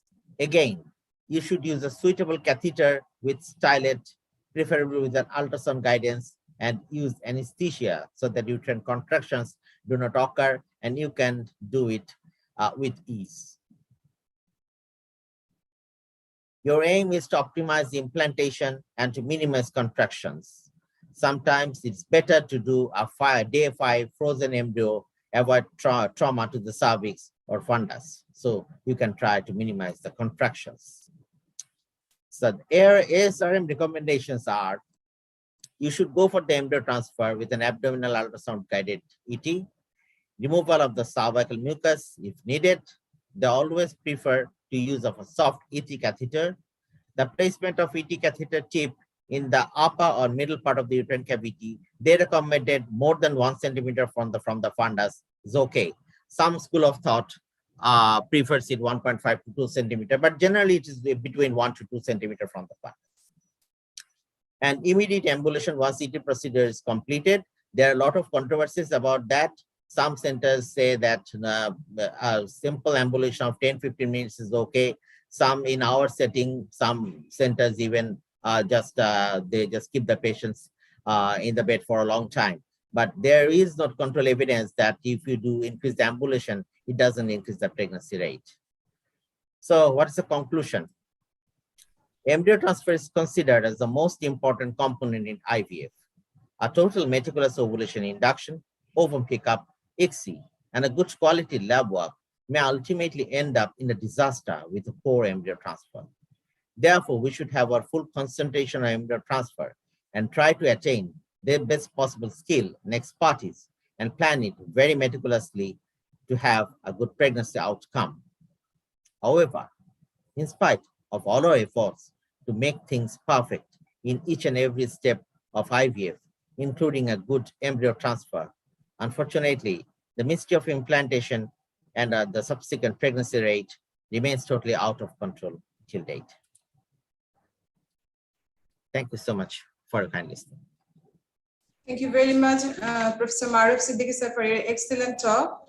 Though we are lagging behind time, but I can't resist myself to ask a few brief questions to our excellent presenter. My question is to Professor Firoza Begum, Madam. You mentioned about ERA and gamete embryo factor diagnosis to prevent recurrent implantation failure. So, Madam, I want to know that whether these facilities are existing in Bangladesh or not, Madam. No, these are not available in Bangladesh, and ERA is, I know some centers send the sample. For ERA or FET, you need to take the endometrial biopsy only in the follicular phase and another time in the luteal phase, and you send the sample abroad like Canada or Spain, and they can do the testing for you, because this is a test that is not available. This is actually genomic testing. Okay, Madam. Thank you very much. My next question is to Professor Rashida Begum, Madam. Madam, you have mentioned a lot of endocrine disruptors which are existing in the worldwide. What about our country? What about the situation of Bangladesh, where we are standing right now? Actually, we are observing the consequences of the endocrine disruptors, but we don't know what are existing in the body of our women. We are trying to do, we're trying to explore something from these ladies, whether BPA, phthalate, or heavy metals are present in their blood and urine. We are trying to do. So hopefully we'll get the research result very soon, and we'll be enlightened by the current situation of endocrine disruptor in our country. Thank you, ma'am. My next question is to Professor Maruf Siddiqui sir, which is asked by Dr. Sharmin Abbasi. She wanted to know what is the role of adjuvants after embryo transfer. But to you, Professor Maruf. Well, actually, this is a method that is actually totally expertise and skill dependent. And different centers have been trying different things to increase the pregnancy rate. So far, randomized control studies do not show any evidence that you put anything and you increase the pregnancy rate. So it is always better that you try to increase the skill and expertise of your own transfer, because putting progesterone injections, we have been trying a lot of things throughout the world to increase the pregnancy rate, though the pregnancy rate still in the same era for the last few years. And most of the control studies do not show any evidence that they increase the pregnancy rate. So I think it's always better that you try to increase your skill and expertise for the embryo transfer, because my personal opinion is that is the only thing that depends on your own expertise. And if you can do it perfectly, that certainly would increase your pregnancy rate. Same is true for ERA test. It is found that even with good receptivity of the endometrium, best quality of embryo, implantation rate is 30%. So PGD, ERA test, everything, after doing everything, pregnancy rate cannot be, implantation rate cannot be increased more than 30-35%. Thank you, ma'am. Thank you for the supplement. I want to add that after the ERA test, actually you will guide the when it is the most receptive time.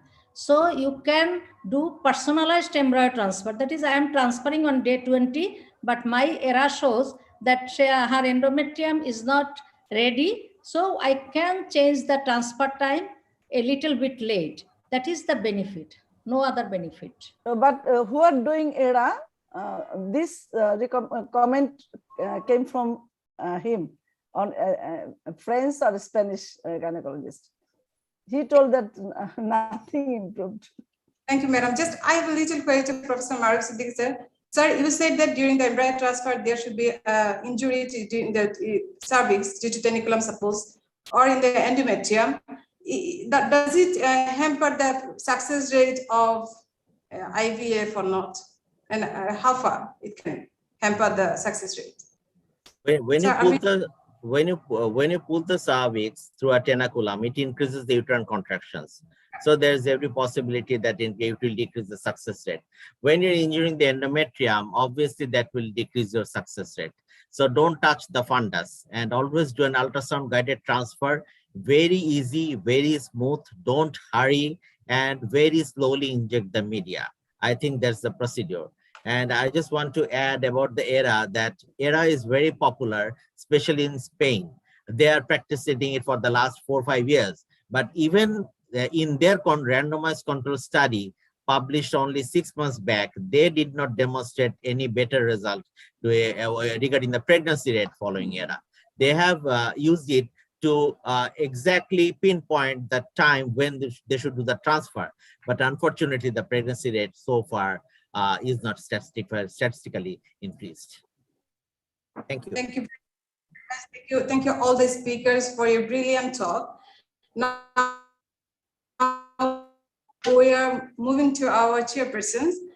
We have Professor Rati Rumana, madam. Madam, can we have your sum up remarks over Professor Firoza Begum madam's presentation on recurrent implantation failure, how to deal? Madam, please. Rati Rumana, madam, please. Thank you, Dr. Fahmida. Assalamu alaikum, respected audience, and a very good day to all of you. This is my great pleasure to be the co-chair of the glorious session of 3 brilliant stars in the sky of infertility of Bangladesh. Actually, I am feeling honored to say a few words on the speech of Professor Firoza Begum. Professor Firoza Begum told that embryo implantation is the key stage of IVF treatment, and obviously it is distressing. Recurrent implantation failure is distressing for the patients, and it is disappointing for the clinicians. Professor Firoza Begum have precisely pointed out how to address this problem, and she also mentioned in her excellent presentation how to manage the problem of crucial part of implantation. And that's all. Thank you all. Dr. Fahmida. Thank you.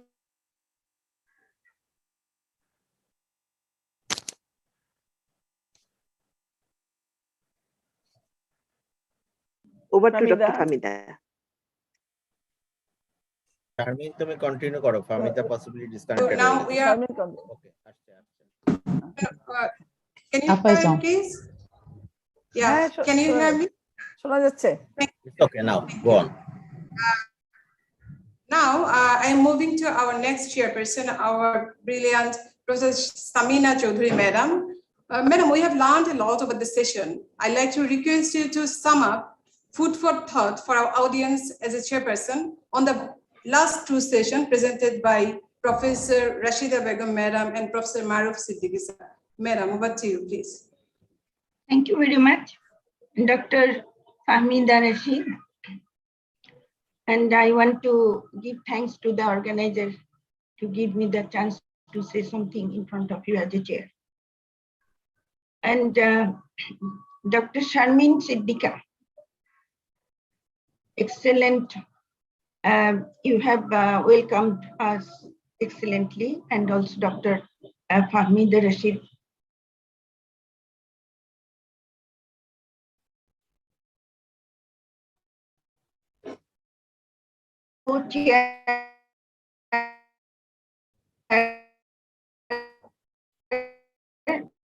Begum's paper on recurrent implantation failure, how to deal with. Definitely these three present all are at the so I think these brilliant legends in our country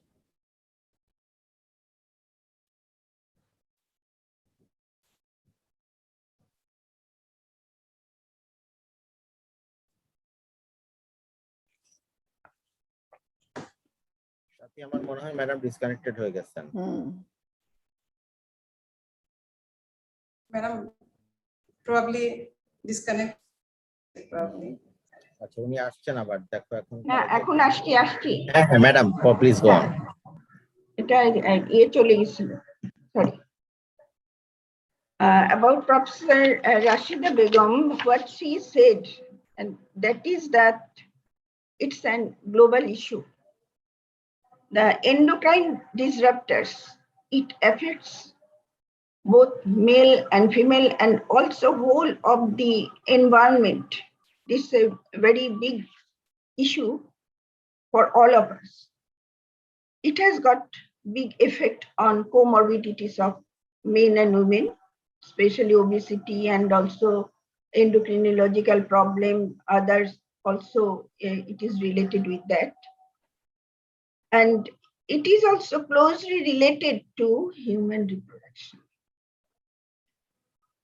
About the air pollution, the greenhouse effect, and the plastics, use of plastics, the human activity in our human activities, day-to-day life, we are with this. Even we know that it causes environmental pollution and it causes hazards for our health. Still, we are with it now. We know that we should not use the plastics, but still we are using it. So I think that lifestyle modification, and also it is not only the individual issue, it's a national issue now. So we have to move together. About the effect of heavy metals, what she has told, that is very important. But she also narrated about how to overcome it. It needs a big political commitment. And also our social movement. Otherwise, we cannot fight with this. And you have expressed so nicely that it has got a very good relationship with the good endometrium and also good quality of embryo. Because these two must be in an environment that is right for them. And it is also related to many environmental factors. So I think your paper is very excellent. And you have lastly said that it needs safer ecosystem. Otherwise, we cannot get rid of it. About the Maruf Siddiqui, very practical presentation. And I think that who are practicing this, they know that came to know from your lecture that what are the problems. You have started it from that it is embryo selection and also quality of embryo, about the blastocyst, endometrial preparation, and what is which will indicate that about that triple line and when to transfer it. It is so nicely you have described about what is how you will transfer and what is the difficult transfer. Difficult transfer has got different modalities, and you have explained it so nicely and so practical that I think it is crystal clear to all of us, especially who are our newer and also we are all older also. It is so clearly visible to us. Thank you very much. About your fresh or frozen and ET, you have also said that yes, frozen has got some increased pregnancy rate. It has been found that, and you have narrated it so nicely. And about last of all, what you have given that that tips that trial of transfer and ultrasound guided embryo transfer and use of soft catheter and how to minimize the contraction and cervical mucus, or everything you have described it so nicely. And last of all, what is that at right time, right way, and right embryo and right endometrium and right medium, all should be right. But still, after all rights, there is only 30% constitution. So thank you very much. Excellent presentation, and all three are equally. I cannot give all are equally very brilliant presentation. Thank you very much. Thank you, madam. I completely agree with you. All the three presentations are super excellent. So, dear audience, we have learned the way fertility management from this session. I hope the knowledge will help all the fertility specialists and also the practicing OBGYN Bangladesh in managing patients. Thank you all again.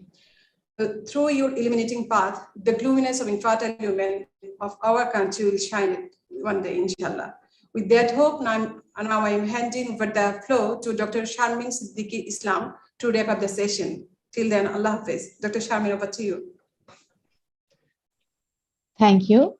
It's a pleasure to thank you, the Honorable Chairperson, Professor Samina Chaudhary, Madam. Actually, after this 3 molecular level presentation, your voice was just like a southern breeze, I want to say. We all are fond of your voice, Madam.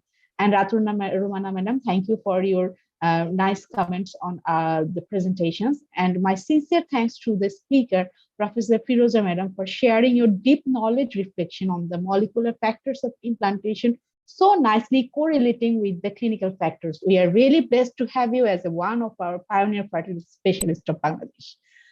My heartfelt gratitude and thanks to Professor Rashida Begum, Madam, for your extraordinary thought-generating information, which was enriched our knowledge enormously and will help all OBGYN consultant infertility specialists to decide to dealing with the impact of endocrine disrupts on reproduction.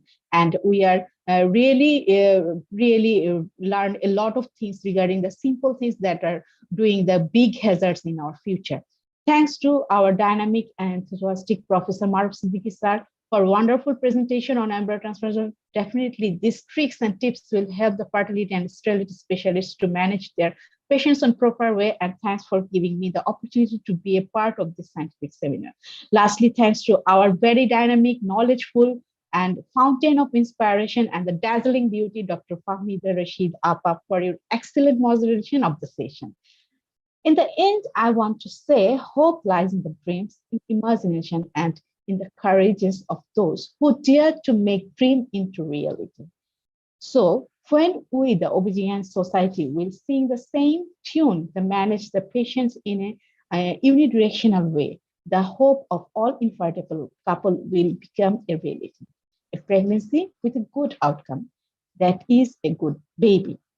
My sincere thanks and gratitude to FSSB Society and for organizing such international scientific seminar to enlighten our knowledge and to guide us to serve the infertile patients in such justified way.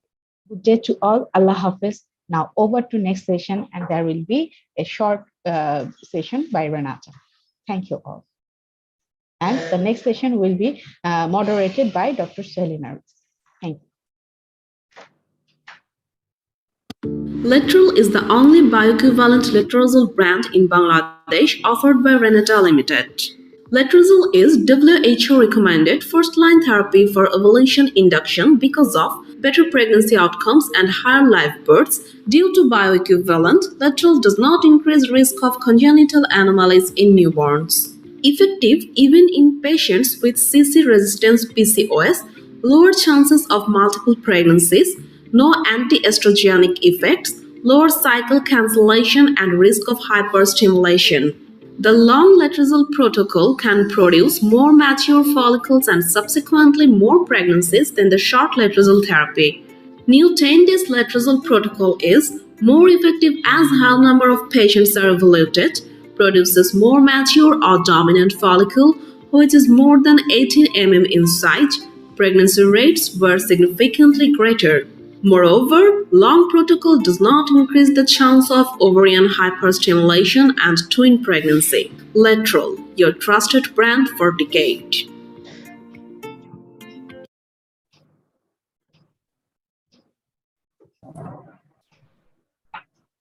Soili, start. Endometriosis is a very distressing and progressive disease. We all know that. And when it is associated with infertility, life becomes miserable. Most of the time, it ends with ART. Sometimes it is associated with low AMH. Then surgery and ART face a dilemma. Respected chairs, distinguished speakers, learned audience, Assalamu alaikum. A very good day. I, Dr. Soili Nargis, Assistant Professor, Kumudini Women's Medical College, Publication Secretary, OGSB Tangail Branch, welcoming to you all to Day 2, 6th General International Virtual Scientific Conference of Fertility Study Society of Bangladesh. Today, it is the third session of the second day. The session is sponsored by Novista Pharmaceuticals Limited. In this session, we have eminent chairpersons, renowned speakers from home and abroad with us. The session is chaired by Professor Salma Rauf, ma'am, Professor of OB/GYN, Green Life Medical College and Hospital, Professor and former Head of the Department of OB/GYN, Dhaka Medical College and Hospital, Treasurer OGSB, Vice President Fetal-Maternal Medicine, Society of Bangladesh. Our next chairperson is Professor Nazma Haq, ma'am, Professor and Head of the Department OB/GYN, Dhaka Medical College and Hospital, Head of Gynecological Oncology Unit of Dhaka Medical College Hospital, Treasurer of Gynecological Oncology Society of Bangladesh. We have our dynamic moderator, Professor Fatima Rahman Pinky, ma'am, Professor of OB/GYN, Head of the Faculty of Reproductive Endocrinology and Infertility, Dhaka Medical College and Hospital. I am welcoming our moderator to conduct the session. Over to you, Professor Fatima Rahman Pinky, ma'am. Assalamu alaikum and good afternoon to all the participants from home and abroad, and also to our chairpersons and the speakers. We are listening from day one until now. We are listening from the learned speakers and have updated our knowledge about infertility and ART and ovulation induction and so on. Now we add a feather to the crown of knowledge, that is endometriosis associated with infertility. We know the endometriosis is a very difficult zone where infertility is related and the patients suffer more and the outcome is poor. We have very renowned speakers from home and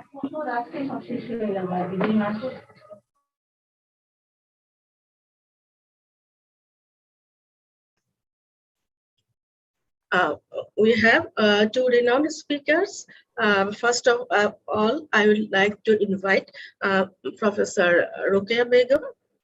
She is working as the Professor of OBGYN as advisor and Professor of OBGYN in USTC, that is in Department University of Science and Technology, Chattogram. She is also a director of Surgiscope Fertility and Endoscopic Center. She is an author to a clinical guide to obstetric and gynecology and problem-based question and answer and OSCEs. She has numerous publications, 35 national and international publication, and she is awarded with Professor C.S. Dornbest Prize in 1994 and Lifetime Achievement Award in 2016 from Obstetric and Gynecology Society of Bangladesh. With the permission of the chair, I would like to begin the session, and over to you, Professor Rokeya Begum.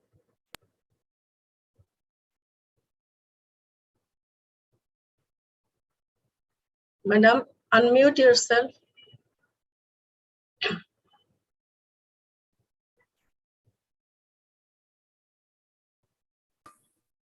Hello.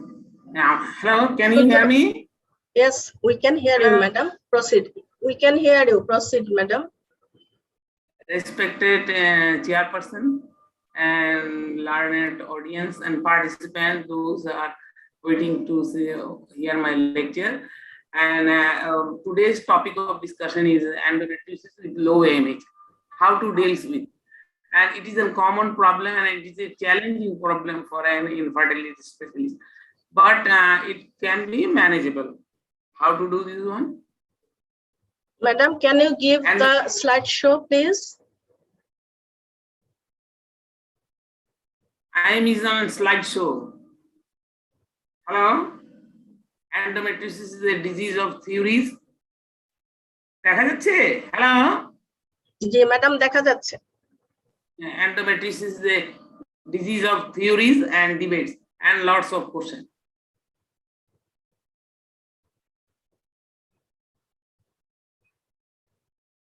Endometriosis is a disease that is the presence of endometrial tissue glands on stomach outside the uterus, but it produces a problem in a reproductive age woman.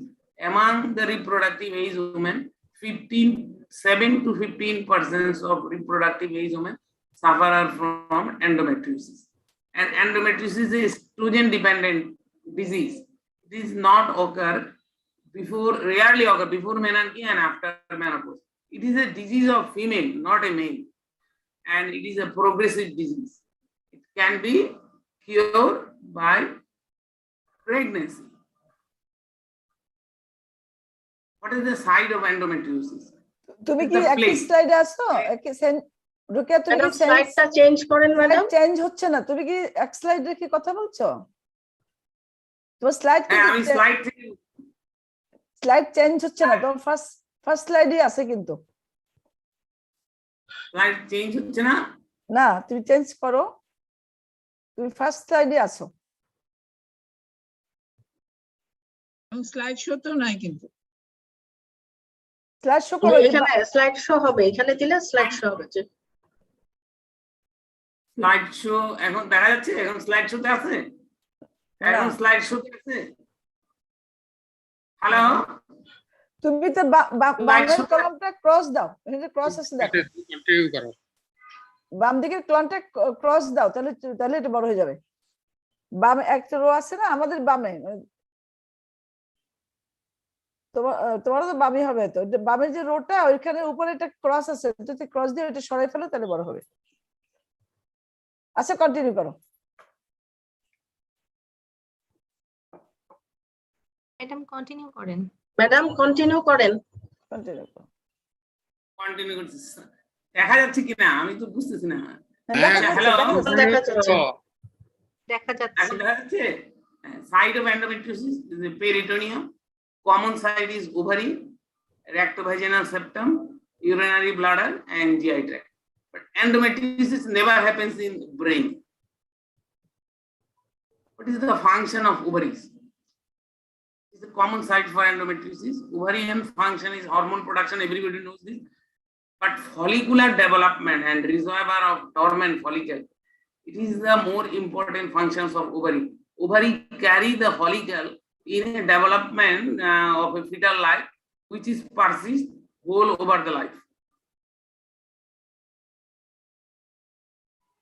How the endometriosis occur in ovary? It is a matter of debate.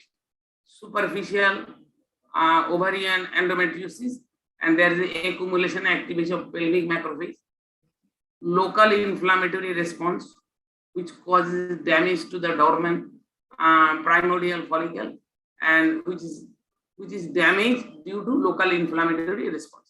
The cyst wall of endometriosis show the various degree of hemosiderin laden macrophage, and cyst wall shows the fibrosis adjacent to the ovarian tissue, and it is associated with the multipotent stem cells. These stem cells is modulated by an body's estradiol and immune cells. The natural killer cells of immune systems is activated, and which is involved in pathogenesis of endometriosis. And ovarian steroid hormone production is reduced due to follicular developmental alteration, causes estrogen and progesterone deficiency. But ovarian is associated with the loop syndrome. Madam একটু interrupt করি, একটু slide শোতে দিয়ে গেলে আপনার slide গুলো change হচ্ছে না। আপনার কাছাকাছি কেউ থাকলে এক্সপার্ট, টেকনিক্যাল এক্সপার্ট আছে বোধহয়, আপনি একটু ওদের হেল্প নিলে আপনাকে স্লাইড শোতে দিয়ে দেবে। একটু কষ্ট করে ম্যাডাম, স্লাইডটা চেঞ্জ হচ্ছে না, দেখা যাচ্ছে না ম্যাডাম, একটু ওদের হেল্পটা নিলে।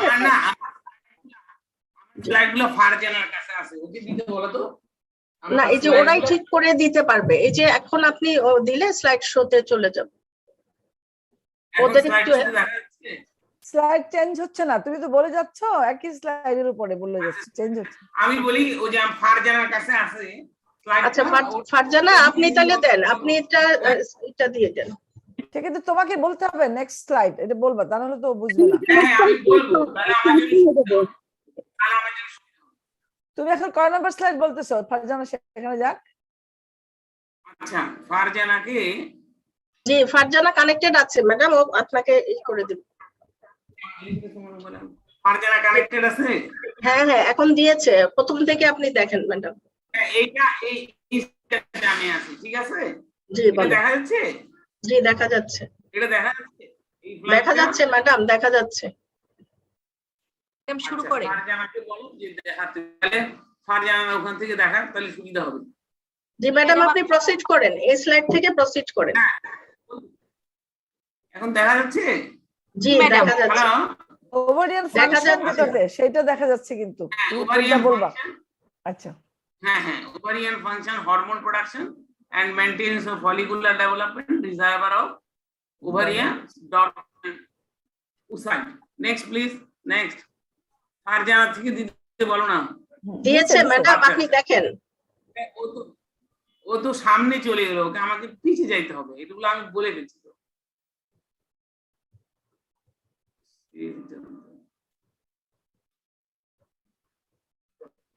হ্যালো, ও কোথায় চলে গেল? ওভারিয়ান, আমার স্লাইডটা কি ওখান থেকে দিচ্ছে না আমি দিব? হ্যালো জি ম্যাডাম, আপনার সামনে স্লাইড, ম্যাডাম আপনার সামনে স্লাইড শো করাচ্ছে, আপনি ওটা দেখে বলেন।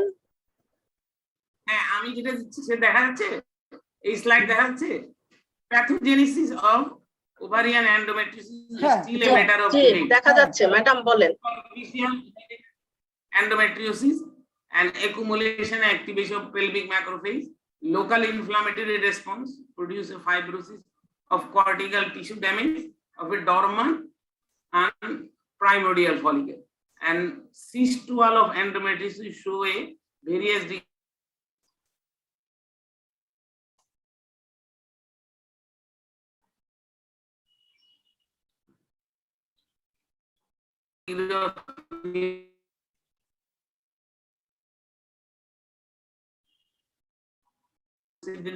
max use of fibrosis. Hello, multipotent stem cells which can form an endometriotic lesions, and further progression of stem cells derived lesion produce tissue remodeling and modulated by ovarian steroid hormone and local inflammation. This has to be important. The local hormone, inflammation and ovarian steroid. This is too important for multipotent stem cells, and that's why endometriosis is a genetic disease. Gene has to be modulated. Local immune cells such as natural killer cells is involved in endometriosis. To involve the ovarian steroid hormone production. Ovarian steroid hormone production is also affected because of altered follicular development associated with endometriosis. This altered follicular development and causes less estrogen and progesterone in a endometriotic patients. And endometriosis is associated with a loop syndrome, that is the anovulation. Loop syndrome, luteinized and rupture follicle syndrome. Why these occur associated with endometriosis?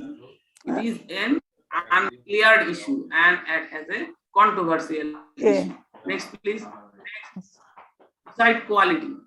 The oocyte quality of the oocyte is affected because of intrafollicular oxidative stress is produce a oocyte quality, competency of oocyte is reduced. Why this occur? It is due to intrafollicular oxidative stress due to endometriosis.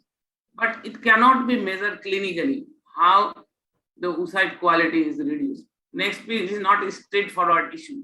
Next, what is the oocyte quantity? This is oocyte quantity. Endometriosis reduces both quality and quantity of oocyte. The quantity of the oocyte which is carried by the woman in her intrauterine life, it remains whole over the life, and it has been reduced due to endometriotic lesions. Next, please.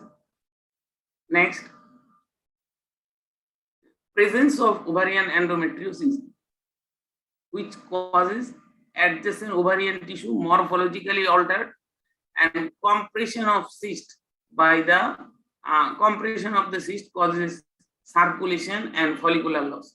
Inflammatory reaction causes follicular damage, impair vascularization, and also reactive oxidative stress species ROH is produced by the endometriosis, and along with transforming growth factor beta, both causes fibrosis of cortical tissue. This fibrosis reduces the follicular loss. Next, please. Next. This is the schematic diagram of the endometriosis, how endometriosis damages the ovary. Local inflammation, which causes follicular fluid pro-inflammatory cytokine, and competency of the oocyte is reduced. And due to cortical damage and fibrosis, oocyte reservoir and growing follicle is damaged and loss of less hormone production. Next, please. Hello, ovarian reserve test. There are several tests for ovarian reserve measurement: biochemical, biophysical, biological, and histological. All other tests has to be done, but among them, 3 is more important. Next, please. Hello. Next, 3 is important. Assessment of ovarian reserve in endometriosis has to be done by serum anti-Mullerian hormone, serum follicle stimulating hormone, and antral follicle count. Among them, in endometriosis, antral follicle count cannot be measured effectively because of presence of endometrioma. And FSH level is a variable in intracycle, is related with menstrual cycle. That is most constant factor is anti-Mullerian hormone.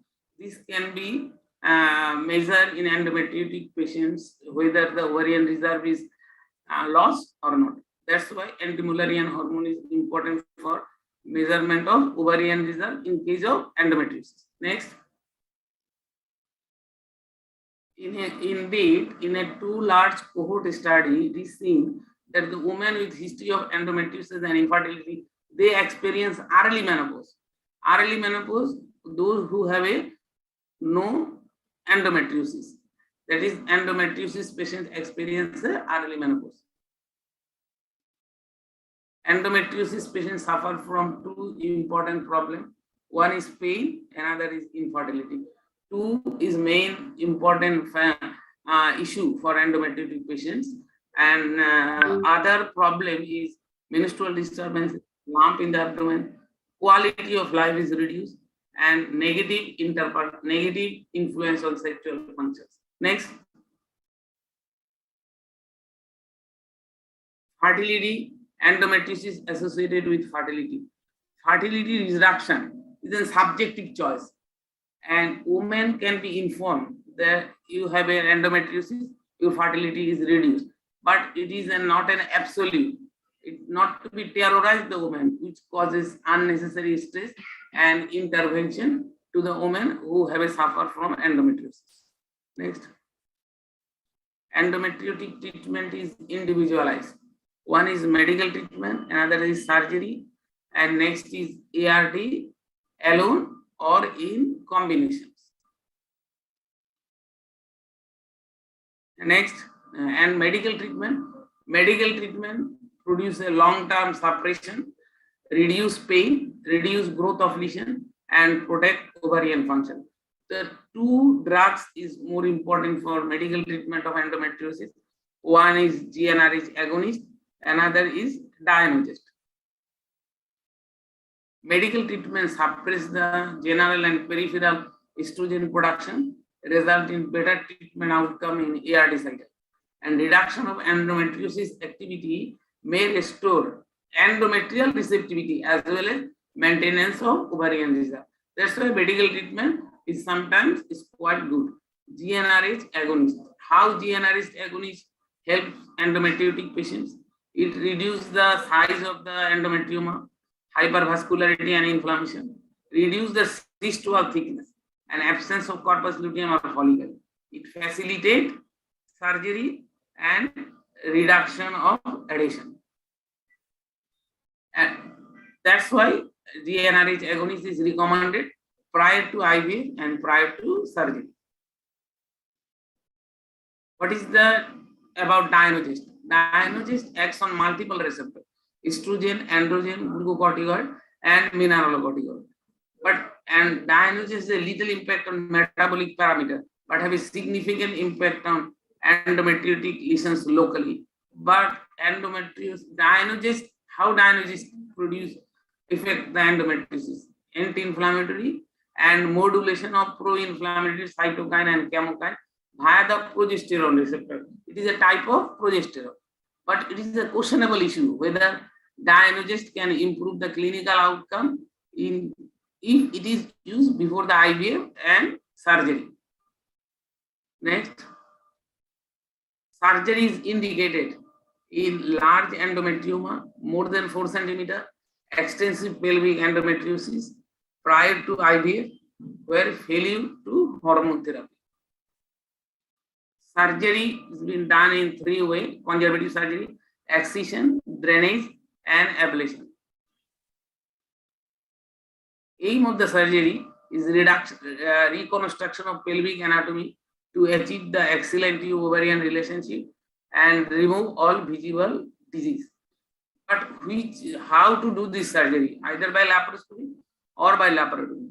Laparoscopy is a preferred method because cyst removal by laparoscopy, it is seen that the ovarian tissue present in the cyst wall, 65% in laparoscopy group and 80% in laparotomy group. Next, all ovarian cysts are not equal because the ovarian cyst, that is the dermoid, serous cyst adenoma, mucinous cyst adenoma, their wall containing only 6% ovarian tissue. But endometrioma is a disease. That's when we remove the cyst during endometriotic cyst, the cyst wall contain around 54 to 69% ovarian tissue. Why this occur? Next. It is structurally different. That's why ovarian cyst, endometriotic cyst contain a sufficient amount of ovarian tissue. It is a false cyst, and the cyst wall is the same as that of the ovarian cortex. Unsafe removal of pseudocyst may damage the ovarian tissue and interfere with future fertility. Laparoscopy is a gold standard. it is seen that the ongoing pregnancy rate increase in infertile women with endometriosis after laparoscopy. Chance of pregnancy 38 to 71%.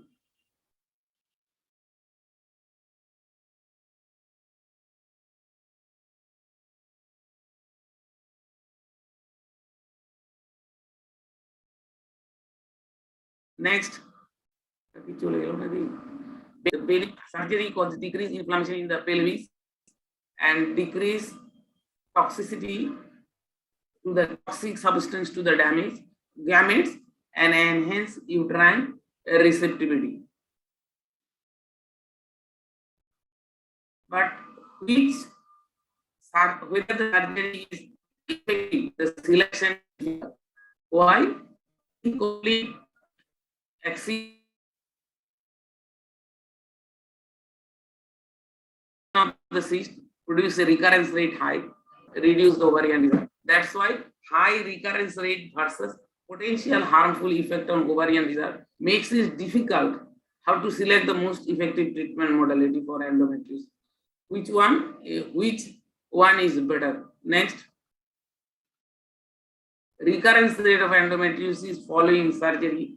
It is seen that after 2 years, 21%, and repeat surgery is needed 25% of cases. Next, reduction of ovarian reserve due to surgery, removal of healthy tissue during stripping, vascular injury to electrosurgical coagulation, and inflammatory reaction. Surgical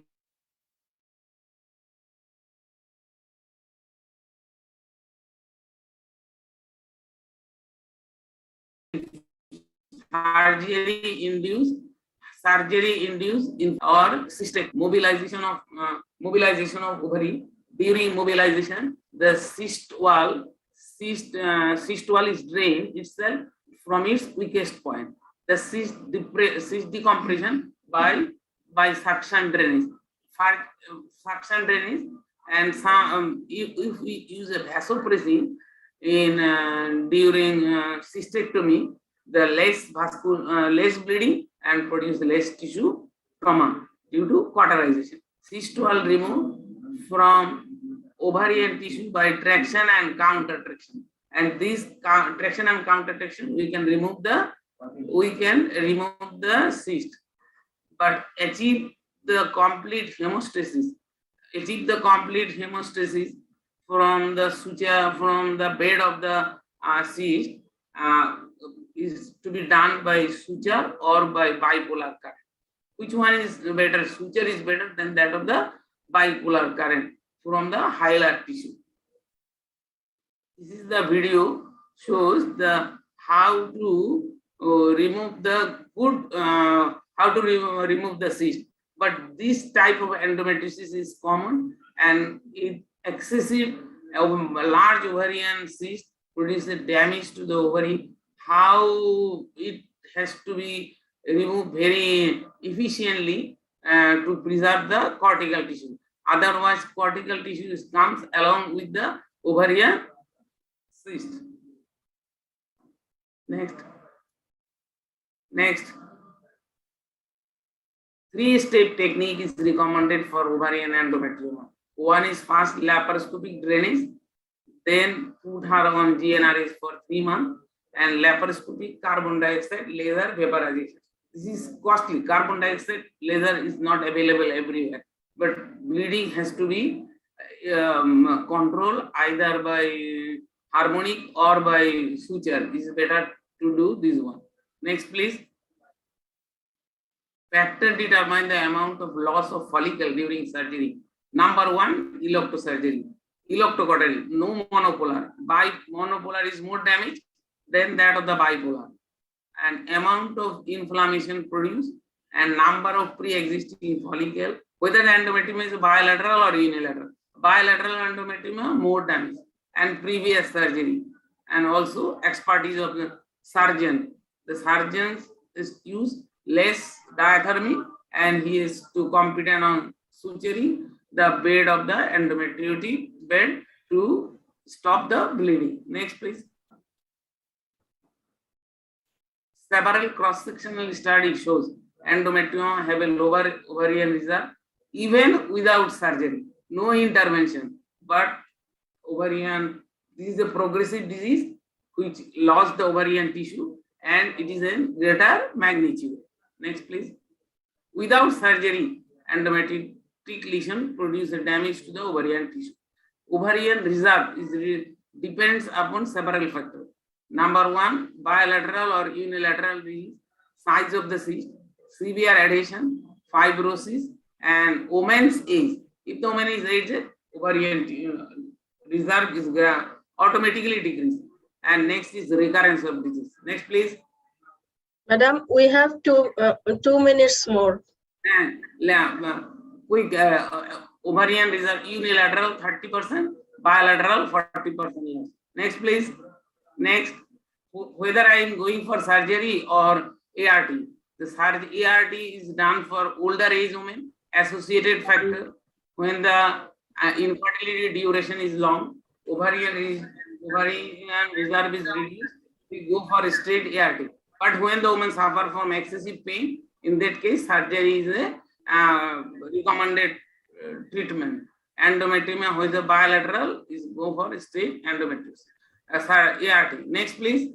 Next, it is evident by different study, anti-mullerian hormone is reduced due to endometriosis. Next, please. Next, it is what is a controversial issue. When the woman have an endometrium in one ovary, other ovary is healthy. But in IVF, it is seen that both ovary contain a not associated with reduced number of oocytes in endometriotic ovary. Same oocyte is collected in both ovary. Next, please. What is the ill of the surgery? I have already said the bipolar cord is more damaging than that of the suture. Next, please. Next, endometriotic patient has to be assessed individualized.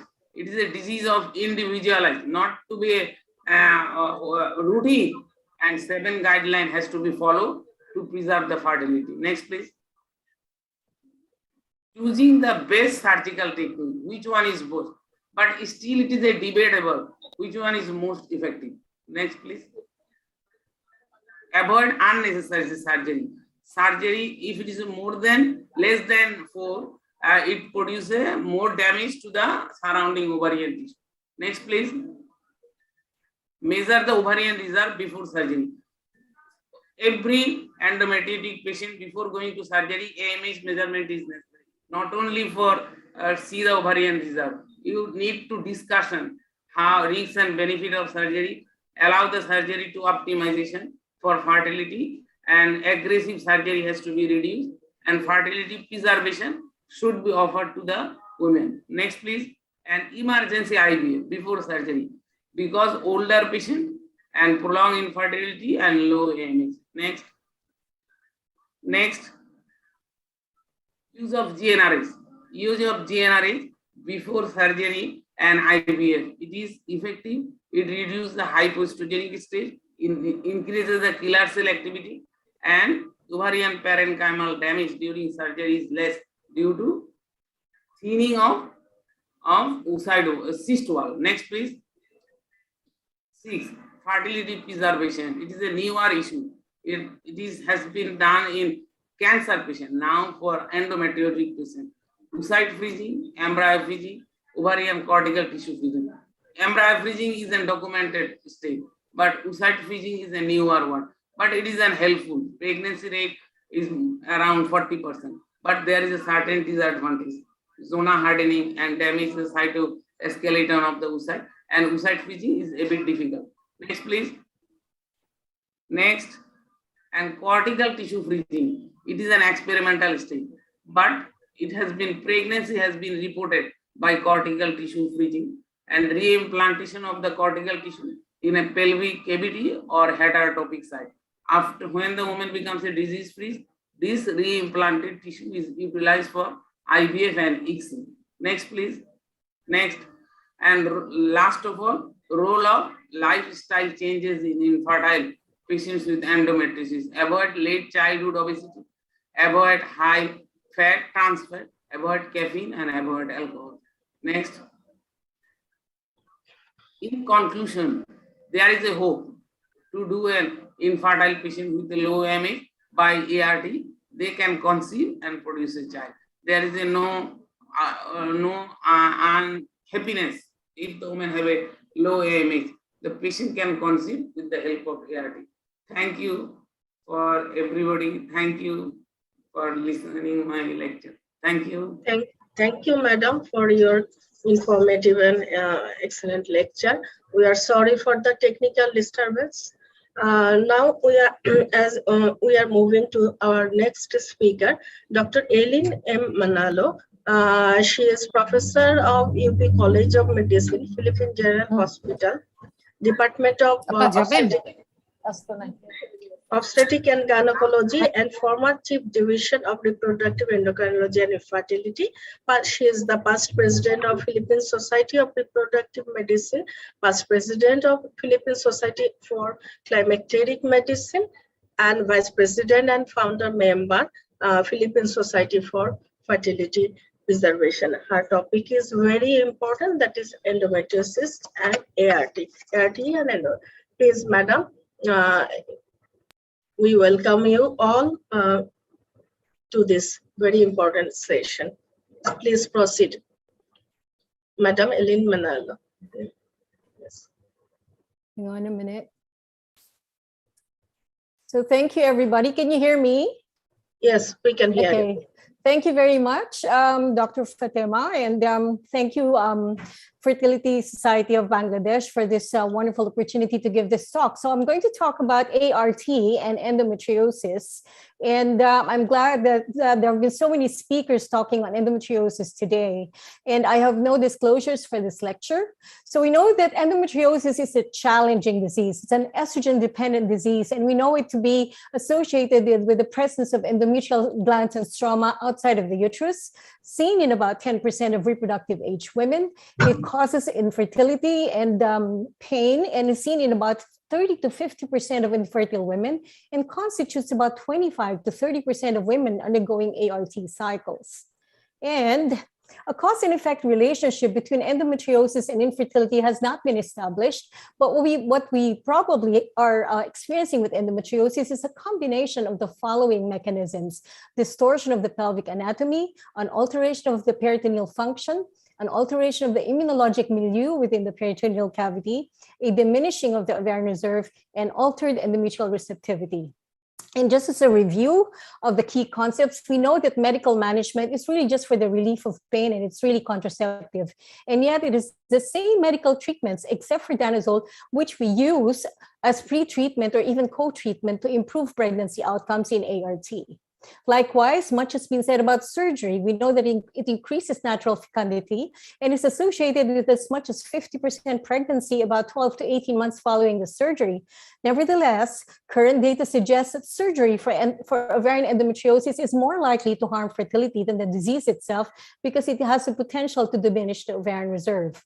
And in recent years, ART treatment has really become the first-line therapeutic approach to endometriosis-associated fertility, especially when you're dealing with a woman with a compromised ovarian reserve and one who's with advanced maternal age, more than 35 years old. And there have been many meta-analyses looking at the outcomes of IVF in patients with endometriosis. And we have in 2002, the earliest meta-analysis by Barnhart, looking at 22 randomized studies, which concluded that endometriosis interferes with all aspects of reproductive process, and the pregnancy rate is indeed much lower compared to other indications for IVF. We have the meta-analysis of Hamdan looking at 36 studies, which showed a 22% reduction in clinical pregnancy rate, a decrease in the mean number of oocytes retrieved per cycle. However, the live birth rate appears to be similar to women without endometriosis. Nevertheless, most studies show that patients with endometriosis have poor IVF outcomes. And this study was shown by our earlier speaker, Sedeka, looking at reproductive, obstetric, and perinatal outcomes of women with adenomyosis and endometriosis. This is a meta-analysis by Horton and T.C. Lee, which involved 104 studies, and results show that endometriosis can consistently leads to reduced oocyte yield, a reduced fertilization rate, and even in milder forms of endometriosis, you have a 23% reduction in fertilization, a 24% reduction in implantation processes. Stages 3 and 4 endometriosis influence all stages of reproduction. The endometrioma is associated with a lower oocyte yield and a lower number of mature oocytes. Mention has been made of the increase in miscarriage. With adenomyosis, it's a threefold increase. With endometriosis, it's a 30% increase. And you have an increase of all these obstetric and fetal complications, high risk of preterm delivery, a twofold increased risk in cesarean delivery, and 29% increase in NICU admissions. So much so that if you're dealing with a patient who got pregnant with endometriosis, the pregnancy should be considered as a high-risk pregnancy. So we look at steroid metabolism in patients with endometriosis, and you know that it is impaired. There's an increase in steroidogenesis. There's an increase in aromatase activator and decrease in aromatase inhibitors, which promote an increase in prostaglandin E2. And this now promotes an increase in the enzymes which promote estradiol production. So you have an increase in aromatase activity, an increase in sulfatase, and 17-beta hydroxysteroid dehydrogenase activity, all bringing about an estrogen predominant state. Likewise, you have a reduction in the enzymes which inactivate progesterone, and you also have an increase in your steroid-related genes. So in effect, what you have is an endometrium which is estrogen dominant and progesterone resistant, and you have a poor endometrial receptivity state. And this we know is dependent on the inflammation that's going on locally in patients with endometriosis. And looking at the cellular level, so we're talking about the granulosa cell and even the oocyte, you have an increase in oxidative stress, and this was mentioned by our previous speaker. There's a cell cycle dysregulation, a lot of inflammation going on, so you have an increase in your cytokines and your chemokines, impairment of angiogenesis, all this contributing to a decrease in the oocyte quality and bringing about, therefore, a decrease in the embryo quality and ending up with the adverse clinical outcomes that we normally see with endometriosis. Likewise, it's been mentioned of a diminished ovarian reserve with endometriosis by itself. And also patients with endometriosis have a reduced ovarian response. And this is due to a higher burnout of their early follicles in the endometrioma. And this is linked to a premature follicle recruitment and higher rate of atresia. All right. So we know that the functionality of that eutropic endometrium goes back to normal after ovarian function is blocked using your hormones, your GnRH agonists, your OCP and progestins, which bring about all a hypoestrogenic state because they're all anti-estrogenic. And so this gives rise now to the IVF protocols that we use in endometriosis, okay? So we will be talking about the long and the ultra long protocol, the short and the ultra short protocol, the antagonist protocol, the letrozole co-administration, and the new kid in the block, the progestin primed ovarian stimulation protocol for endometriosis and ART. So we talk about the GnRH agonists, and in IVF cycles, we know that we give it to bring about pituitary downregulation, to prevent premature luteinization of the follicles, and to improve the synchronization of follicular growth and development. But specifically for endometriosis, we give GnRH agonists to reduce the amount of inflammation going on and to improve the pelvic microenvironment and to improve the quality of the eggs and subsequently the quality of the embryos. So we know that the prolonged amenorrhea, the profound hypoestrogenic state brought about by the GnRH agonist deprives existing endometriotic lesions of their main growth stimulus, thus reversing the negative effects of endometriosis on the IVF cycles. And so with the long protocol, we give your GnRH 2 to 3 weeks prior to gonadotropin administration. And you know that the majority of the retrospective studies reported higher pregnancies with this type of protocol. Then we have the ultra long protocol. This is the long-term GnRH agonist suppression. You give your GnRH for 3 to 6 months before initiating your IVF-XC cycle. So what you have here is a profound suppression of ovarian function. So potential disadvantage would be an increase in expense because it will take a longer time to stimulate your patient, and there is time delay before pregnancy. And you have the short protocol where your GnRH agonist is given on day 2 of the cycle and the gonadotropins are started a day later. And you have the ultra short protocol where you just give your GnRH on days 2 and 3 of the cycle and you start your gonadotropin on day 3 of the cycle. So what is the evidence? And so we have the earliest Cochrane review done by Salam in 2006, which showed a 4-fold increase in clinical pregnancy rate in patients given the ultra-long protocol. This is the 3 to 6 months of GnRH prior to IVF-XC. Take note that the women involved were only 165. Nevertheless, okay, this became the basis for the ESHRE recommendation in 2013 for endometriosis-related infertility management, that IVF-XC with long-term pituitary downregulation is the first choice treatment for these patients with endometriosis.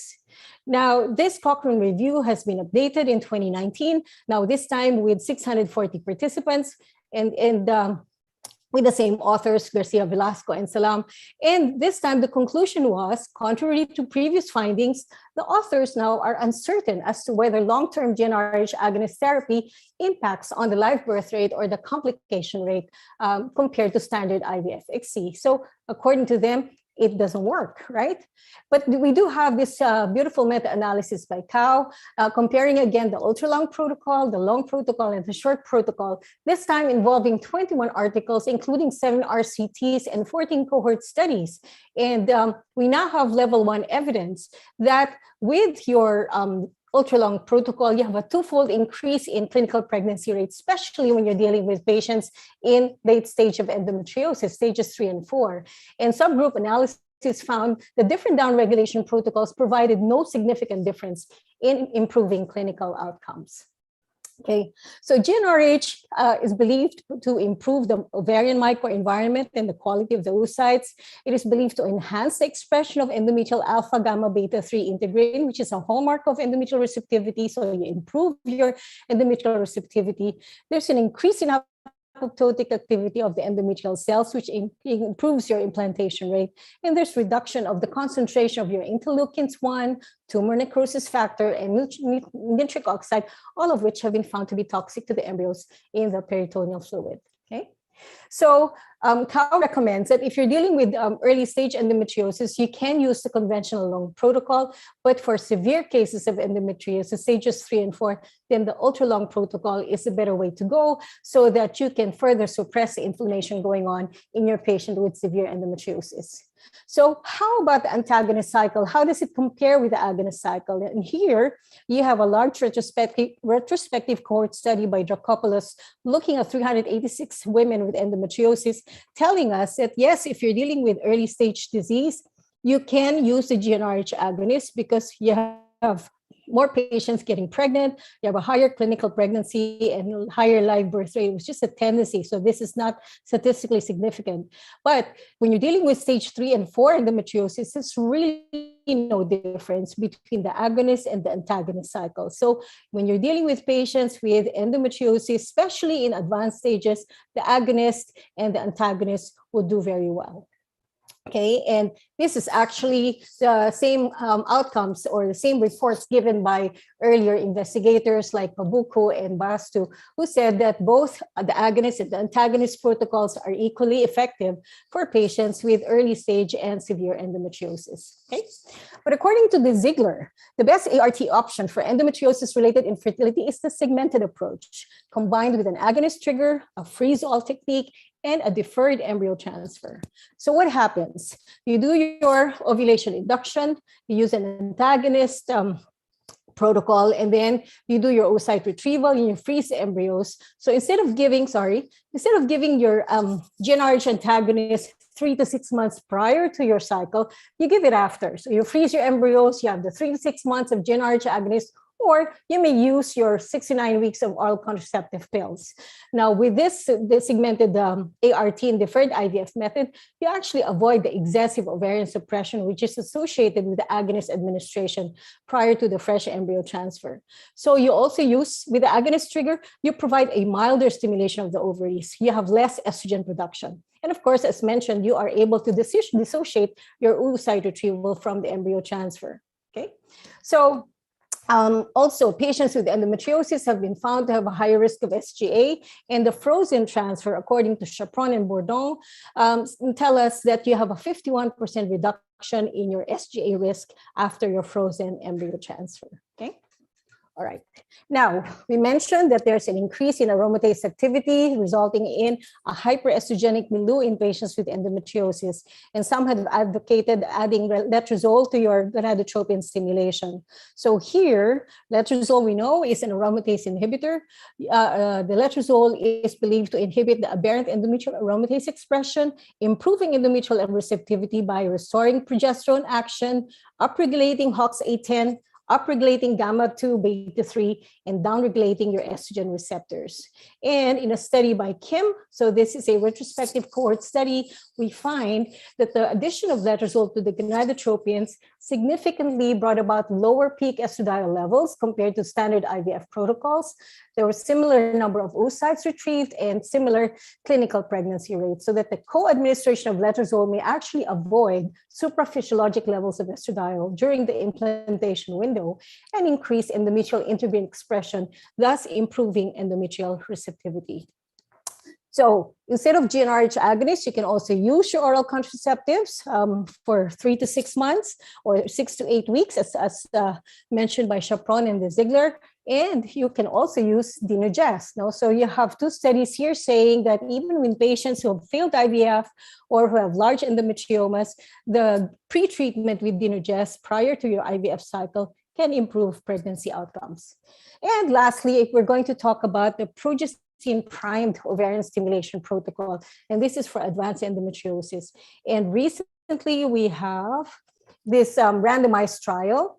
Okay, it's a non-inferiority randomized trial looking at 455 patients who were randomized to 3 types of progestins and given HMG at a dose of 150 to 225.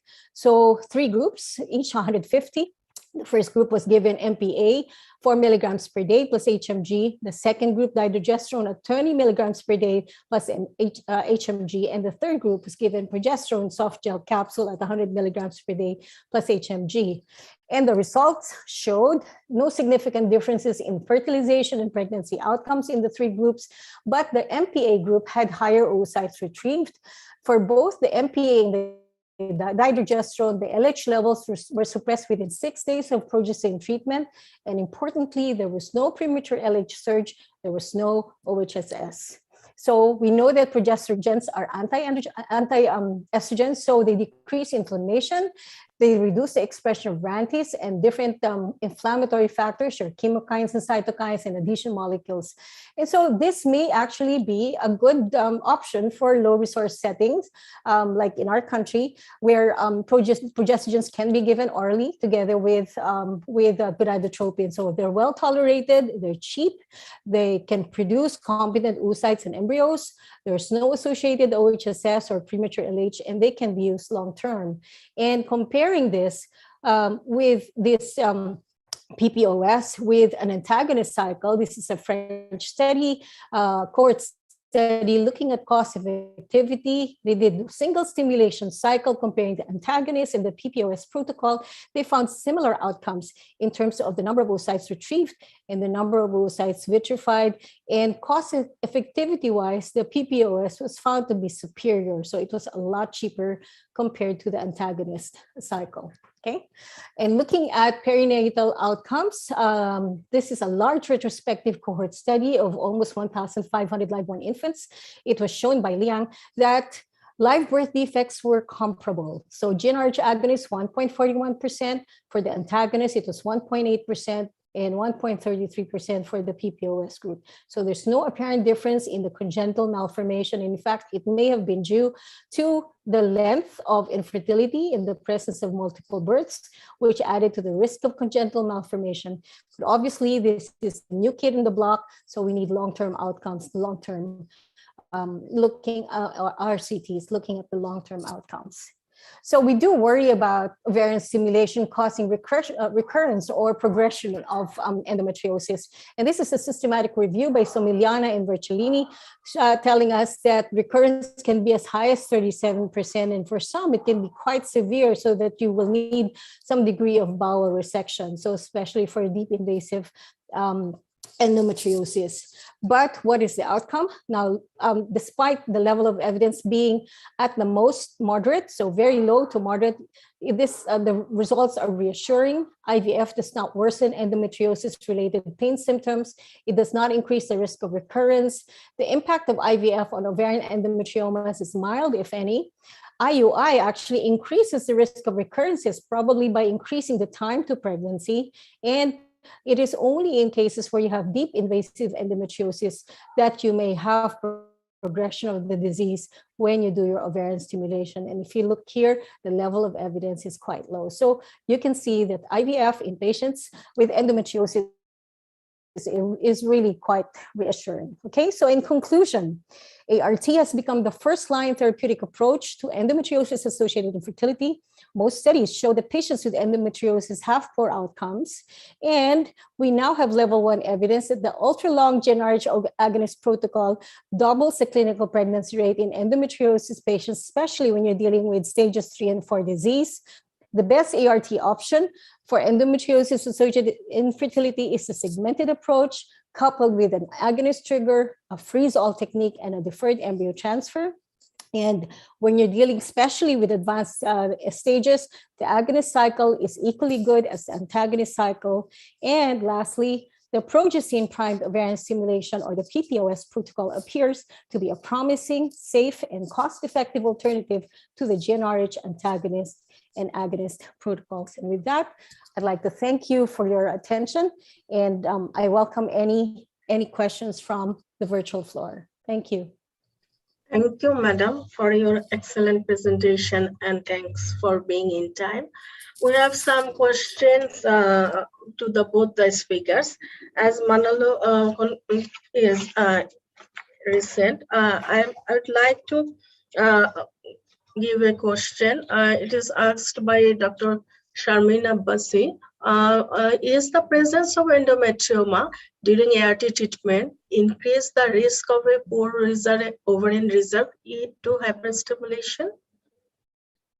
The presence of endometrioma, no, it shouldn't. I wanted to say that in patients who are about to undergo IVF, there is no added advantage to doing surgery. And in fact, Garcia Velasco even said that you may actually worsen the condition by diminishing the ovarian reserve. And there are only 4 instances where you have to do surgery if you're going to do IVF anyway. And that's when you're dealing with hydrosalpinges, which are visible in ultrasound, when the patient has progressive or intractable pain, when you're dealing with large endometriomas, which can get in the way of your ovum pickup, and when you can't rule out malignancy. So these are conditions that you have to do your surgery. So if your patient has a small endometrioma, then you can still, or less than 4 cm. In fact, I've done IVF on patients with endometriomas as big as 6 to 8 cms and have gotten a good number of oocytes. And these are patients wherein I had to do fertility preservation prior to their surgery. These are young patients, 28, 30-year-olds who do not have a partner and who knew that they had to go for surgery. Thank you. And is the delayed diagnosis of endometriosis has a negative impact on the ART outcome?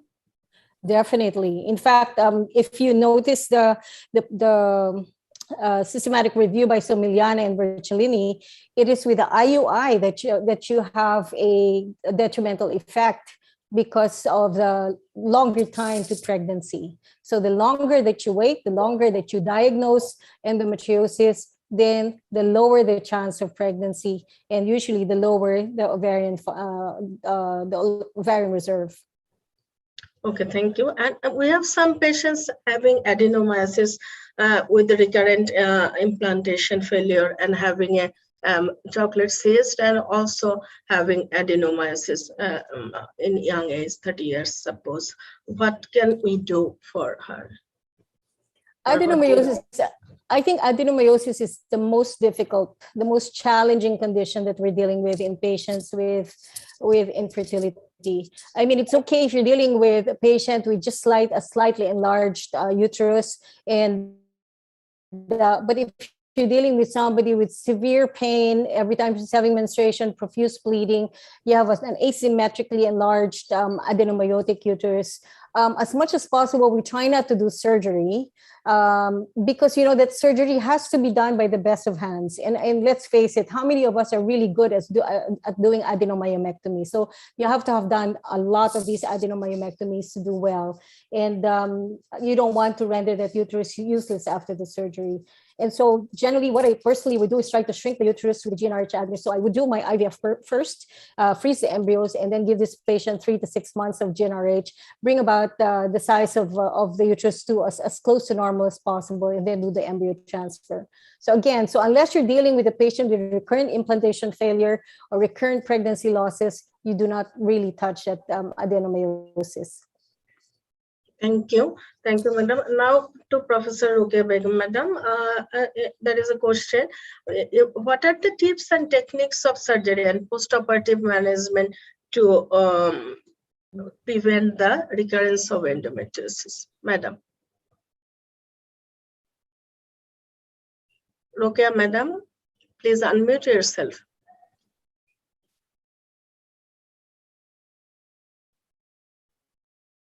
Hello? Yes, we can hear you. Shall I repeat the question? What are the tips and techniques of surgery and postoperative management to reduce the recurrence of endometriosis? Reduce the recurrence of endometriosis. I have shown in my slide. Before going for surgery, you have to be planned how to do. Because who needs surgery, whether we go for a straight ART or to do a surgery, then you should plan for this one. The surgery has to be difficult, and because first of all, during select the patient. First of all, you have to choose for a patient whether she needs surgery or not. Next, if during the surgery you have to be more cautious. First of all, you choose for laparoscopy, not laparoscopy. Next, during laparoscopy, you have a very cautious and not to soil the whole of the peritoneal cavity. You have to be decompress the cyst first and decompression, and then you give a vasopressin injection on the surface cortical tissue to reduce the vascularity, and then to do the cystectomy. The cystectomy has to be done and in a way how to stripping the cyst. And during the cystectomy, the most of the bleeding occur from hilum, the hilum of the ovary. And during the dissection from hilum, you have to give a compression. By compression, bleeding is stopped. And if the bleeding is not stopped, then put a suture, not to do a cautery. And the cautery causes more damage. These are the tips for endometriosis surgery, how to reduce this one. But next question is, if you do the very efficient surgery and very good surgery, still there is some amount of ovarian damage occur because disease itself, and when the bilateral disease, cyst is born and long duration of disease, there is a more chance of damage. Whoever the surgeon do this one, there is a damage, and chance of recurrence is seen is about repeat surgery is needed for 25%. Thank you. And do you need to give postoperative Danogest preparation or GnRH analog? There is a sandwich. The postoperative, if you do the Danogest or GnRH, it reduces the fertility because after surgery, the benefit of surgery, you can lose the benefit of surgery if you suppress the ovary. Can you get my point? What I yes. If I use medical treatment following surgery, I am deferring the patient from pregnancy. That's why we are not getting the benefit of surgery. There is a certain benefit of surgery to increase the fertility. Thank you, madam. And Dr. Elaine, do you want to add something about the postoperative management regarding endometriosis, recurrent endometriosis? Again, so your aim is dependent on whether you're taking care of the pain or you're taking care of the fertility. So you've done complete surgery, you've excised the endometriotic cyst, you've fulgurated as much of the endometriotic tissue as possible. If the only complaint is pain, then maybe if it's severe endometriosis, like you have DIE, I would probably still give GnRH agonist. If the patient is desirous of pregnancy, I will try to get her pregnant ASAP. You know that your agonists and androgens are contraceptive, and so we only we allow these patients to try to get pregnant. In fact, I would advocate starting at the minimum insemination, and if the ovarian reserve is markedly diminished to start with, I would do IVF. Thank you. Now, thank you all the speakers. We have enriched our knowledge about endometriosis and ART and surgery. Thank you. And now moving to our chairpersons, I am requesting Professor Nazma to comment about the topics and presentation of Professor Rukia Begum, madam. Madam, please. Assalamu alaikum and very good afternoon, everyone who attend the session. Actually, it's a late afternoon. I think everybody is give long attention in this session. Thank you, Professor Fatima Rahman, for introducing me, and Dr. Sohili Nargis also for conducting the session so nicely and so lovely. I would like to thank to Professor Maruf Siddiqui for inviting me as a chair in this session of the Fertility and Sterility Society of Bangladesh. It's my great pleasure to be a chairperson in this international conference. Actually, I enjoyed a lot from this informative scientific session. And regarding to such learned and eminent speaker from two countries, one our country and from abroad, that is Philippines, they gives us lots of knowledge about the infertility. And regarding Professor Rukia Begum, actually who present about the endometrioma with anti-Mullerian hormone low level. She presents so nicely and explain how endometriosis affect the ovarian reserve and how we can assess by serum anti-Mullerian hormone and serum FSH and also the antral follicle count. But among them, actually serum anti-Mullerian hormone has the main effect. Other two have the limitation to diagnose the ovarian reserve. But he explained how endometriosis we can manage medically, surgically, and also by ART with endometriosis in fertile patient, how she can manage. So lastly, I would like to say a lot of thanks to all speakers and learned audience for enjoying such an informative session also, which make us knowledgeable, and really, we learn also a lot of knowledge about the infertility. So hopefully a woman with endometriosis can enjoy a motherhood life from learning through this session easily. Thank you, all the speakers and all the audience. Assalamu alaikum again. Thank you, madam, for your nice comments. Now moving on to Professor Salmarov. She is one of the chairperson. Please, madam, will you comment about the presentation and of today's session about Dr. Eileen Manalo? Thank you, Dr. Fatima. First of all, I'd like to congratulate the organizer for conducting this 2 days scientific seminar on conference on Fertility and Sterility Society of Bangladesh, and thanks again for offering me to participate as a chair of this session, because this session is dealing with endometriosis, the devastating disease of womanhood, which not only decreases the quality of life, but it also hampers the fertility status of the women, the most commendable power of women. We're dealing with endometriosis and the scope of fertility.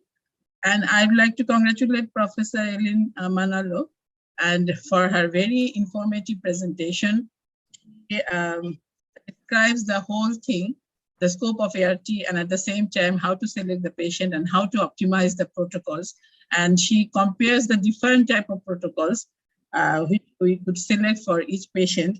And at the same time, she also provides us a lot of evidences by showing the meta-analysis, the Cochrane review, so that the fertility specialist, it opens up actually a very knowledgeable field that the fertility specialist could compare the different protocol, select the appropriate protocol, and choose the appropriate protocol for each patient, because the diseases, of course, you have to manage individualized perspective. So that is very important. And although I'm not a fertility specialist, but the whole presentation is so informative, so eye-catching, and so knowledgeable that I cannot remove my eyes from the presentation at all. So it's very interesting. And thanks again for joining us, and hope to hear from you in near future, and so that we can exchange our knowledge and share our experience, and it will also help our young infertility specialists to optimize their treatment. And again, I would like to congratulate the rapporteur and the moderator of the session, and again, the organizer for choosing me as a chairperson and conducting this beautiful scientific seminar. Thank you again, and hope to see you again in near future. Thank you. Thank you. Thank you. Thank you all the speakers and all the chairpersons. It is time to say goodbye from me. And thank you all for all the participants and audience for giving a patience to hear the session. Now I am handing over to our rapporteur, who is enthusiastic and punctual, Dr. Sohail Nargis, to wrap up the session. And thank you all. Sohail, before you wrap up the session, may I request our President, Professor T. Choudhury sir, he has been with us for the long day. So may we have some comments from you, sir, for this morning session. Sir, unmute. Unmute yourself. Sorry. Thank you very much for asking for my opinion. Actually, I have been watching the proceedings from the morning, and a number of topics has been discussed during this period. So just going from backwards, I think the last session I should make a little comment, is that the endometriosis and fertility, long drawn out debate, we are not very clear, cannot come to a very clear consensus. We have, over the years, we have found some general consensus about the management of these patients. But as Manalo has said, and we all know, that you cannot generalize in such a situation.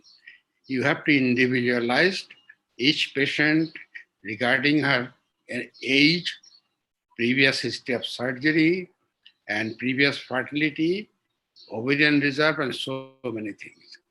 So one thing that really we try to consider in endometriosis is whether the patient wants pain relief or wants fertility.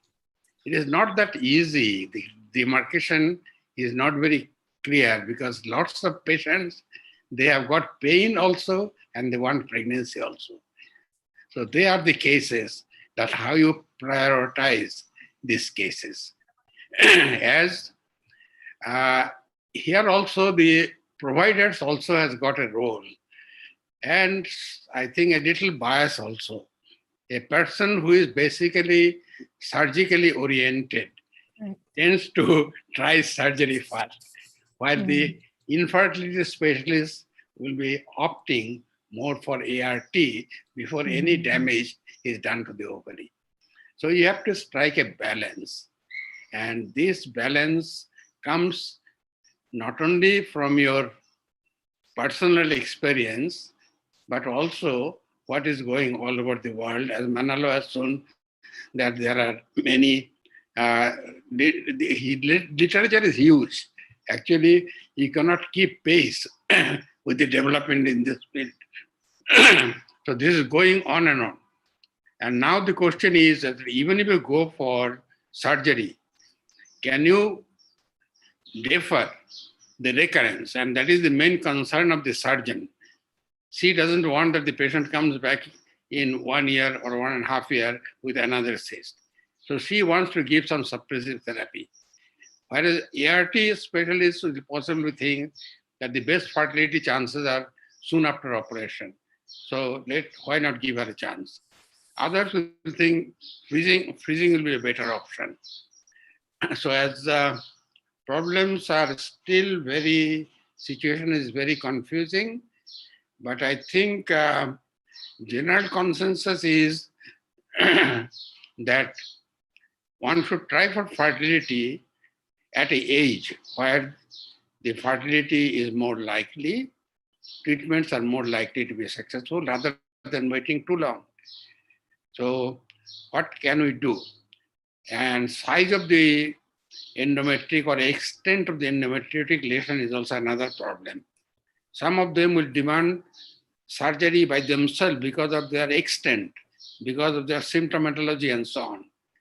While others, you can wait, try fertility treatment using different protocols for some time before you decide to go finally for surgery. So I think there has been a long debate. It will continue for a long time until we can get into a sort of resource and possibly better improvement in our armamentarium. For example, now we are getting antagonists. We can think whether agonist is better or antagonist is better. Whether letrozole should be used or we should go first for collection of egg, freezing, and then we go for surgery. But the one thing that I should always impress that not all countries or not all centers have got all the facilities. So either you go according to the best available resources in your hand, or in some countries, it may be possible, some cities, that you can pool your resources in order to make the best possible alternative for the patient. So I think this discussion will go on, and I am very thankful to Eileen Manalo for giving a thorough discussion on these topics. Thank you, sir. And Professor Rokia to highlight the surgical aspects. About the other sessions, I think from this girl Sadika from California, she shows the high association of adenomyosis and endometriosis in infertility and the management options. I think that was also a very good paper, and it actually gave us an opportunity to learn some of the newer thinking on these topics. And about our middle session on implantation of failure or how to improve implantation, Professor Firoza gave a very thorough and wide possibilities. But I think it would be more beneficial for me if I could know that which techniques are actually feasible and has got some therapeutic proven value rather than going to all the possible causes and possible therapy, which some of it may still be hypothetical. So I think it is a vast subject, nebulous, ill understood, but in that jungle of evidences, we have to find out which one is more appropriate and feasible, not just experimenting. And all these studies should not be isolated, one-sided studies, but they should be balanced, comparable studies, just to find out whether any technique has got some therapeutic value or not. Because people has got a tendency to announce their own way of treating these patients, which sometimes do not stand the test of scientific rigorous testing. So I think situation is still very fluid in this implantation failure, but we hope that as people goes on looking deeper and deeper into the issues, possibly we'll get some consensus in future. And last about Rashida's paper on environmental pollution, we know that we are all worried, but the people who are polluting are not worried. So this is unfortunate because you have to make a sort of movement in order to prevent this pollution going on rampantly as it is going on. And effect will not be apparent until about maybe half a century has gone. And by that time, there will be no way to come back. So our publicity about the environmental pollution and their effect on the life and the fertility of the women should be more and more stressed. I think it should be actually brought into the textbook in schools and colleges so that the people get oriented about the looming danger, which we do not see immediately. So I should thank all the speakers for this wonderful morning session in this fertility conference, and particularly our overseas colleagues who have taken part very meticulously. So Manalo, thank you very much. You are a very good friend. Thank you. You always take part in our activities and hopefully we'll take it in future. Thank you very much. And about Maruf, nothing to say. He has done his job. Thanks. Sir, thank you very much. Our most respected, most dignified mentor, Professor Tejuti sir, for his encouraging, inspiring, rewarding, constructive talks, sir. And I am obliged to be a part of your department, sir. Sir, at the last, we are very sorry for the few technical inconvenience. Please pardon us. It's my pleasure and I'm really honored to give the vote of thanks. Our heartfelt felt gratitude to all the chairpersons for their excellent, outstanding remarks.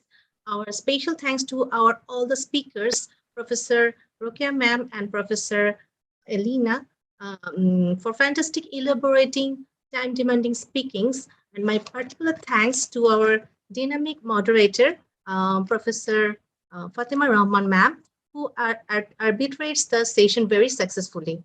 Our earnest thanks to Professor Maruf Siddiqui sir, who did enormous hard work within these 2 days. My sincere appreciation to all the audience who are the main bulk of our program. And at last, before ending, our heartiest acknowledgement to Novista Pharmaceuticals Limited, who sponsored the session. So we are going for a 3 minutes commercial break. After the break, the next session will be handed over to Lieutenant Colonel Dr. Ummi Ruman, which will start at 3 p.m. after a lunch break. Thank you very much.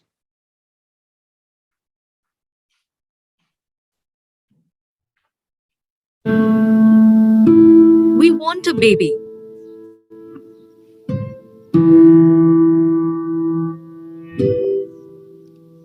We are trying for more than 12 months, but it didn't happen. Please help us. According to studies, 1 in 4 couples have trouble getting pregnant. Also, both male and female are equally responsible for infertility. There are multiple factors involved in infertility. In female, ovarian cause such as anovulation, endometrial cause such as alteration of the endometrial thickness and vascularity, hormonal cause, tubal cause, and also have some unexplained cause of infertility. In male, abnormality in sperm production called as oligospermia and azoospermia, abnormality in sperm function known as asthenozoospermia, and obstruction in ductal system. Letrozole is clinically proven to treat female and male infertility. For confident move in ovulation induction in an ovulatory infertility in female. Zleta, letrozole USP 2.5 milligrams tab. Hope for infertile couple. According to the American College of Obstetricians and Gynecologists, letrozole should be considered as first-line therapy for ovulation induction because of increased live birth rate compared with clomiphene citrate. According to studies, letrozole, Zleta, is superior to clomiphene citrate in ovulation induction in infertile women and shown higher ovulation rate and pregnancy rate. Therefore, Zleta offers confidence of treatment success in female infertility. According to studies, letrozole Zleta improves testosterone, estrogen ratio in infertile men with low ratio. Zleta increase testosterone, decrease estrogen. Zleta significantly improves semen parameter in azoospermic and oligospermic men. Zleta increases sperm motility, sperm count and ejaculate volume which confidently treat male infertility.